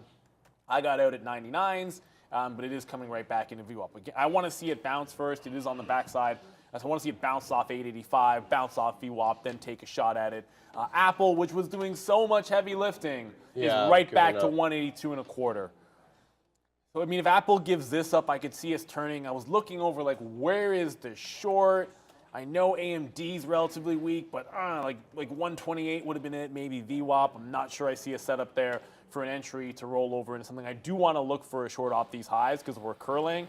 I mean, all I have is CCL, which is trending back into the upside. NVIDIA, not really much of a setup. Meta, which I'm in, oddly enough, it's not quite. It would have to be pressing above 69 for that to set up. And again, it's against the grain. I think I've got that one trending. There's always Amazon here, but again, Amazon very, very strong off these highs. Wouldn't be taking it on the back end. I'd be taking it on the front end. And that leaves you with... Yeah, I think we're going to stay... Microsoft. Looking to break out. So, oh goodness, the crazy wicks on Microsoft. I can zoom out to my 15-minute, and that'll show you a little bit better. Microsoft is trying to put in a lower high here. So it's relatively weak. It doesn't have an obvious level that we're trading off of, but if we were to curl and get back underneath like that 328 with any gusto, I think that could be one for the sell side. I don't want to give up on Meta just yet. We'll make sure it's just one I want to give a chance to break that high of the day. Yeah, it's moving here. Okay, so CCL also making a move. It really held that level and did curl like we were talking about. It ended up breaking through 90. Now it's looking at 91s, technically 1507. HOD on this one, the break of 15 was met with this initial rejection here at around 1030. You consolidate, but you consolidate above VWAP. So the bullish look on this one still intact. So CCL, the entire group catching an upgrade today and lifting up the other players as well, like NCLH and RCL. They've been benefactors of the group moving up as well. So we're in this long here. We're looking for continuation on the future. I think we'll consolidate maybe a little bit here, but probably a late time to get in. But I'm not going to get out just yet. I'm going to hold on to this one for a little bit. Pull back on Apple, kind of slowing our ascent up at the moment. 182.30-ish is where we're trading on Apple. Meta continuing to print higher highs, though, and Amazon at highs, while Microsoft dances with that 328 level. So some conflicting indicators, but that is to be expected at this time of day. So. We're at 12 o'clock. Plus or minus 2 minutes here, Neil. Let's have a look at how oil is doing because we were talking. Yeah, can you believe it? Yeah, it is 12 o'clock. Wow. I'm not even kidding you. All right, oil continuing to reject off VWAP. That VWAP has been fantastic on this contract, but it is accumulating below it maybe for a top break here, you feel, So many touches, and then that all of a sudden lifts the ES, which will be the index to be the benefactor of a move on oil to the high side. So some consolidation and some rejections on the continuous contract, the CL continuous contract, July 2023. That's what it's saying here. At that level, keep that in mind. We're in this future, and I think we continue to print up here. I think this was pullback, and yeah, we'll see. Whatever. We're in this position. We're gonna let it ride. Ponzi Fonzie. What's a Lambo trade, baby? Punch along. SoFi, it's at VWAP now. So, I mean, just a couple of things. One, I did get out of CCL. That broke back up to the upside. But it's, SoFi is still pulling back in. When we took the line, we let it bounce off of it first, right? So it bounced off 9 even, and then we got long. So same thing here, anywhere from 885 into VWAP. We like it. Meta's back at that high of the day. Definitely, I think the market has a chance. It's trying to run these tops. I think there's a chance for some shorts. I haven't really found anything that I love off of these highs. So I might have to hesitate on where I would jump into a short and just hold on to the one long we have. Tesla seems intriguing here, But really, if you look at this after the break of 245, it has been pretty bullish. Like, it made a wipeout bottom, and it's held higher lows ever since. And sometimes you, like when a stock, you talk about anchored VWAP, like you anchor it to a big moment. Well, sometimes when you look at a trend, like you might reset a trend line after something huge happens. Like maybe flash news comes out. It doesn't have to be here, earnings, yeah. Volume spike, wipeout bottom through to a level like a 245, and then just look, I kind of look at it, what happened after that. So it's trying to break the trend that it's setting after. It could break it down, hold VWAP, and go back to being a short, but I don't know yet. I mean, I just feel after a wipeout bottom like this, sometimes you want to respect the fact that you could have a bit of a turn. SoFi has to turn. Amazon, that's the one. I mean, now it's just chilling out, sliding to the upside. This is why I'm not really short anything anymore. It's just there's so many strong names which are at these highs, which have yet to make a big turn. Apple's starting to go. Nvidia is another weak name. That's actually rolling over. I think Nvidia, of the biggest cap names, this one now is starting to really set up here for a sell side trade underneath VWAP. It is noon, and oh yeah, I forgot about Carvana. Sorry guys. Carvana bounced off 20. I didn't really get a position. There was a big size seller at 20.30, and because of that, I thought it was going to pull back in to give me a long in front of 20, or at least closer to 20 even. That didn't happen. It broke that size and is gliding higher. I don't really want to chase this. I was kind of hoping for a trade tighter to view up there. That was one that I said I would take the long if it bounced off 20, but I got psyched out by size on the offer. Rab asking about Zoom, like ZM, but you said Zoom like ZOOM. But you mean ZM, 3/4. Like you mean Zoom video, obviously. Yeah, probably. Right? Yeah. So, a lot of names are. Whoa, okay, okay. Where'd that come from? Yeah, big move up. Don't see a headline. This is CCL's back in 15, by the way, but 70 even on Zoom. Watch out for that. Last time it was here was a big mover, but CCL is at the high of the day. Like I said, I am out of the short. It is trying to get back up to the top. A big level on the daily. The actual high is 1507. On CCL. There's not a lot of size at 15 even, but if this wants to go again, wow. I mean, the VWAP trade off this was probably a little bit. Should have just taken the VWAP trade. I was still holding on to the short. Should have taken that, but now 1507 does loom here up top for CCL. All I've got is Meta right now, and good catch on Zoom. Just know that the last time it was at $70, it plunged like $4. Yeah, and I don't see a catalyst here, quite frankly, but you know that the blotter has been lagging, as the kids say these days. Kathy Wood will be happy because she'll be buying. No, they own Zoom is still like number 3, I think. Yeah, on the flagship. On the flagship, okay, I think so. Because you're right. Because on the flagship, Coinbase is 5, but overall it's 3. Exactly. Zoom, I think, is. What we're talking about, guys, she's got 120 different ETFs under the ARK umbrella, and the flagship is ARK Innovation, I believe, right? The ARKK, right? And that's the, I guess that's the hodgepodge one. I don't know. Is it the one where you throw everything into? Where you isn't hodgepodge mean like where you throw everything into it? Sure. I mean, yeah. I'll have to Google that, but that's how I've been using it. Anyway, yeah. So I don't really use hodgepodge, so no, but you're right. I hope it's not a pejorative word because I don't know it to be. If I can't find a short, getting out of Meta might be the right call because we're finding a little bit of top, here. On it's these getting futures top heavy on the futures. I'm gonna set a trail here just underneath, like almost right underneath where it is right now. Like I might not have found something I like to the south side, but I can get out of a long if I think we're at a resistance point. It is noon, though, and I'm going to go grab my lunch. I believe it's going to be myself, then Sean, then Maximilian will be jumping on. So it's been a blast, as always. But time to maybe trail out of some longs, see if SoFi can bounce off that VWAP, and we'll be back. I'll be back at 2 o'clock.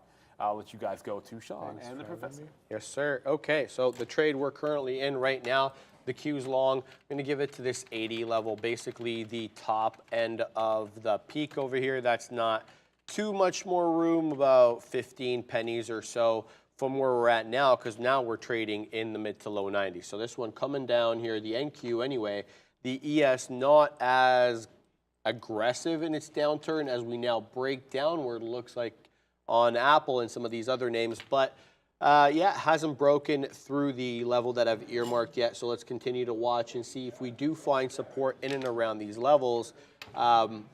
We shall see. Has not triggered. SoFi, though, coming in to VWAP and breaking VWAP. So dip trade, I don't know. This one didn't hold as well as CCL did. CCL didn't even quite make it down to VWAP. Now this one trending downward, breaking through VWAP now, looking to test that 880 area. Where do we find support? Around there, 865, I guess. I don't know. That's the top end of the breakout area, early morning. We shall see. So, yeah, see what that one does there. ASST, this one was quite strong earlier. This is a small cap that was up over 140% today.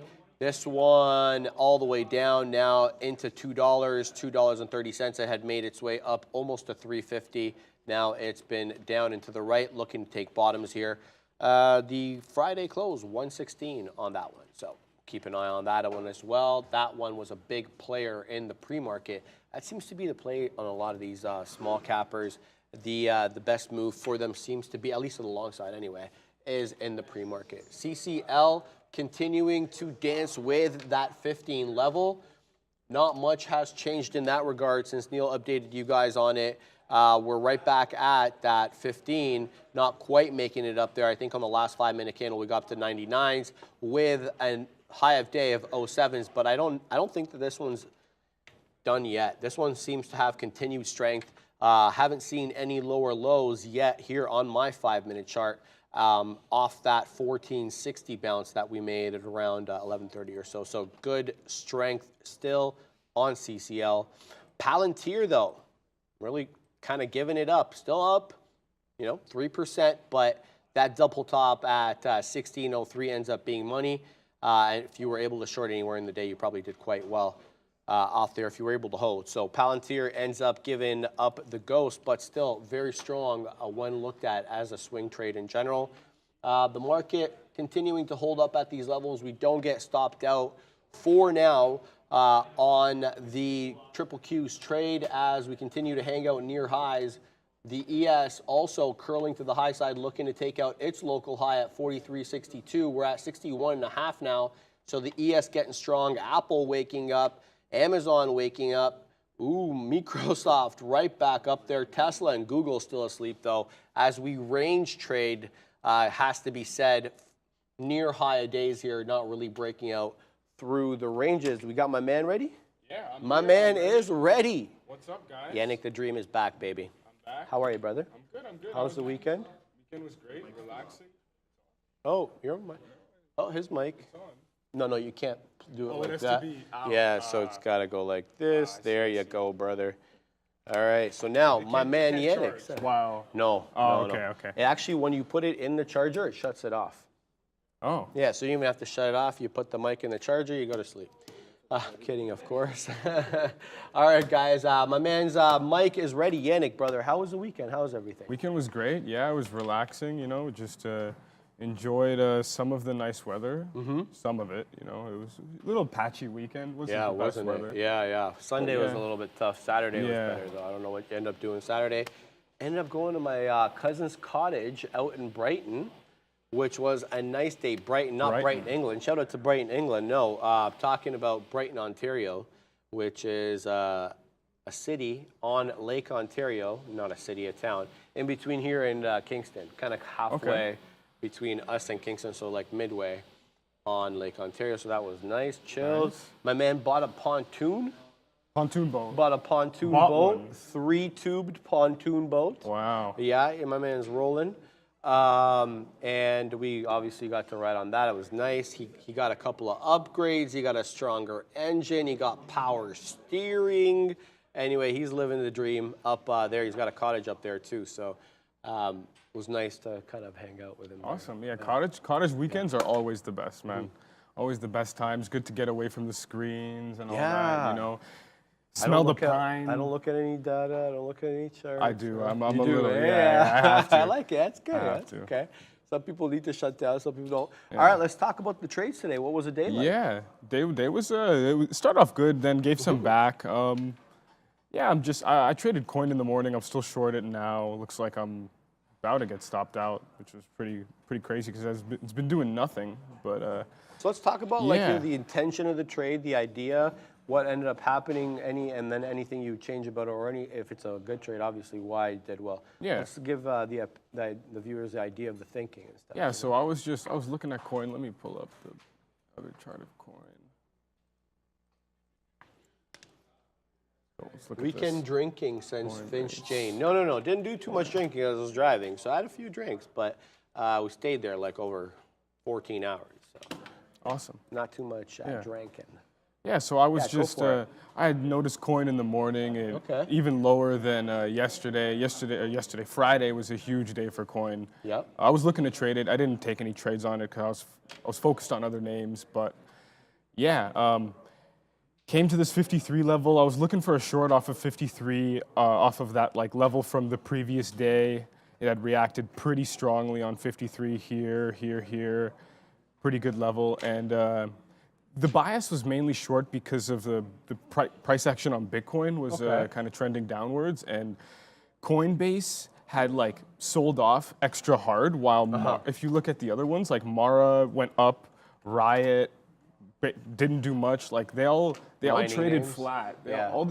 Most of those traded flat while Coinbase was actually making a move down. Yeah. So I saw that and I'm like, oh, Coinbase is definitely relatively weaker in the space to the other ones.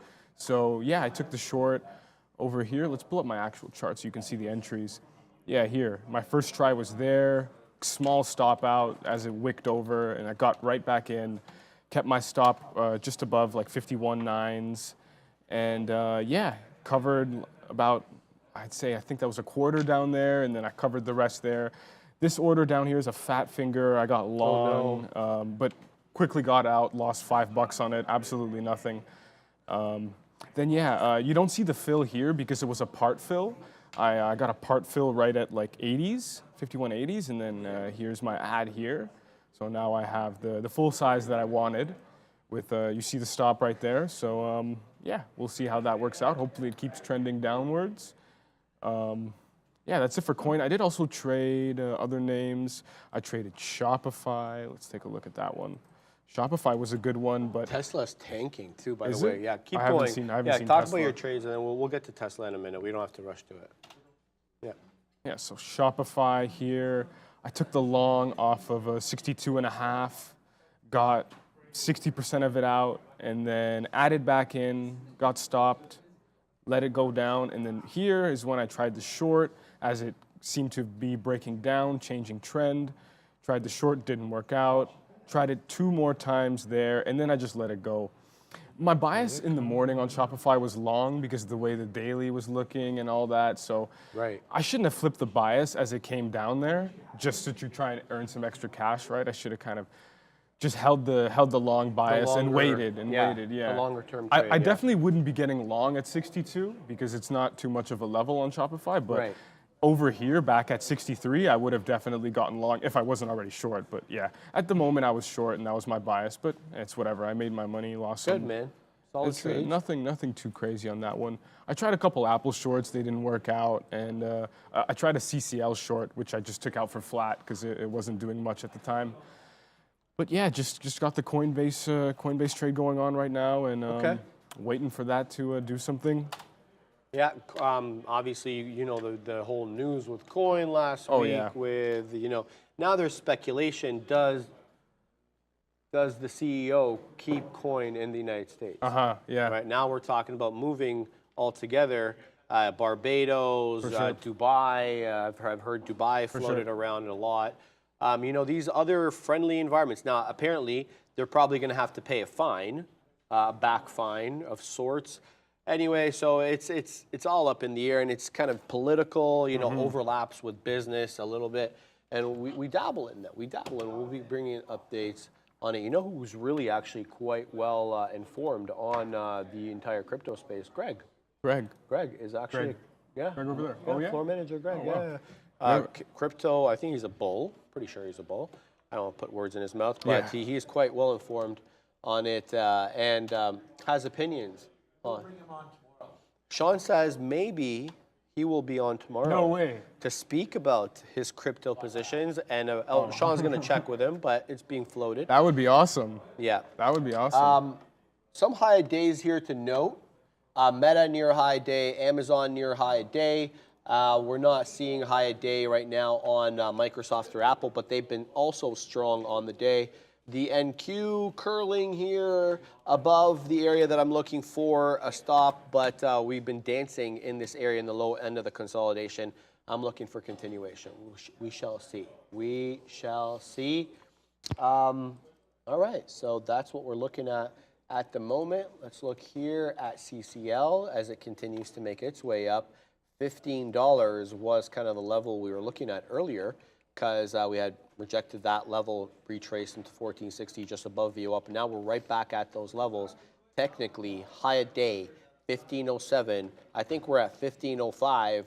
Looks like we're curling back up. So continuation here on CCL, up over 15% here. The 4-hour chart on CCL, let's bring that in. Okay, we got to go farther than 4 hours because the 4-hour shows us nothing. Let's go to the daily.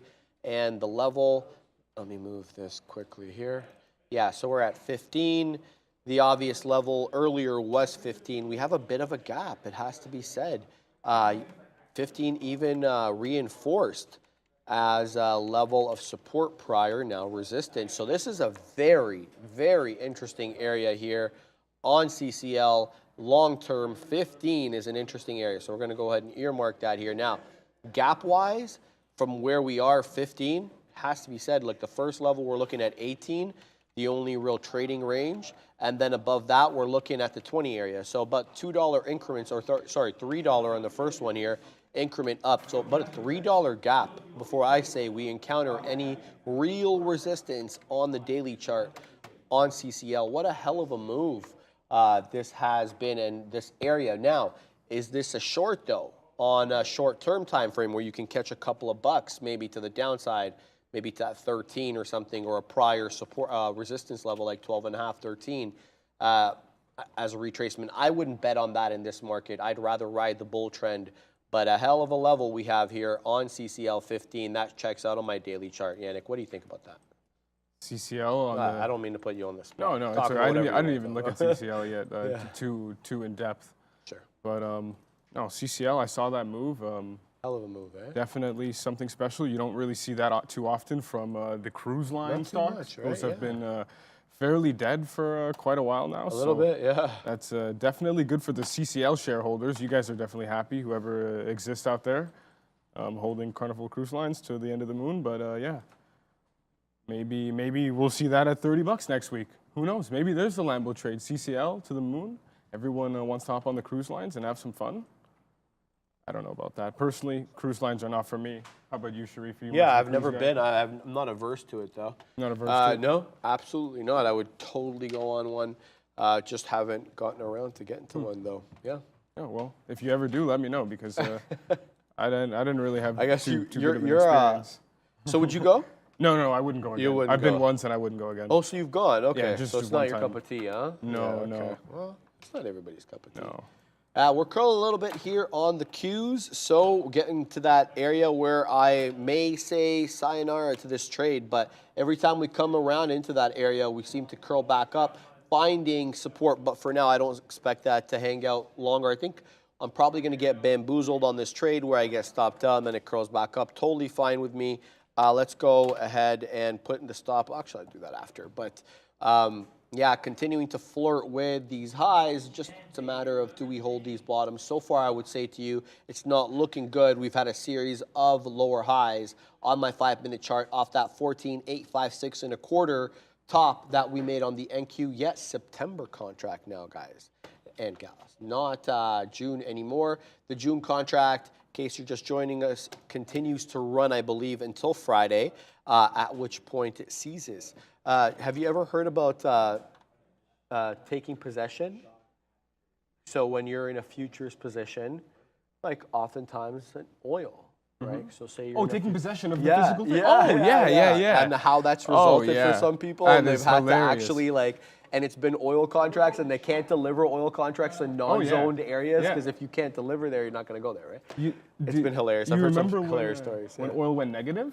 Yes, Did you people hear were about that storing story? it. Yeah, No, but some guy was like trying to like long it down there in the negatives, right? And he got it, and I don't know how many contracts, but he held killed it past expiry, and had to somehow had to pay like thousands of dollars to store these how many barrels that and he's just a regular trader. And you like, have to pay like a licensed storage yeah, there's place, so right? many so many fees you have to pay after Oh, that. my Who knows where how you even go about storing barrels of oil? Like I wouldn't know where to start. But No, neither would I. Yeah. You think they give you like a little pamphlet with the barrels of oil? Like here. No, you I go. think it's gonna Here be on go. you, bro. And then you know who may show up? The local city authorities be like, this isn't zoned here, and they have like a court warrant or whatever Oh, to take yeah, it yeah, off. yeah. Bring in the sheriff. That's how you get things enforced here. Like the sheriff's role in Canada, completely different than the sheriff's role in the United States. The sheriff is like a court enforcement or an enforcement official of the court rather than like a law enforcement police officer.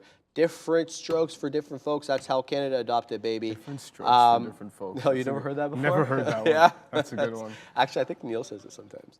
SoFi. People asking about SoFi. They want to know about SoFi. We're curling a little bit here on SoFi, wouldn't you say? I mean, bit of a it's just curl been starting to trending come up, in right? here off these, you want to say 8 3/4 low, and now we're starting to curl 885. I Is this mean- time to punch long, maybe and take a 10-penny risk? Yeah. Yeah, That's exactly what I'm going to do. I'm going to take it. 10-penny risk 10 here. penny risk, yeah. It It's cost me nothing. definitely worth it. In terms of what you got on the upside, you've got a good like 40, 50 cents to the highs there. So We're going long. We went long. I'll give this 10 pennies. Actually got a good fill. So the bottom, the lower end of the range there on my chart. Let me get this data for you real quick, if this will load. The low being 76. Yeah, so it is literally 76. So you actually don't even need to give it 10 pennies. So from where I got in anyway. So we'll see if this one runs. It's a good risk to reward ratio. Neil would, I don't want to put words in his mouth, but he would say this is, getting it on the back end of the trade after it's already shown you its intention of curling to the high side. Obviously taking into consideration that we did break VWAP. VWAP was 887 on my chart. We broke it quite decisively here, but hung out around that mysterious 880 area. Yeah. We didn't quite make it down anyway into $0.75. We'll see how this one resolves. We're in the money on it, and we shall see how it works out. On SoFi, still out of the money, sadly, on the triple Qs trade, but we're not stopped out as we continue to hold the lower end of this range that we've been in. I want to say the range is between 14,830 and 14,855, 850. So 20-point range, 830 to 850. On the NQ, yeah, it's up 0.7%. We're in the long. We're long the Qs. We'll see how this one resolves. nice. On the Qs. I'm looking at Carvana now. It's coming up to that 21 level. Pretty sure it's on SSR, right? So the longs could get spicy. Could definitely get spicy if we get over 21 with some shareage. Yes, my man. With some I shareage. like it. Sean is the best. Is Mr. Katina in a trade? And? Obviously. Mr. Katina, short Google. It's been What's Google up to today? 122.38. 38. There you go, baby. That's pretty flat on the day. There you go, baby. There you go. Sorry to interrupt you. No, Yannick. I was Go just ahead. whispering some comments about Google. Yeah, go It for it. hasn't done much today. Pretty flat on the day. Yeah.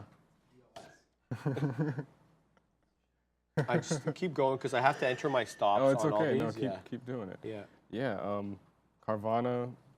I'll try the 21 when it gets there, if it gets there with good volume and the way I like it to get there. But looks like we're just gonna fade off of that and not do not do anything special for now.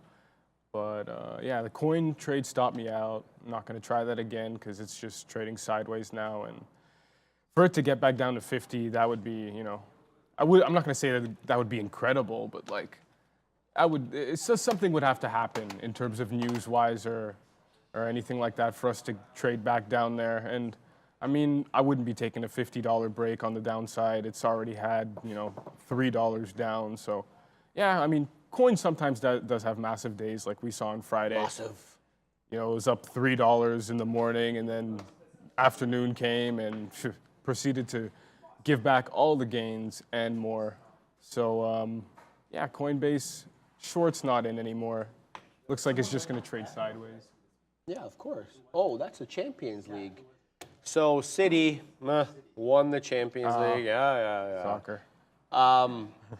Yeah, it was one of, I want to say, the worst games I've watched all season. That was boring as hell. Was it? Okay, yeah. Let's call a spade a spade. No disrespect to Serie A and the Italian league, but, you know, their style of soccer, which is let's play 10 guys, 9 guys behind the ball at all times, and sometimes 11 guys are behind the ball at all times. That's not my style of soccer. And, you know, they brought it to that game. Only when City went ahead 1-0 did they have any initiative to move forward and actually try to press the pace. They didn't bring on Lukaku until, I guess, 2/3 of the way through. Anyway, not my kind of game. It was very tactical. I think City really did what they always do, which is press. But, you know, when you have the entire team looking to defend with no ambition to go forward, that's kind of hard. So that's my look at that game. Nonetheless, City's accomplishments this year have to actually, I have to, you know, I got to tip my hat to them, man. What a hell of an accomplishment. The man was brought in by the man, I'm talking about Pep Guardiola, to win a Champions League. They had already won the Prem without him. They didn't need him to win the Prem. They've been winning the Prem. They won a Champions League. Not only did they get Champions League this year, but they got the treble. The treble is big. Now they're being compared to Manchester United of 2008, which was when Rooney and Ronaldo and the clique was all there, and that was the treble year for United as well. A different Manchester team this time around getting the treble. Shout out to City. They deserved it. They outlasted Arsenal. Arsenal gave them a run for their money. It was a hell of a run, but City doing it on all fronts, man. They got 2 first-team players in every damn position. I mean, shout out to them. Yeah. Yeah, shout out to them. Shout out I to don't them. care. All right, let's check the Qs. We're moving up here nicely on the Qs. I'm looking for a high day test. ES moving up as well. What's the SoFi position doing? Not doing much. It's slow, curling. Ooh. Let's see what this one does. Maybe we'll start talking about ringing the Carvana. profit bell at 9. What's Vana doing? Go over his screen. Pumping Vana's 21. flying. Pumping 21s. Carvana's trying to do something here. I don't know. I kind of want to get involved. It is looking spicy coming down into 21. I don't know, man. I don't know. Huge seller at 1.4 there. Let's see if he gets taken out. Yeah, I don't think he got filled. Maybe he crossed over. No, he's still there. They are still there. Yep, let's see what happens here. Let's see, 21. Looks like he wants to hold. What do you got? Still, it's not moving with the gusto that I'm looking for. There's no headline that I'm seeing here, by the way, guys. No, there's no headline, but it's just that $21 level. Yeah, it's trying to do something now. We're moving on SoFi. We're moving on the Future. Both positions doing well. SoFi is moving, though. There we go. Now we're getting that technical break through that 886 level. We get to VWAP. We reclaim VWAP here on my chart, but we need continuation. Let's press. Okay, so here comes the press. 91s are in here. Let's see if we get 9s. Look, I'm going to sit for a bit. Oh, that's nice. I'm going to sit for a little bit here at 99s. I'm going to front run the break of 9. I'm going to sit for for a tiny piece there at 99. Should we make it up? And then I'll leave the remaining to run the market. Top wicking, don't like this. I want to see continuation. I'm seeing a 14850 rejection on the NQ for now, but you know, this just could all be noise, right? Let's look for the continuation. Back to SoFi, continuing through 92s, some size following us up here, sitting on 90s, and that's what you want to see. You want to see the size following you up as you ascend on the book, because that's going to be your backdrop. You know what I mean? Should it Huadun and flush down, you're looking for that size to hold you up. And that's the thinking here as we continue to move up. Not too much size at these levels, but we're printing 94s. Anyway, sitting at 99s, let's see what we resolve into on the SoFi future trade. How's that Vana look? I took the long 2107. I've got my finger on the enter key waiting to punch out if we go back under 21. Otherwise, I'm holding this for probably 2250s. But just waiting to see what happens here at 21. Going to manually punch out if this goes against me, but yeah, hopefully it doesn't. And you know, maybe we get something good going here. But the spice has dwindled down. There's not much spice in Carvana at the moment that I was looking for this trade to continue with some power here. Yeah, just sitting at 21.1. Oh, maybe 21.20s gets taken out now. Maybe. Come on, take out 20s. Come on. Do something. And right back down. Yeah, see, this is the type of action that makes me want to leave this party. Because over this 21 level, it should have just went. It should have just went, and it hasn't.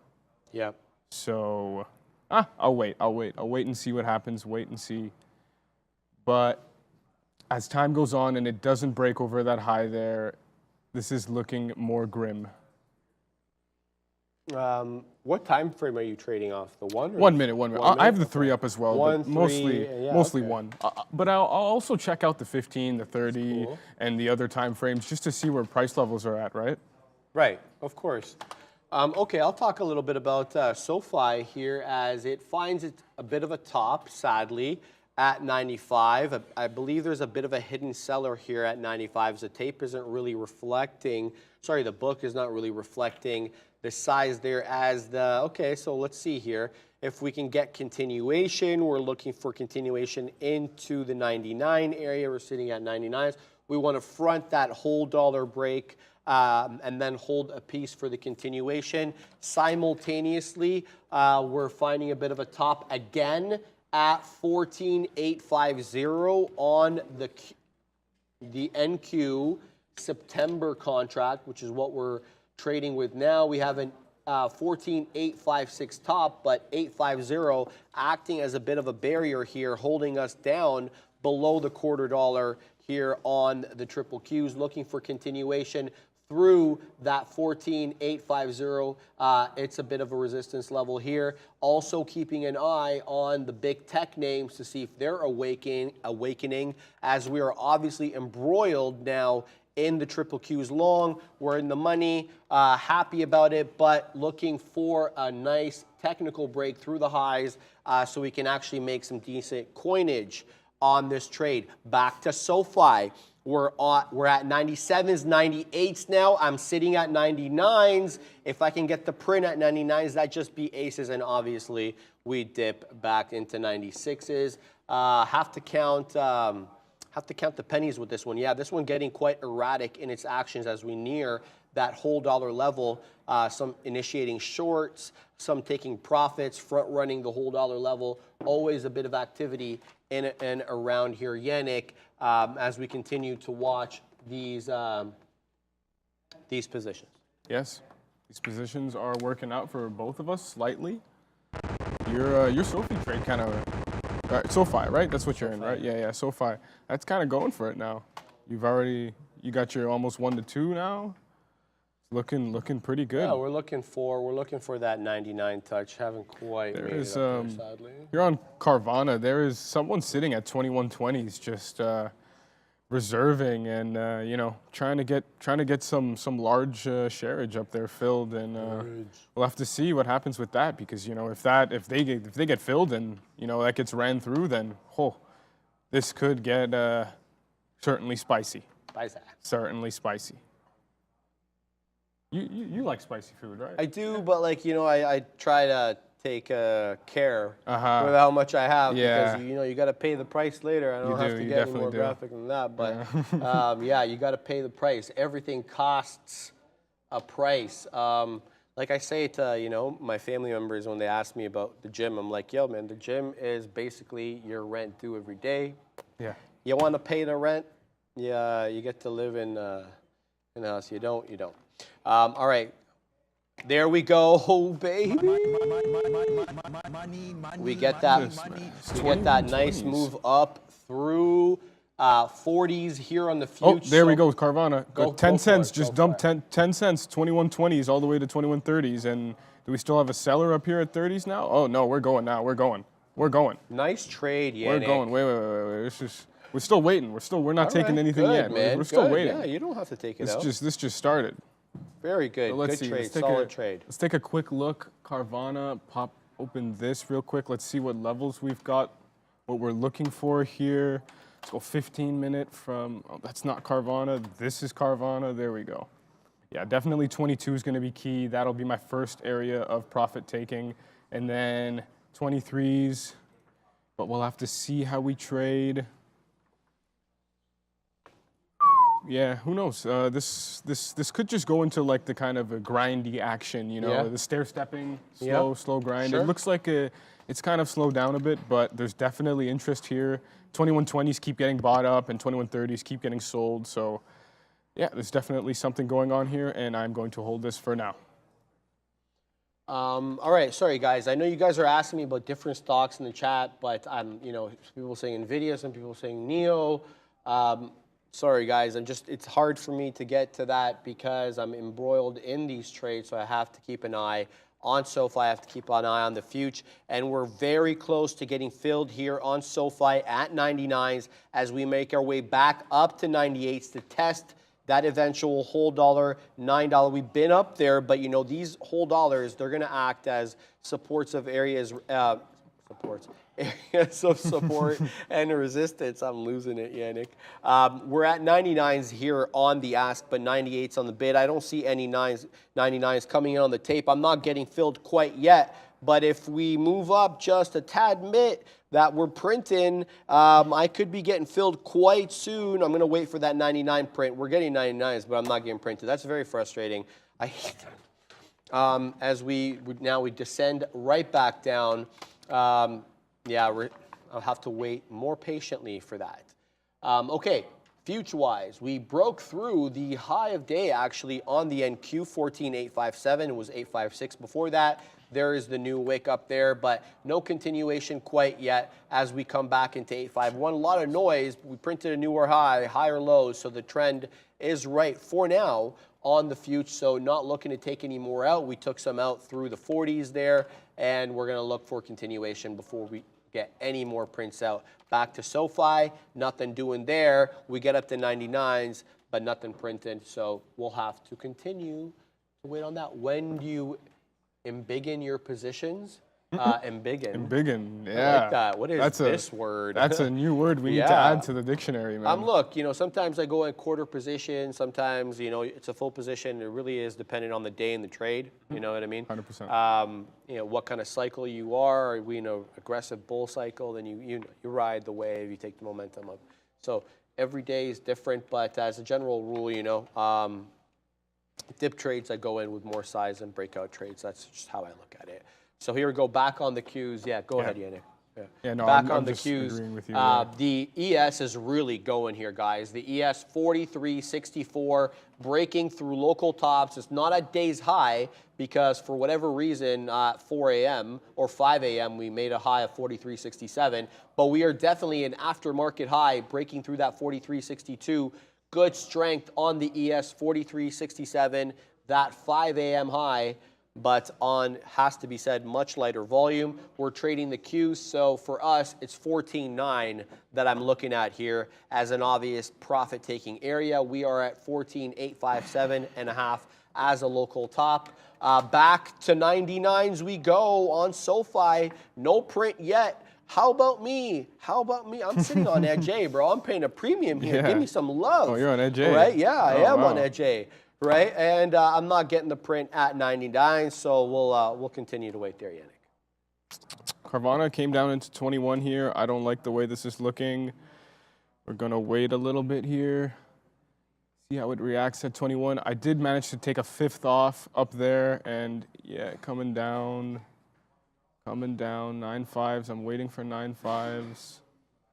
It's not liking it. Yeah, I'm out. It's displeased. Yeah, I'm out. All right, I'm just gonna get out at 9.8. There we go. Did I get the print? Yeah, I got 9.8. Okay, well, we'll go forego a penny to ensure that we get the fill. So out at 9.8. Now we're gonna let the remaining balance run, baby. Where are we at here with the triple Qs? We're knocking on the door possibly of that $0.50. Triple Qs going, the NQ going, the ES going, baby. We're making higher highs. We're on the right side here. Now we're 50 pennies in the money almost on this future trade here on the triple Qs. Let's let this one run, Yannick. Beautiful. Yeah, congrats on 400, guys, and thanks again for showing me around the office in Feb. It says T member for 27 months. That's a lot of months. Wow. Shout out to you. Thank you very much for being a viewer and member, and thank you very much for your kind and thank you for visiting. Shout out to you. That's huge. Yeah. What do you got? Yeah, well, Carvana just took me out. You know, I took myself out of that. Not gonna wait around for any further levels. Yeah, in my opinion, that should have just gone through 21 right away and should have just kept going. But yeah, no, we took a little bit out, minimized our losses, managed the position beautifully, and now we look for the next opportunity that arises. But maybe Sophie, what's your Sophie trade looking like? Yeah, that's looking like it still wants to go more. That's an excellent trade so far. Yeah, you know, it's an okay trade. The one that I was really more hopeful for is the future one. That's the one I invest more time thinking about and trying to analyze and trying to like do better in. Stair stepping, you know, you get these pops, but stair stepping is kind of how it looks here. I hope it doesn't start curling back down. We're still making higher highs here. I don't want to overanalyze this too much. TLO Enterprises asking me how much percentage am I taking off on that first move on CVNA. Okay. I only took out a fifth. On a move like that, like I'm expecting this thing to either run a couple dollars or just fail off of, you know, near where I got in. And yeah, I just took that off to kind of de-risk because even up here when it was sitting up here, I in the back of my head I knew that this was going to turn around because it hadn't continued right away. And with this type of break, with the $21 level being so strong, I mean, you can't see the rest of the chart here. Let me pull up the other chart. Yeah, with the 21 level being so important on this name, yeah, like it should have just went and it didn't. So I'm happy with taking some off here and then, you know, getting stopped out for the rest. But in a perfect world where Carvana actually goes, I would be taking probably like 30-40% off at that first level. I'd be waiting for that 22 level that I mentioned, and then 22.50, 23s. And yeah, and I'm not holding for much beyond that. Like, you know, I don't usually assume that we're going to get any home run moves on stocks like these. You know, the last few days on Carvana was a pretty big anomaly in terms of like, you know, a stock that's $20 running $10 intraday, almost $10 intraday. So yeah, definitely wasn't expecting a move like that, but a dollar or two. Shorted, yeah. A dollar or two, definitely possible. So yeah, that was just my thinking. I only took 1/5 off up there. But yeah, if it actually went and kept going, I would have taken much more off at my level. And yeah, that's really it with that trade. All right, NQ finding a bit of a top at the moment as we start retracing down a bit. We'll have to leave that one some space, but should it come in to break 357, that will be the end of my trade. You know, from a technical perspective, 357 is an early level. The better level for your out, and again, I'm admitting a mistake here, is the break of this 356.84 area, which is the break of this trough. That's a newer low, and that's where you should get out. The level on the NQ September contract, the equivalent level is that 14,830 level. So if you break that level, that would be a newer low, and that's when I would call the trade kaputs. But I'm gonna call it kaputs at my entry. So that's my story, and I'm sticking to it. Hopefully, I don't have to get to that because it'll curl back up. So, someone's saying Nikola. Well, I know the EVs were running today. What's Nikola up to? Yeah, it's up 8 2/3, but it's flat since the bell. Oh, no. So, to me, It's ugly. yeah, plug is the better name that I'd look for there if you're looking to play that little area. As plug power up 10.8%. Plug is not a battery specific and not focused on electric batteries, but actually through hydrogen. So they're going out about it a different way. Elon Musk has talked a lot about hydrogen, saying, the best case scenario for hydrogen isn't EVs, is current EV or worse than current EV. I mean, that's obviously a biased opinion because he's focused on battery technology, but there's just been a lot more, I'd say, money and success coming from the battery end of things as opposed to the hydrogen end of things. We know about Toyota made their bet on hydrogen and hybrids. And that's why you kind of see a weak offering in terms of electric vehicles out of the Japanese. Like the Toyota has been falling behind essentially after having a huge lead, you would say, in reliability in ICE engines, internal combustion engines. They bet on hydrogen. They had that car come out in California. I think it was exclusively sold in California, called the Mirai. There were infrastructure issues with respect to how it was refilled. Anyway, make a long story short, it's never been sold en masse. My sister lives in California. I see it every now and again when I'm down there. I don't care for the car. Also, apparently, it's quite uncomfortable inside because the hydrogen tanks are so huge. They eat up from some of the cargo capacity and the room capacity from the inside. So apparently, practically speaking, there are some technical challenges to overcome. Whereas the EV, you have a low center of gravity, which makes it super safe because the entire bottom chassis is a battery. So it makes it super, again, lower center of gravity. You have free-flowing room inside, so you don't have that, long chamber that you do in ICE engines where they run the exhaust from the engine, right? You always have a flat area there, so you're able to do more. It's more comfortable. So EVs, they present some advantages here. All right, so let's not talk about the Qs because they start to curl back down, possibly a top here forming at 14,859. Should I give this to the bottom or should I count my profits now and run? Questions here, Yannick.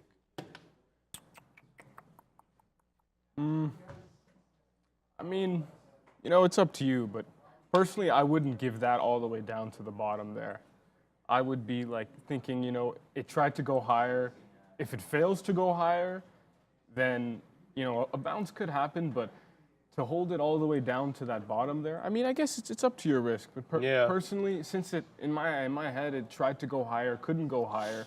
So one of the last places to bounce are going to be, that bottom that was created there, or one of the EMAs, right? So, right. I feel like if it goes through the EMA, it's going to go, to that bottom level there, and then if it goes through, you don't have much in between the EMA and the bottom level. And we are curling down, I will end my trade here. Yeah. That's fine. I'm curling down everything just to kind of turn around. That's fine. Ends up being a profitable trade. Still holding SoFi. SoFi coming back down, but my entry in this one is giving me a lot of room, so we'll allow this one to run. A couple of rejections off 9 on our friend SoFi, but now still holding well above the breakout point and well above VWAP. VWAP on my chart is 887. So still in and around there, looking good. Yeah, not much else to report. CCL finding a bit of a top at 15. 15.10, technically the high, stair-stepping down. Bit of a double top brewing, it has to be said here on CCL. If you're interested, maybe there is a short at play here. If you're able to secure shorts on this bad boy, down into VWAP. VWAP on my chart, 1464. We're at 90s now. That presents a 25-cent opportunity. You also have a technical level here. The bottom end of that trough at 63, I believe, or 62, it bottomed out at. But yeah, 15.10. I wouldn't stand in front of this one. To be honest, you never know how this one could squeeze. Bigger float, though, should be said. CCL and very heavily traded on the day. What's the volume on CCL? Let's find out here. Cruise lines, 92.1 million shares. Lots of shareage done on the day today, Yannick, on CCL. 92 million shares on Sir. CCL? Yes, sir. Wow. What does it usually trade at? The average volume Let's for see. CCL, I'll tell you. Oh, it's way below 92, yeah. Well, I'll tell you in 1 second. Average on a 5-year, 37.3, the average 5-year. So Yeah. almost triple that. Is there? Do you have a smaller number, like 1 or 2 year? What's that? Do you have a smaller number? Or just it No, only says no, average, I don't have a 5-year, average 5-year? sadly. Yeah, I'd have to set it up differently. The default is 5, yeah. I see. Yep. Take us through what's going on over there. If you had, Yeah, Carvana, still looking at that. You know, considering a dip buy off 2050, but I don't know, man. I don't know. It's doing the same thing that it did on Thursday, I believe. We take a look here, CVNA. Go back on Thursday. Yeah, it kind of did that where it kind of like tries to break through the high and then doesn't really give much, fails back down, and eventually does go after slowly stair-stepping higher, giving you higher lows constantly off of that 200 EMA. So, I mean, it's looking like that's what it's doing right now. It's looking very, very similar, but at the same time, there's no reason why it doesn't just come down through 20. But yeah, we'll have to look at this. I don't know. It's looking like there's definitely something there. I don't know if I want to put that risk on. I probably should, but I don't know. It's a decent trade. 2050 though. The problem with a level like that, they like to screw around with it. You know, they'll come through 50, hit 48s, 44s, you know, 41s, maybe even 30s, and then it goes. You know, so I don't think I'm going to be taking follow the EV game a lot. I know you're obviously a very intelligent guy. Not so too closely, but you know, as it applies to the broad market, yeah. So for sure. Xpeng came out today. They had dropped a new SUV called the G6.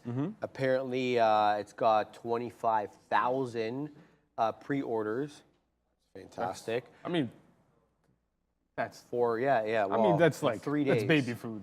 Yeah, well, You it was 3 days. Okay, I guess, yeah. The period that they used there, which is good, seeing as how NIO can't even deliver 30,000 cars. So anyway, NIO coming with $4,500 essentially. They priced their car in the yuan, but $4,500 equivalent reduction in the price of their cars today. The problem with NIO, twofold. One, they're a premium brand that's giving you a big discount now. That's not a good look. That's number one. Number two, can't produce the cars en masse. Number three, a lot of costs. Their costs remain high, and you know they're going through a bit of an identity crisis. Can't produce enough cars. Yeah, they are. They're literally going through an identity crisis at the moment. They're not sure if we're going to be premium. What are we going to be here? Kind of like Peugeot back in the day. Yeah, with their, true, right? Didn't know what to make. Yeah, well, they weren't exactly sure. You know about the story of Peugeot, how they made all these different things? They were supposed to be like the broad range of like the Ford. But even before cars, they didn't even know what to make. Like first they were making pepper grinders. They made. You're kidding? Oh yeah. Peugeot's like before cars, they were doing trying many different businesses. Interesting. And they actually tried cars originally, and it didn't work out very, very quickly. And then they went to like odd things, like I don't know how they managed to get into pepper grinding business, but you know, salt shakers, pepper grinders, things made with wood. And then they got back into cars, and you know now they still make questionable cars. But questionable. They've got their own opinions. French on automakers don't have much of a market at all in North America. Whether it's Renault, Peugeot, whatever. What else? They have Citroën. Citroën. Citroën. It's like the French like to say it. But they have more. I'm missing some here, but sure. Anyway, so Peugeot. They don't have a market here at all. They never really have. No. Big market in Egypt where I'm from, though. Lots of Peugeots. Those are great, small cars. They are. Tiny. They're like, they make everything. SUVs, sedans, crossovers, you name it. They're like Ford, right? Big automaker. All right, guys. Back up we go on the future. 14,859, continuing to print higher lows. at a consolidative top. You want to say it's maybe that 14,860 area with a bit of a top, but definitely higher lows, looking to continue and break out there. So good look. The SoFi trade that we have, still 10 pennies in the money on that one, but it's curling back down, rejecting that 9. Is this going to be a higher low?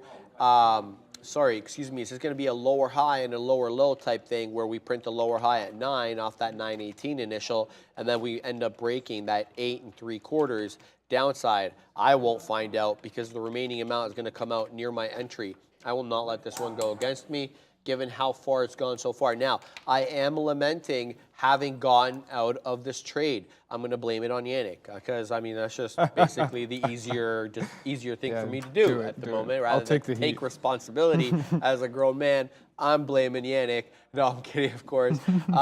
As we continue to print on these futures here, but if we, you know, where do we make it? Do we make it up to 14,900, or what are we going to do here? So I think we're going to continue. Look, I had a bias coming into the day is that, you know, we would be kind of range bound, whatever the range was going to be, because we had so many things coming up tomorrow. We had CPI, and that's going to give us an indication into the Fed's, you know, thinking. And then we also had the Fed. Papa is going to be on the mic. Papa, I'm talking about Papa Powell. He's going to be on the hot mic on Wednesday, giving statements, taking questions. We're going to get the release. Yeah, so it's going to be an interesting week, and I anticipated that we'd be a little bit rangy in anticipation of that. Not so. The market wanting to front run the action. Quickly here, small cap capper, AUUD, trades on the NQ by the name of Audia. It is halted, and it is up big. 213% to the high side halted here, Yannick, at $1.36. That's huge. Let me tell you quick what the tap is on our friend Odd. It's our friend until, you know, until otherwise stated. $1.40 here, Yannick. AUDD. Oh, I remember that one. I remember that one. It's a multi-day runner. It was running on Friday. It didn't quite make the dollar status on Friday, though, Yannick. Topped out about 75 cents. Today shows up on our radar because now it is above that $1 mark, trading sideways. For now, looking to take 154. That's the high on AUUD, 213. So we can't short this because it didn't open at $1 today, right? Yeah, exactly. Good call. Okay. Hey, you actually knew that. Totally forgot about that. It's been a while. Like they teach you a lot of that stuff in the beginning, right? And then you know it, and then you forget it. Meta days highs though, Yannick, 269.50 on Meta. Do we see a 270 touch on Meta? That's a nice wedge. I mean, if you're into wedges and all that, that's a nice little go to his chart. Nice little triangle looking. There we go. We zoom out here. Look at that. Like, got a nice. What's that triangle with the long side? Is it isosceles? Oh, show me what you mean. Like you see this right here, how it's like the equal Yeah, side, I just equal call side, it an ascending and then the wedge. long. Yeah. But you know the names I of know the exactly triangle. what You you're know what I'm talking talking about? I think it's called isosceles with the long, You're making me with look the one bad long 'cause side. No, I don't. I completely forget like them too. the technical analysis books, they give you the name, right? But then they Of the start calling triangles? it, initially. Oh. And they call it by the regular technical name, like ascending wedge, or you know what I mean? And then that's what you start calling. You forget what they called it. Yeah, Meta though, that's definitely looking interesting. Is Math that makes my that's brain that local high at 276. So yeah, man, Meta's just on an absolute run like the other FANG stocks are. Hey. What's the daily looking like? Yeah, the daily is. Oh, that gap. Yeah, that gap is juicy. Juicy gap to 287. I mean, that's a $15 gap. You're waiting there over 276 or $10 gap. So we'll have to wait for that. But typically, Meta is not a trade for me unless it's doing things like that, unless it's gapping or in an area like that. Because Meta is a little bit of a boring stock in my opinion. A little bit of a yawner. I don't know. Meta just, to me, it's just kind of trade slowly. So obviously, you have days where it's been good recently, but like overall, it's usually, I think there's better. No, there is. Things that move a little more than Meta. Yeah. Move just a little more. I want to mention something here. Important headline coming in here with respect to Broadcom. Let's look at the chart, guys. AVGO on the NQ. Broadcom. What's the issue here? Why can't I type? on the NQ. Broadcom, a headline coming in here saying the shares are pumping up 5%. We're up 5% on Broadcom as a result of these reports that are suggesting the EU antitrust regulator is set to approve Broadcom's acquisition of VMware. So both stocks moving. Does VMware have stocks before I continue and make myself look stupid? Is there a VMware stock? And what, if so, what is it? I don't know. Okay, I think my computer is lagging here, so I'm going to have to restart, but we'll have to find out here in a second. But yeah, anyway, AVGO up 5% on the day. This one went bonkers not that long ago. Let's show you here on the 4-hour chart. This is the look. So, do you remember this day where we went up all the way up to $920 and then we ended up closing at $853? Right? Oh, yeah. So that's a big wicking candle. In case you can't see it, the wick goes all the way up to here. Anyway, and then you had a monster red day. Look at that. You closed the next day at $803. So $120 off the top, Yannick. AVGO, it can go. Wow. It really can go. Screaming some euphoria for me. Right? Yeah. There you go. Sorry, let me just, one thing. I did get long Carvana while we were speaking a few minutes ago. You can see my average there. My stop is just under 50s. And yeah, you know, I said Carvana is looking like it's doing something similar to Thursday. And so far, I am pretty correct. If we bust through this 21 level with some strength here, then definitely looking like Thursday. Because here, let me do a little quick comparison here. I'm actually just going to open another one so you can see it right away. Let's go like this. Let's go Carvana again. And now let's go back here. Go back to Thursday, zoom in to right about here, and now flip it back to this. Now. And it looks like, come on, like that's pretty similar. Like it's literally the same type of price action. This time it came under the 200 EMA, but it's basically the same very similar price action, just slightly different price. And yeah, hopefully this gets going over 21.35 here with some gusto. Gusto, I like it. Yes, Yannick, bringing in the heat, baby. Use the words, man. Yes, use the words. Yes. The gusto. All right, Yannick, you are overtime, so we're gonna let you go, brother. And I hope that trade ends up resolving well for you, Yannick. Long Carvana 2065. Shout out to my man Yannick. We're gonna have Mad Max, the Mad One, next. He is setting up and ready to go there. All right, guys, let's look at our friend SoFi over here as it breaks through 9, knocking on the door of that 903 random level. We're long 884, so 20 pennies in the money on this one, but letting it go because we have a 918 top. So if we're going to dance a little bit here, you think we'll dance maybe a little closer to that 918 area. We're holding a piece after getting some out through that $9 break. We front run it, in fact, by a couple of pennies, getting some out at 98.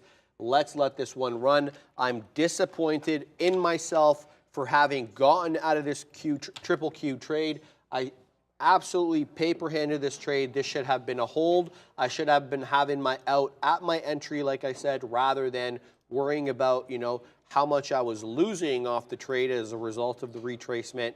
That was disappointing for me as it continues to run now. 357.50 broken here on the triple Qs as there is a new high a day now on the NQ September contract. 14,861 and a quarter. The Q's heading up. Apple, yup, it's that high a day. 182.57. Apple strong. Amazon close to high a day. And guess what? Microsoft's awake again after falling asleep for a little bit there during the lunchtime period.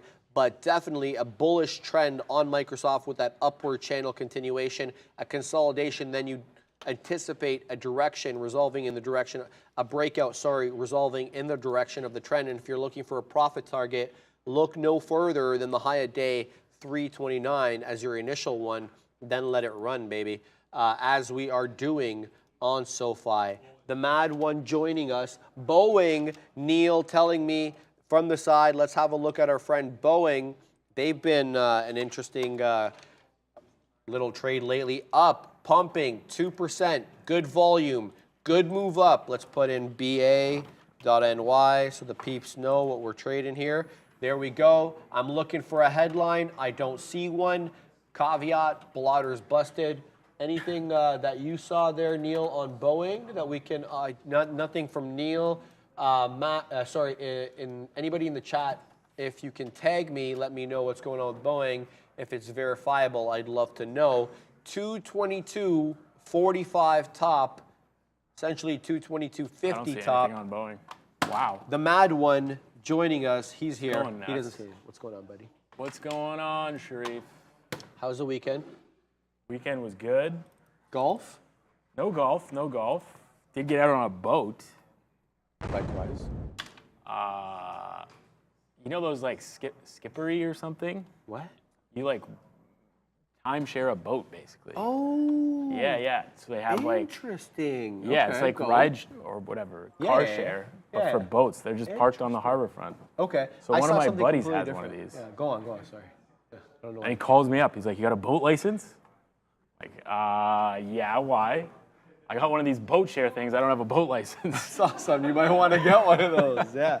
Go on. I'm like, all right, I'll drive the boat for you. So yeah, we took it for a little sunset Nice. cruise on Lake Saturday. Ontario? Yeah. Beauty. It was a good time. Where'd you launch off? Like Young and like at the base of Young, basically. Oh, like right here? Yeah. Oh, Yeah, awesome. yeah. So you didn't even go like east or west. Like some people go to Scarborough Bluff, so take No, it there. no. Some people We go drove to out there, Humber. though. Nice. Yeah. Okay, cool. Yeah, it was cool. Very nice. Very cool, yeah. nice. Gonna try to take advantage of that some more this summer, maybe. Saturday, I'm assuming, because Sunday you know, like was iffy. Saturday afternoon. Yeah, it was perfect. Yeah. Perfect. You go out. It's sunny. You go park at the island.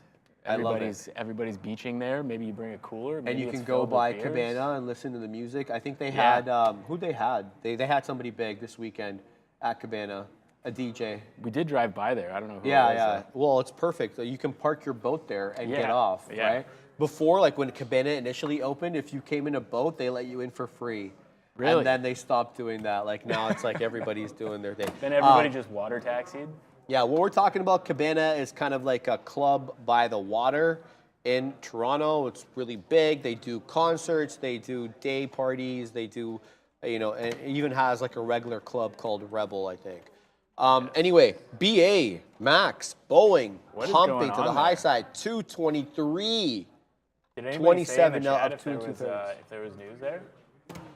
I did not see Neil. Neil said, Oh. okay, so it's in the chat. Let me go have a look here. New planes, 737, 10, 777, 9. There you go, okay. All right. So how new- many decades are those going to take to get delivered? I know, right? I don't care.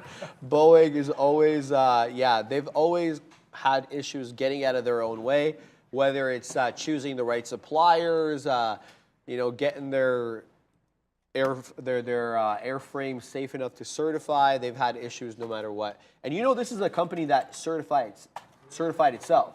They were given the power by the FAA to go in and to do their own inspections on their own airplanes to self-certify. They screwed it up and they lost that power I to remember do that. Yeah. And so now, they got to reap the rewards of that. Anyway, we're embroiled in a long here on SoFi, and more pleased I could not be as we get up to that 910 level. I'm long. You can't see it there, but I'm long $8.84. We got it right here through the break on the backside of this trade. We take out some in front of 9, and now we're retracing, lo and behold, off that 910. So I shouldn't have maybe said anything. But yeah, looking for a 918 test, essentially. Looking for a high day test on SoFi. Strong has been SoFi the last little while, Max, on the news that the Biden administration gave in a little bit in the debt ceiling negotiations with respect to some of the student loan forgiveness that they had extended, agreed to bring that program to an end, and the benefactors stand to be SoFi.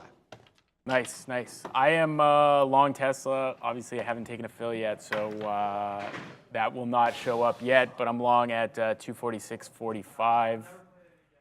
So, 20 cents in the money. I've kind of watched this thing break out a couple times and haven't really taken anything of significance off. I mean, I'm looking for Tesla's holding higher lows all day. So until we actually make a new low, I would like to be long Tesla, but kind of getting more and more challenging to hold this, as every time we get above VWAP, there are sellers up there for whatever reason. This 248 is a problem at the moment. This wick is fake. The high of this is 247.99. The high of this wick is 247.99. So double top there on Tesla. But, we make a higher low here, and we're pushing back into that double top. So kind of wondering, what to do with this. Is Tesla just going down today? The opening price was 247.95, so it's not wanting to get through its opening price for whatever reason. So maybe Tesla's going to be weak today, but until we crack a new low here, I'm going to be long. Not looking to add unless we do breakout of 250. Yeah, what else are people looking at today? The other things that I traded, were CCL. I traded XPEV a little bit as well. Come on, don't do that. So yeah, we can take a look at that CCL. I think a lot of people had this $14 breakout on CCL. I didn't hold it all the way to 15. Got a little bit too much size out here when it kind of started rolling over 14.50. Probably should have just set the trail, trusted the teal on this one. This could have been quite a banger of a trade. It was good, but we get all the way to 15. That was kind of the moonshot target on this, and yeah, it didn't end up holding to there, unfortunately. But now we got a bit of a double top here on CCL. So wondering, I guess I kind of missed my opportunity there. That one last push into $15, $14.97. You risk the high. You're trying to get VWAP. I like that play on CCL. I think $15 was probably a little too high for this one. Bit of a short squeeze action when we got over that $14.55 price. And I'm thinking this is more of a technical kind of breakout that maybe should be faded versus a real fundamental move in CCL. So I like the idea of potentially one more fail break over 15. If we do get that, I'll throw it up on a chart here. But where it is right now, not really. I don't think that's a good trading spot for me. Oh, here goes Tesla back at that 247. So we'll see if Tesla can hold this 247. I would really appreciate a breakout here on Tesla, but not looking like it wants to do that. Still finding resistance above 247. We will see if that VWAP seller finally lets up at some point today. I'm kind of remembering some of the moves last week where Tesla finally broke out in the afternoon and then started trending. I think it's maybe getting a little late for that one. People talking about plug power. I didn't have a look at plug today, but happy to have a look now. Yeah, all right. $10. I feel like I was trading this at 7 2 weeks ago. So plug power makes a high over $10. $10 break, kind of bamboozled. So nothing really to structure there, but it looks like that 950 level kind of broke out really nicely. Where are we on the daily on plug power? I kind of prefer a fade on this. Yeah, we're right at resistance. So that 1025 level. So yeah, maybe one more touch of the high of day, and this one could be a fade, similar kind of style to that CCL. Tesla's starting to move up a bit, starting to change the trend slightly.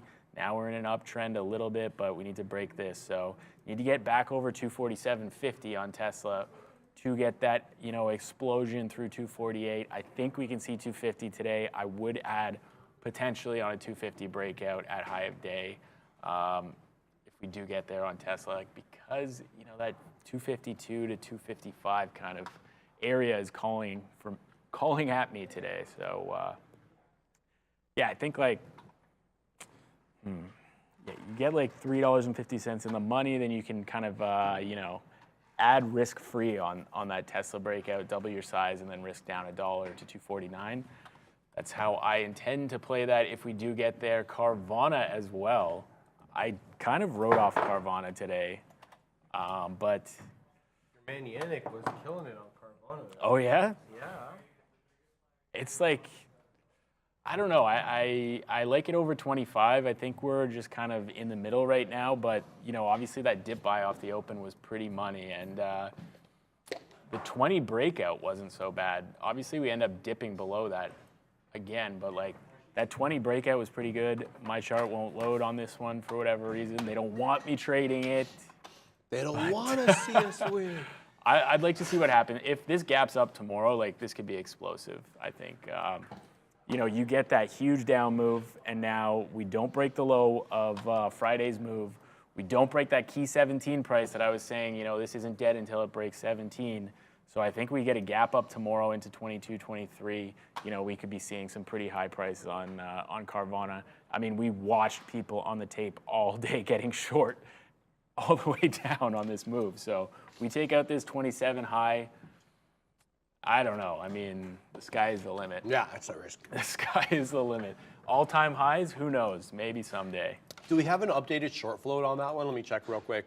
Shout Still out. at 57.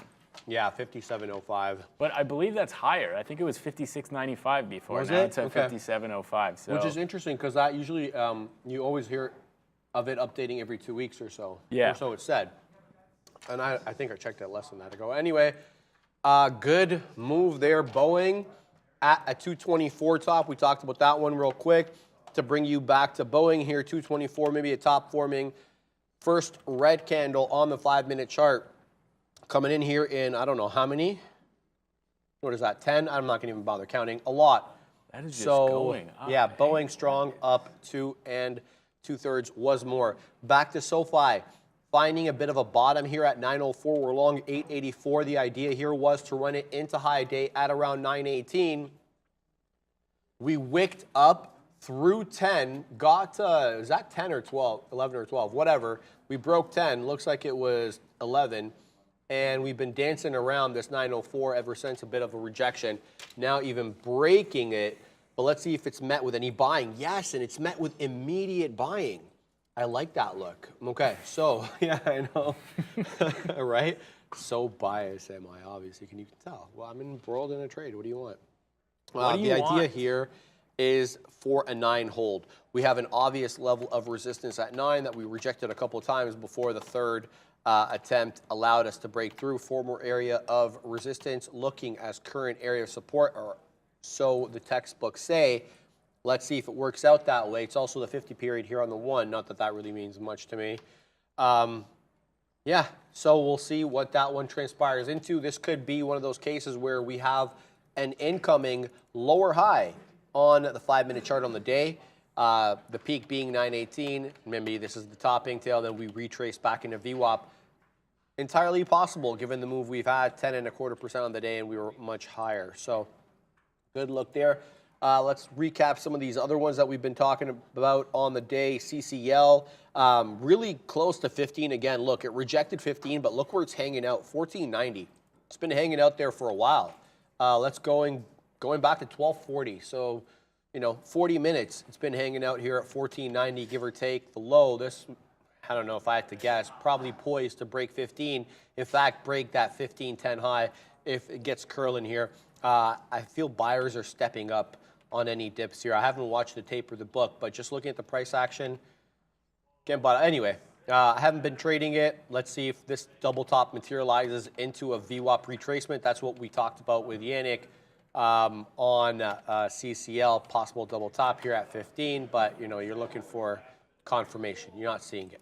I'd like to see that, go above 15 one more time, reject one more time, and then you structure that trade back into VWAP at what is the VWAP at here? 1470. So it's like 33 to 1, 30 cents for 30 cents for 10 cents risk there. Yeah, I'd like to see that. I think that's a possibility. I don't know. I think maybe Carvana at 20 could be something too, but I don't want to get too involved in Carvana. What is in the middle. Carvana like a twist off of? Is something referred to as something Vana? So they twisted into Carvana. Like, where the hell did the name come from? Carvana. I don't know what that is. Yeah, what do they think? They're like a Greek god or something? A Greek. Like that? Yeah, the god of buying used cars on the internet. Yeah, I know. Nirvana. There we go. Zachary Haley coming in hot. Nirvana. Yeah, okay. Okay. There you go. Car Darwin, buying, Nirvana. Yeah, everybody. Yeah. Everybody except us could figure Wow, that we one are. out. That was bad. That was bad. I'm at the moment Nirvana and Car. Thanks, Aura. Yeah, I know. I'm a little late to the party, but there you go. Carvana. Everybody's asking Come about. to them, you'll reach a state of nirvana in your car buying. Having recently gone through that, I can promise you that was not the case, and probably not with them either. Everybody today is asking about AVGO Broadcom. I talked about it, man. Is EU, this, like, EU is this regulatory the- approval. Is this a day trading stock now? It is. people- I showed the big boy top that it made last week, where it went up to 930 and then actually closed at 850. So yeah, a bit of Yeah. a mover. This one is lately, like- anyway. Go for it. How? I mean, you give it $5, you're looking for 20 or something. Like that's kind of the. I don't know. I don't trade stocks like this. It's What only is it, done like $2.5 $2 million spread? shares. Yeah, What's the the spread's. spread? I mean, the spread's not horrible, but Okay. What is the spread? it's like 60 cents at the moment. Oh, light. Yeah, I don't know. But like, look at this VWAP touch. Touches VWAP exactly 825, also key level. Yeah. And then just kind of blasts off, continues the trend, holds the teal, holds the 50 period, and just, I don't know, blasts off. I've offered you some before and you've said no. Yeah, I'm So- good. I'm good. You're good, right? Yeah. All right. I don't want to be rude eating in front of you. Obviously, I'm offering, but I figured you I got like appreciate- dietary restrictions over there, buddy. Yeah, no I know how you roll. protein powder for me. Yeah. All right. Well, some people like that. Arun ended up giving me his entire tub because he got off protein. Yeah? So I was the benefactor of that protein, which makes me feel good. You just can't eat enough chicken eggs, and maybe you should go for like ostrich eggs. They're huge. That's like Where would 40 I chicken get eggs. ostrich eggs? I don't know. Just hypothetically speaking here. Hypothetically Should speaking, I want to secure some I might ostrich have a eggs? guy. I might have a guy I could hook you up with. Do you really? No. Fantastic. Well, actually, there is this butcher shop that I've been to that has some crazy meats. They might have ostrich eggs.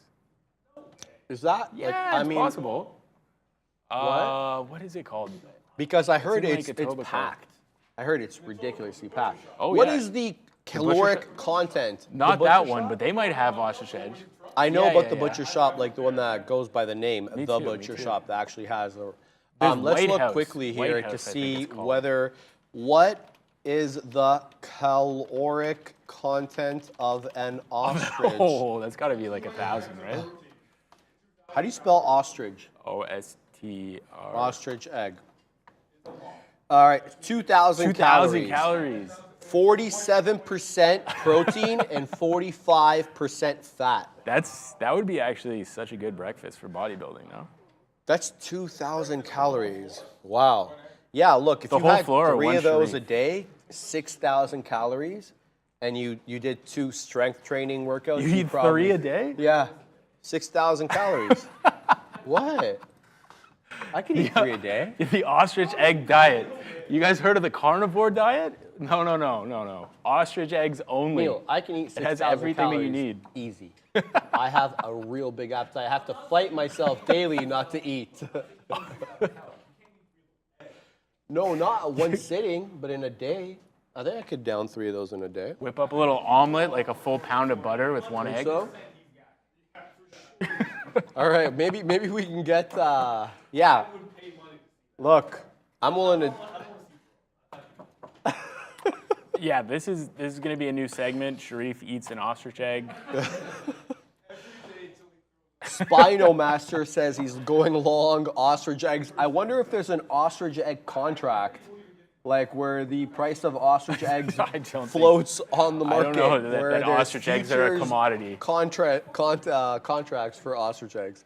No, we're kidding, of course, guys. We're in a slower time of day, so we're joking around, having a good time. What are we doing, though, on the SoFi trade? Because we still technically are embroiled in this trade. Look, it's holding up at those levels, not really breaking down and not giving you a 9 touch, hanging out at 905, 906. Yeah, so we'll see. If we get resolution through the high side, you want to see a decided break through 910. That will be a higher high through this peak over here. That's at least what I want to see. Then you're looking obviously at the high of day, which is 918. I'm going to wait until this gives me a reason to get out. It forces me out of the trade. I'm just going to continue to hold here so long as it stays above, I want to say 9. Yeah, I think that's where I'm going to give it. Sharif, have you ever seen Tesla consolidate in a range like this before? I mean, very unusual. Very this is unusual. causing me so much stress for nothing. It's just sitting here in range, won't stop me out, won't break out. Do you think I'm Tesla thinking of just benefits? clicking the flatten button at this point. I am getting so sick of it. But like Wait. this little liquidity grab off this VWAP test looks Let me pretty ask you a nice. question. Existential to this trade. Existential. You like that? Does Tesla benefit more from the variation in the price of money? Meaning, so is Tesla a more speculative asset so that when money possibly becomes cheaper through Yes. by holding the interest rate or lowering the interest rate, Yeah. that you'll find more money flowing into it. Tomorrow, Yes. if we were to have a rate hike, it would be the benefactor to the other side. You know what I mean? Like, Yeah, so yeah. most big tech. Tesla's very speculative. I think it's still like a 70 or 80 price earnings. Something like So that? It should theoretically go up if we do start cutting interest rates, yes. But So maybe it's waiting for the comments from the Fed tomorrow for the real flow of money to come in. And that's kind of what I was trying to build up to there in my uneloquent. How do you say uneloquent? Ineloquent? No, what is that? I'm not sure. We're going to have to Google that. Whichever, the chat's going to tell us in a Uneloquent? second. For Is sure. it uneloquent or ineloquent? You're supposed to be the word guy. I don't know, Sharif. bro. You're the Okay, guy. well, man. we're gonna have to take Google again for this. All right, Tesla does another little dip here. Another dip. Ineloquent. And it just immediately buys up into these 20s, and then we stop, and then we go down, and then we stop. And it's like, just do it. Just do something here. I think, this uptrend is continuing. This downtrend is continuing. At some point, one of these has to break. Let's see what happens here. Starting to go. All right, 30s. Come on, break 50s. That would be, in my opinion, a break of the downtrend. Well, actually, you know what? I need this 248 to break, actually. So let's go, Tesla. Come on. Come on. Now, 99 cents in the money. Just print me $1 in the money. Let's go. Let's go, baby. Let's go. They are printing very green. Is the market going up? The market's kind of going up. Tesla's struggling It's with that higher highs and higher 247.50. lows, man. You're in the right know, direction if you're holding long here, man. I on the think fuse. so. I really are, think bro. so. But yeah, this Tesla just keeps like compressing down into like tighter ranges. So now at this point, I think that the stop has to be like 246.49. So basically break even. But yeah, I don't want to stop out of this. I really think we can go over 250 today. Come on. Come on, Tesla. Break 247.50. Let's go.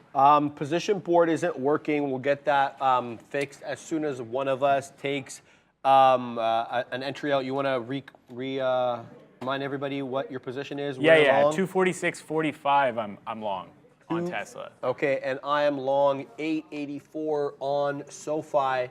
So that's the look there. Yeah, so Tesla, very consolidative. If I could make one quick observation here, a compression pattern forming on Tesla with kind of VWAP being the middle. Look at these higher lows coming in here, and then you have consistently lower highs into a compression pattern. Now you are up 1%, meaning that, if you are one of those people that thinks it tends to resolve in the direction of the trend, well, the trend is you're up 1%. So we'll see. Yes.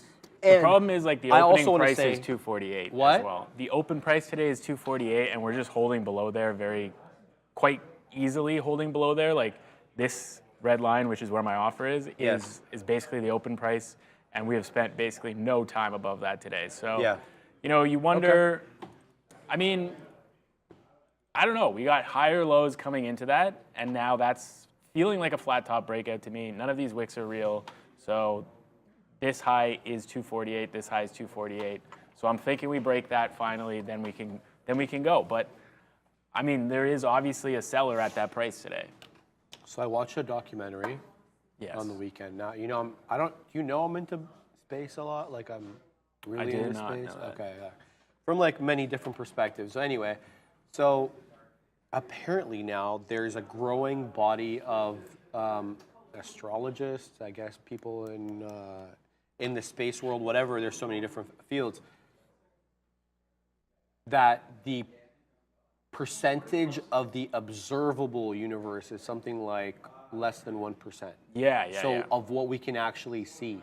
So you know how they say that sometimes it's traveling farther than light will ever be able to travel towards you. So the universe is expanding at faster rate than the speed of light. Therefore, the light from whatever object will never catch you because it continues to go faster. So it's wild.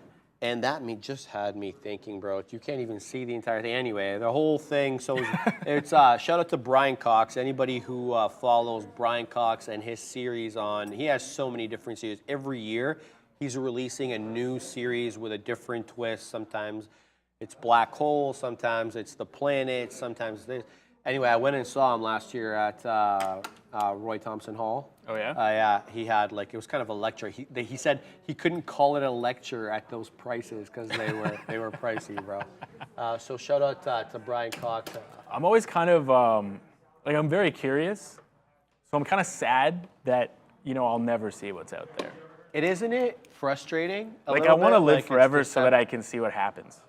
Thank you. And that's why kind of there's a part of me that likes this AI thing, so you could kind of if we can upload ourselves, your consciousness could live on forever, I guess. And but what would that even mean? It sounds like eternal prison kind of, though. Kind of nuts. Kind of nuts to talk about. But the fact of the matter is these AIs can travel for an infinite amount of time so long as they can maintain energy through different sources, nuke, whatever the hell source or energy they're going to use. And we have a finite amount of time. So they could make the intergalactic trip, theoretically speaking, it would take thousands of years, hundreds of thousands of years, even with the speed of light. Whereas we could not, unless we colonize it, and that presents all sorts of practical problems. Or, the AI, cryogenic freezing or whatever. We're done. Yeah. We're done. All right, I'm watching Tesla soak up another dip here, so looking kind of good. Hopefully we can hold view up finally and break out. My offer for another 5% of this trade is at 248 here. So, I'm really looking for a breakout. I am looking for that explosive move. I think we can get that. I think we can trend. Watching the NQ make a new high again. Are we going to 15K today? Quite possibly. Got to change these over to U. I had them on M, so those prices are kind of stale. That's why things were looking weird for me. Did we break 50s there? Oh, now we broke 50s. All right, let's go, Tesla. I ain't worried about nothing right now. Come on, get above. I mean, is it a I think false you have a good here direction here. The NQ going your way, too. Yeah, everything's going my way. It's just so heavy every time it gets above VWAP. We need I don't know what we need for the explosive move to happen on Tesla today. I think it's just that 248 break, but even getting there is such a pain. I don't know. Yeah. I think I should probably take some profit here, honestly. I'm going to take a little tiny piece. Am I? Yeah. SoFi keeps rejecting off 910. So that's a couple times now that we've had 910 touches. Look, we're still making higher lows all throughout here, but we're getting 910 touches and we're getting immediate flushes down. So that's telling me that there is either somebody's taking big profits right around there or someone's really trying to defend that level from the short side. So I don't know. I don't think it's their day today because we've been ascending up here nonstop, and I ain't pulling out here. My only thing is, do I add at these levels in anticipation of a decided 910 break and a 918 test, right? Because that's what we're looking for. We're looking for a top test, 918, and then we're going to hold another piece for the continuation. But do I add more here?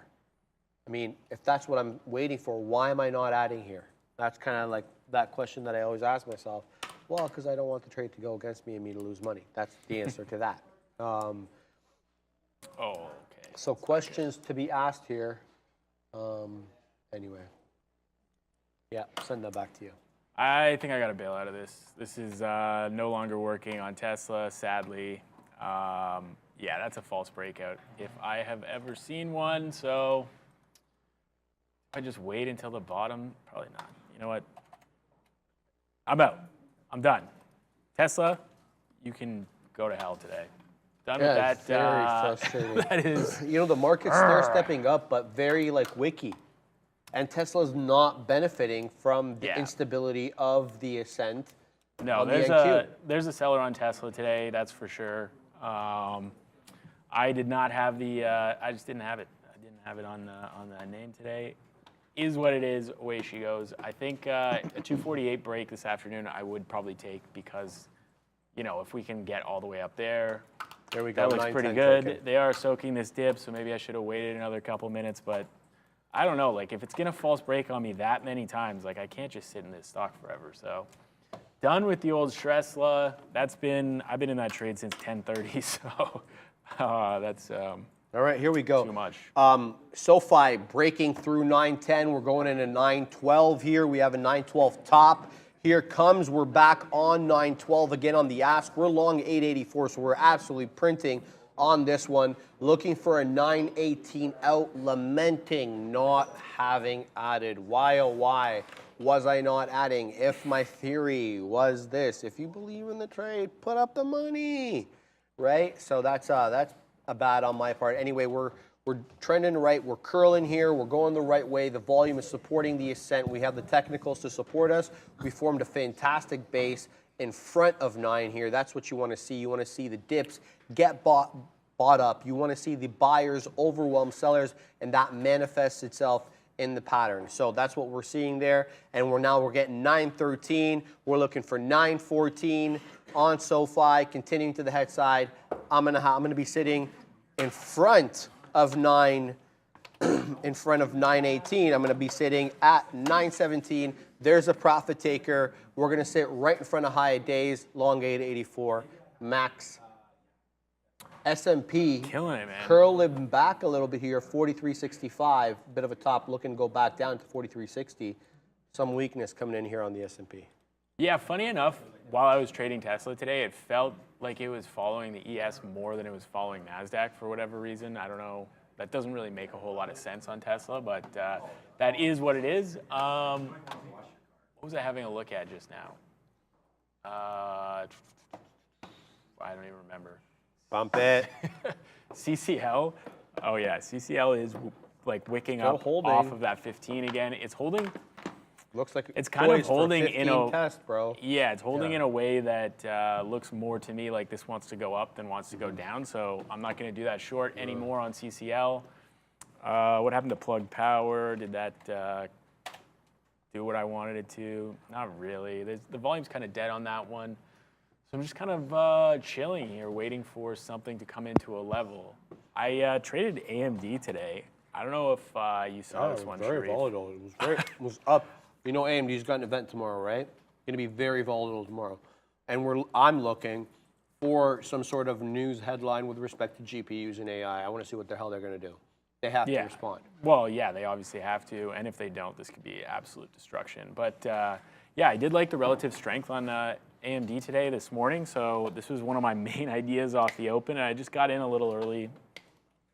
Saw a bunch of buying on this one, thinking, you know, this is just going to wick the pre-market low and then go. And it basically did, but just not in the way that I had expected it to. And yeah, it goes all the way up and now all the way back down. But we're holding that 127.50 kind of area, which is the area of interest for me on AMD. So I'm wondering if this one gives you some kind of trade. I just don't know how to, you know, really structure that. I don't mean to be mean, but have you looked at your friend Tesla? Kidding me? Yeah, I know, bro. The bamboozlement is real today on the future, too. Right. The wicking candles are huge. All right, I'm back long Tesla. Taking this breakout. Yeah. Tesla's absolutely flying through, resolving, guess what? That's ridiculous. In the direction of the trend. That's ridiculous. Surprise, surprise. Your friend Tesla blowing through 248 max. Yeah, that's the difference between an okay day and a good day, sadly for me. But, you know, whatever. Sometimes you make the wrong decision to stop out. Probably should have set a stop there. If Tesla gets back into the 80s here, I'll probably punch out of it. But looking for that continuation move, that 248 breakout, I thought would be quite significant. So we will see where this one goes. Looking like it wants that 250 today. Futures not helping it at all, and it's just blasting off. So yeah, let's see where this goes. Don't really want to hold it much further than this, though. I want to comment about SoFi here. Another very obvious seller stepping in at 914. I watched this on the book, as well as, it's clearly reflected here on the chart. Look at that triple top here on the 1 minute chart where there was clear size selling at 914. So a bit of a local top to be aware of. I still think that the short seller there, whomever, they're in peril. I think the direction is in the direction of the trend. I think we do get another test. But you have to be aware, and this is one thing I wanted to make a point of, and this is something that I'm always cognizant of, especially when you have these tops and then you're bouncing and then you've got this top to contend with. I'm always concerned about a lower high, right? A lower high, and then that presents a whole different setup for a short. So at any moment we could get that big drop down, a break of 9. That's why my line in the sand is 9.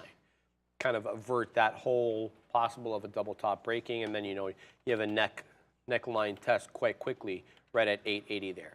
So to avert against that, that's why I'm playing it a bit more safe with a $9 level as we retrace now into 909.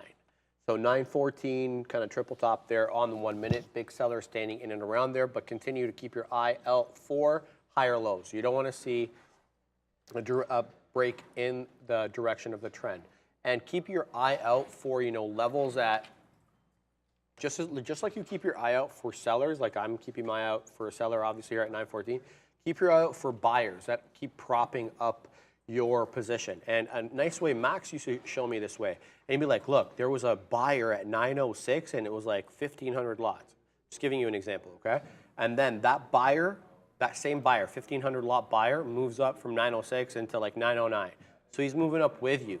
And so a lot of the times you want to see who's moving up with you, who's supporting your ascent, just as much as you want to look at who's blocking your ascent, right?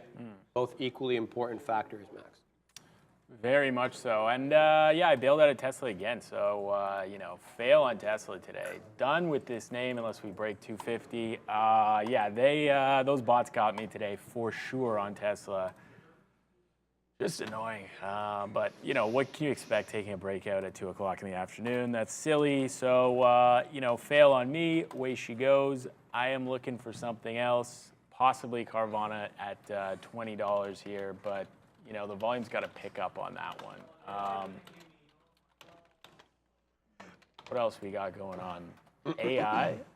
I think AI is down today, but we haven't even looked at AI today. At least I haven't. We haven't looked at AI in a minute, but that bottom at 36 there on AI looks kind of interesting. Look at the fuge, man.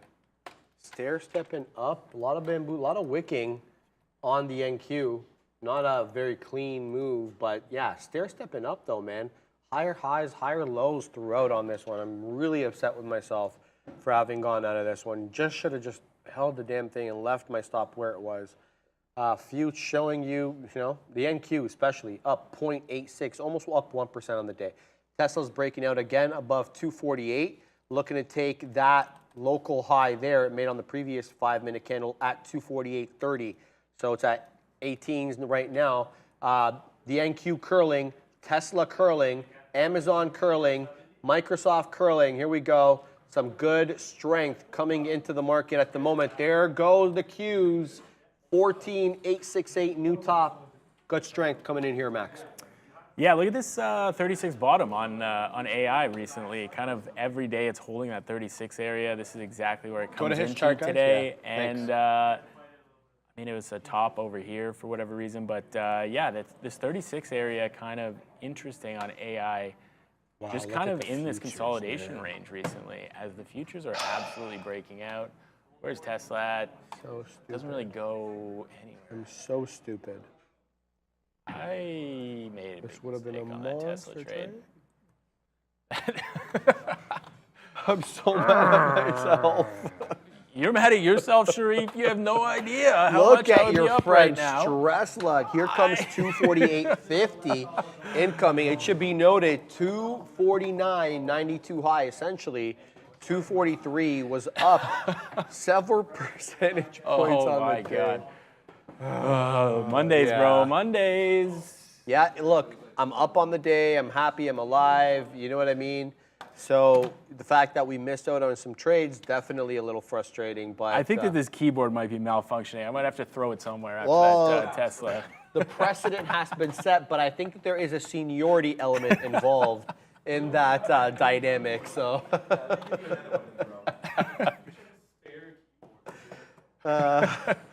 And Neil is saying we should have a spare Smash keyboard. Yes. That may have to factor that into the budget here at the show, Max. Given the And then just have like a trainee has to put the keyboard back together if they get shut down. Oh wow, Yeah, there you go. So that's some hard labor.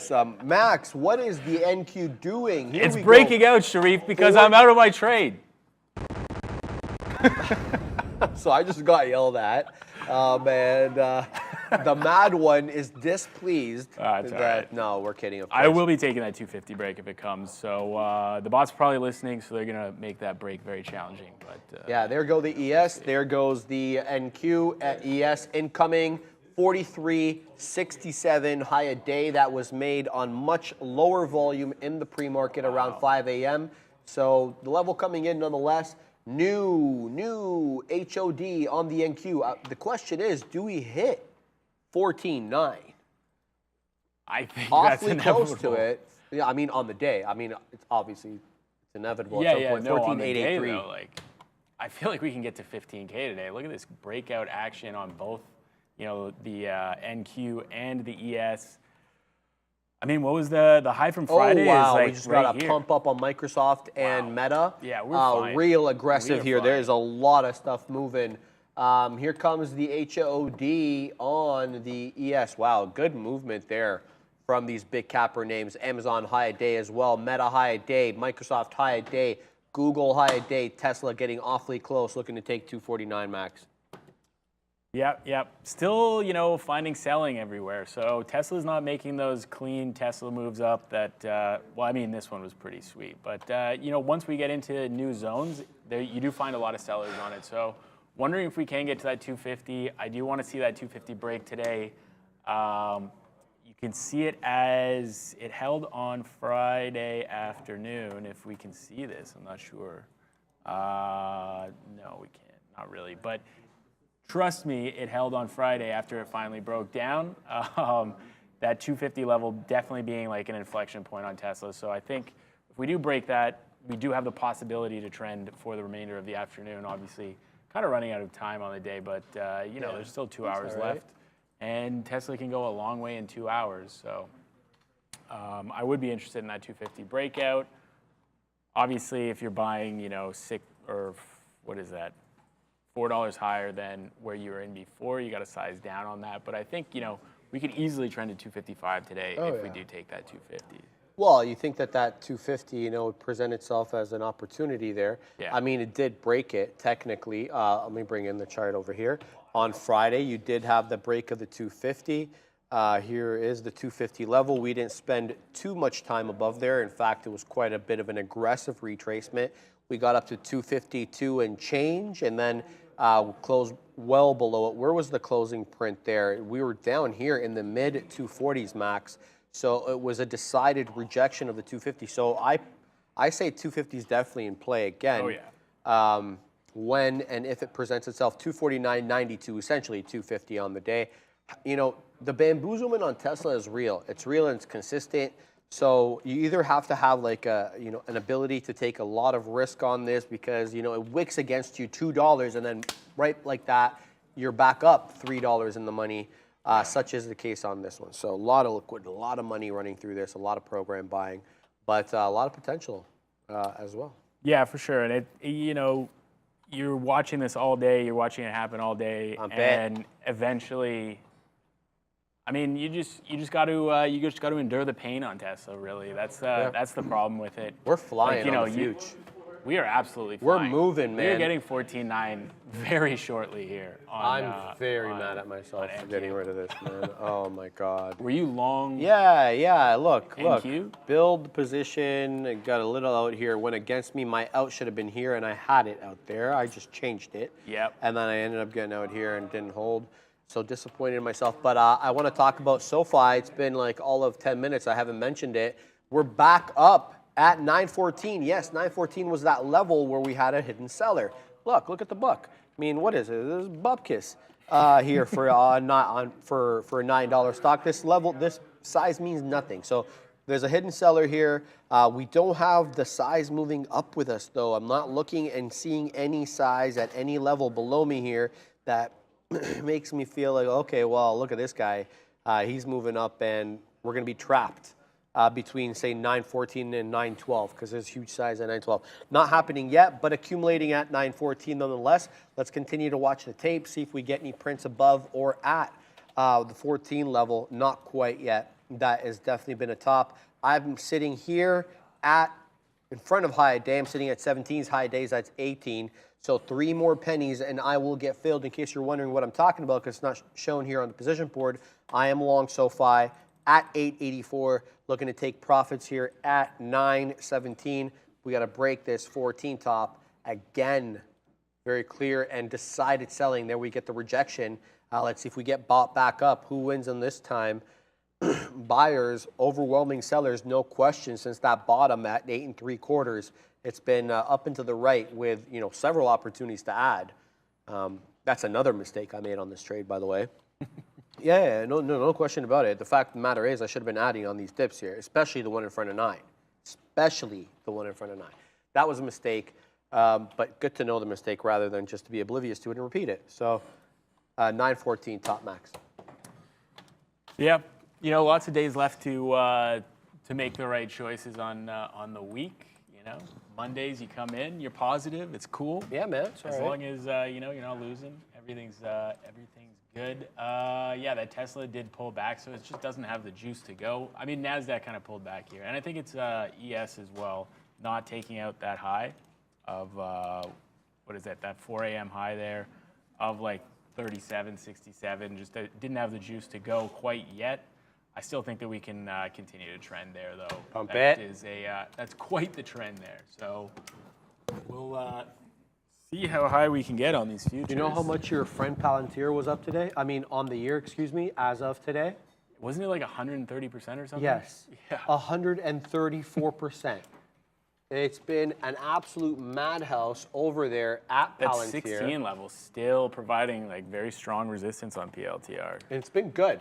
Now it's at a VWAP retracement, 1565. What's the look on that one? Yeah, I mean, I love the short at 16, that idea. I believe I was talking about this one in the morning meeting this morning, saying like if we can hold above 1550 off the open, maybe you can structure a long. I think I said a very similar thing on, SoFi, Neo, Palantir, XPEV, like all these names. Basically the same setup happened is you break the pre-market high, which has been prior resistance recently, and then you hold above it on the open and make this nice move up, but then you just run straight into resistance. And I think, honestly, the better trade here was that 16 fail break.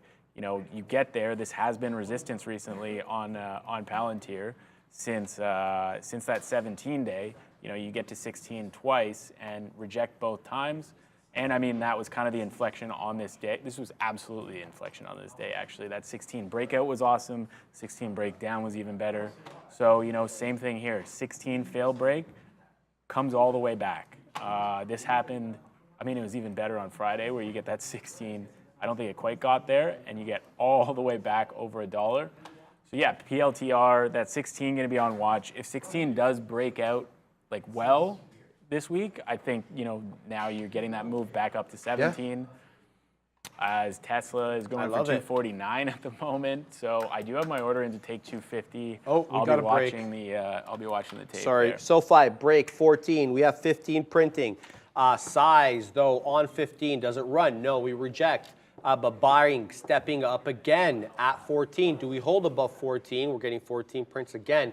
I'm sitting at 17. So Definitely a bit of a tug of war at this level. We didn't really see this type of tug of war on our scent up last time around. That, to me, signals one of two things here. Either, we're running out of buying or yeah, we'll see. We'll see. I don't know what the other thing is. I think, yeah, we consolidate at these levels. I guess the other idea is, I don't know. We'll see. Probably overanalyzing it a little too much. Gonna leave my order where it is, not gonna touch it. All right, let's move back and look at some of these big tech names because basically they're all moving to the high side. Even Google's up 0.5% now, knocking on the door of 123. Definitely much more anemic in its move up. We're seeing some good moves on some of these other names here. Even though Microsoft only up 0.75% on the day, really shows a good reversal trend here, a double bottom, a consolidation, and a break through the top of that. Looks fantastic trend-wise. Apple's been strong all day, possibly 183 in the cards maybe later on. In Power Hour up 0.91. Well, what can you say about Amazon? It's been obviously strong. It was not deceptively strong on the day. Started off strong and it continued strong, up 2%, 126.18 top on our friend Amazon and Meta.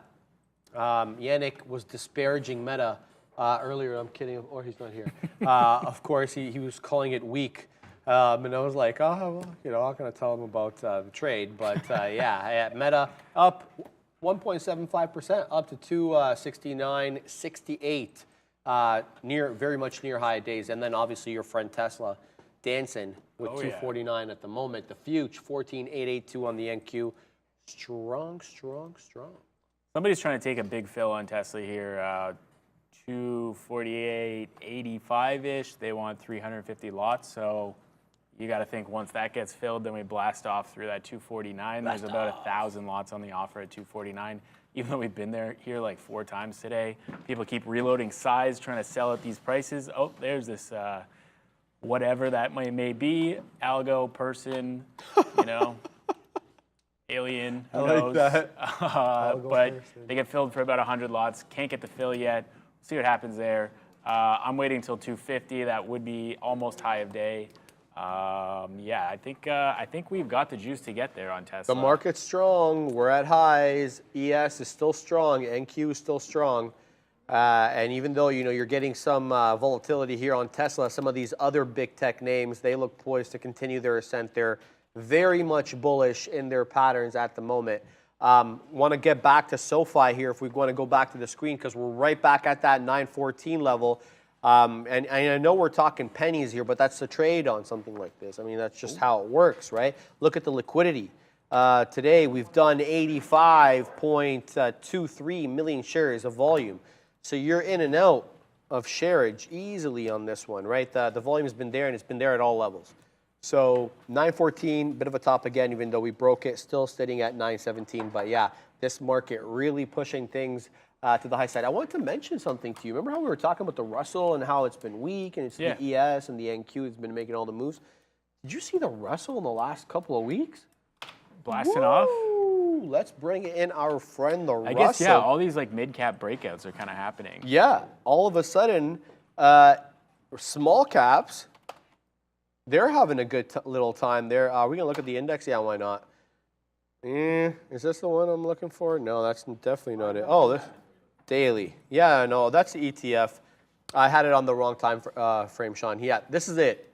Bottom here, then boom, up 1,000 points. We form a bottom at 1750, get up to that 1890. I'm talking about the Russell index up 0.33% on the day.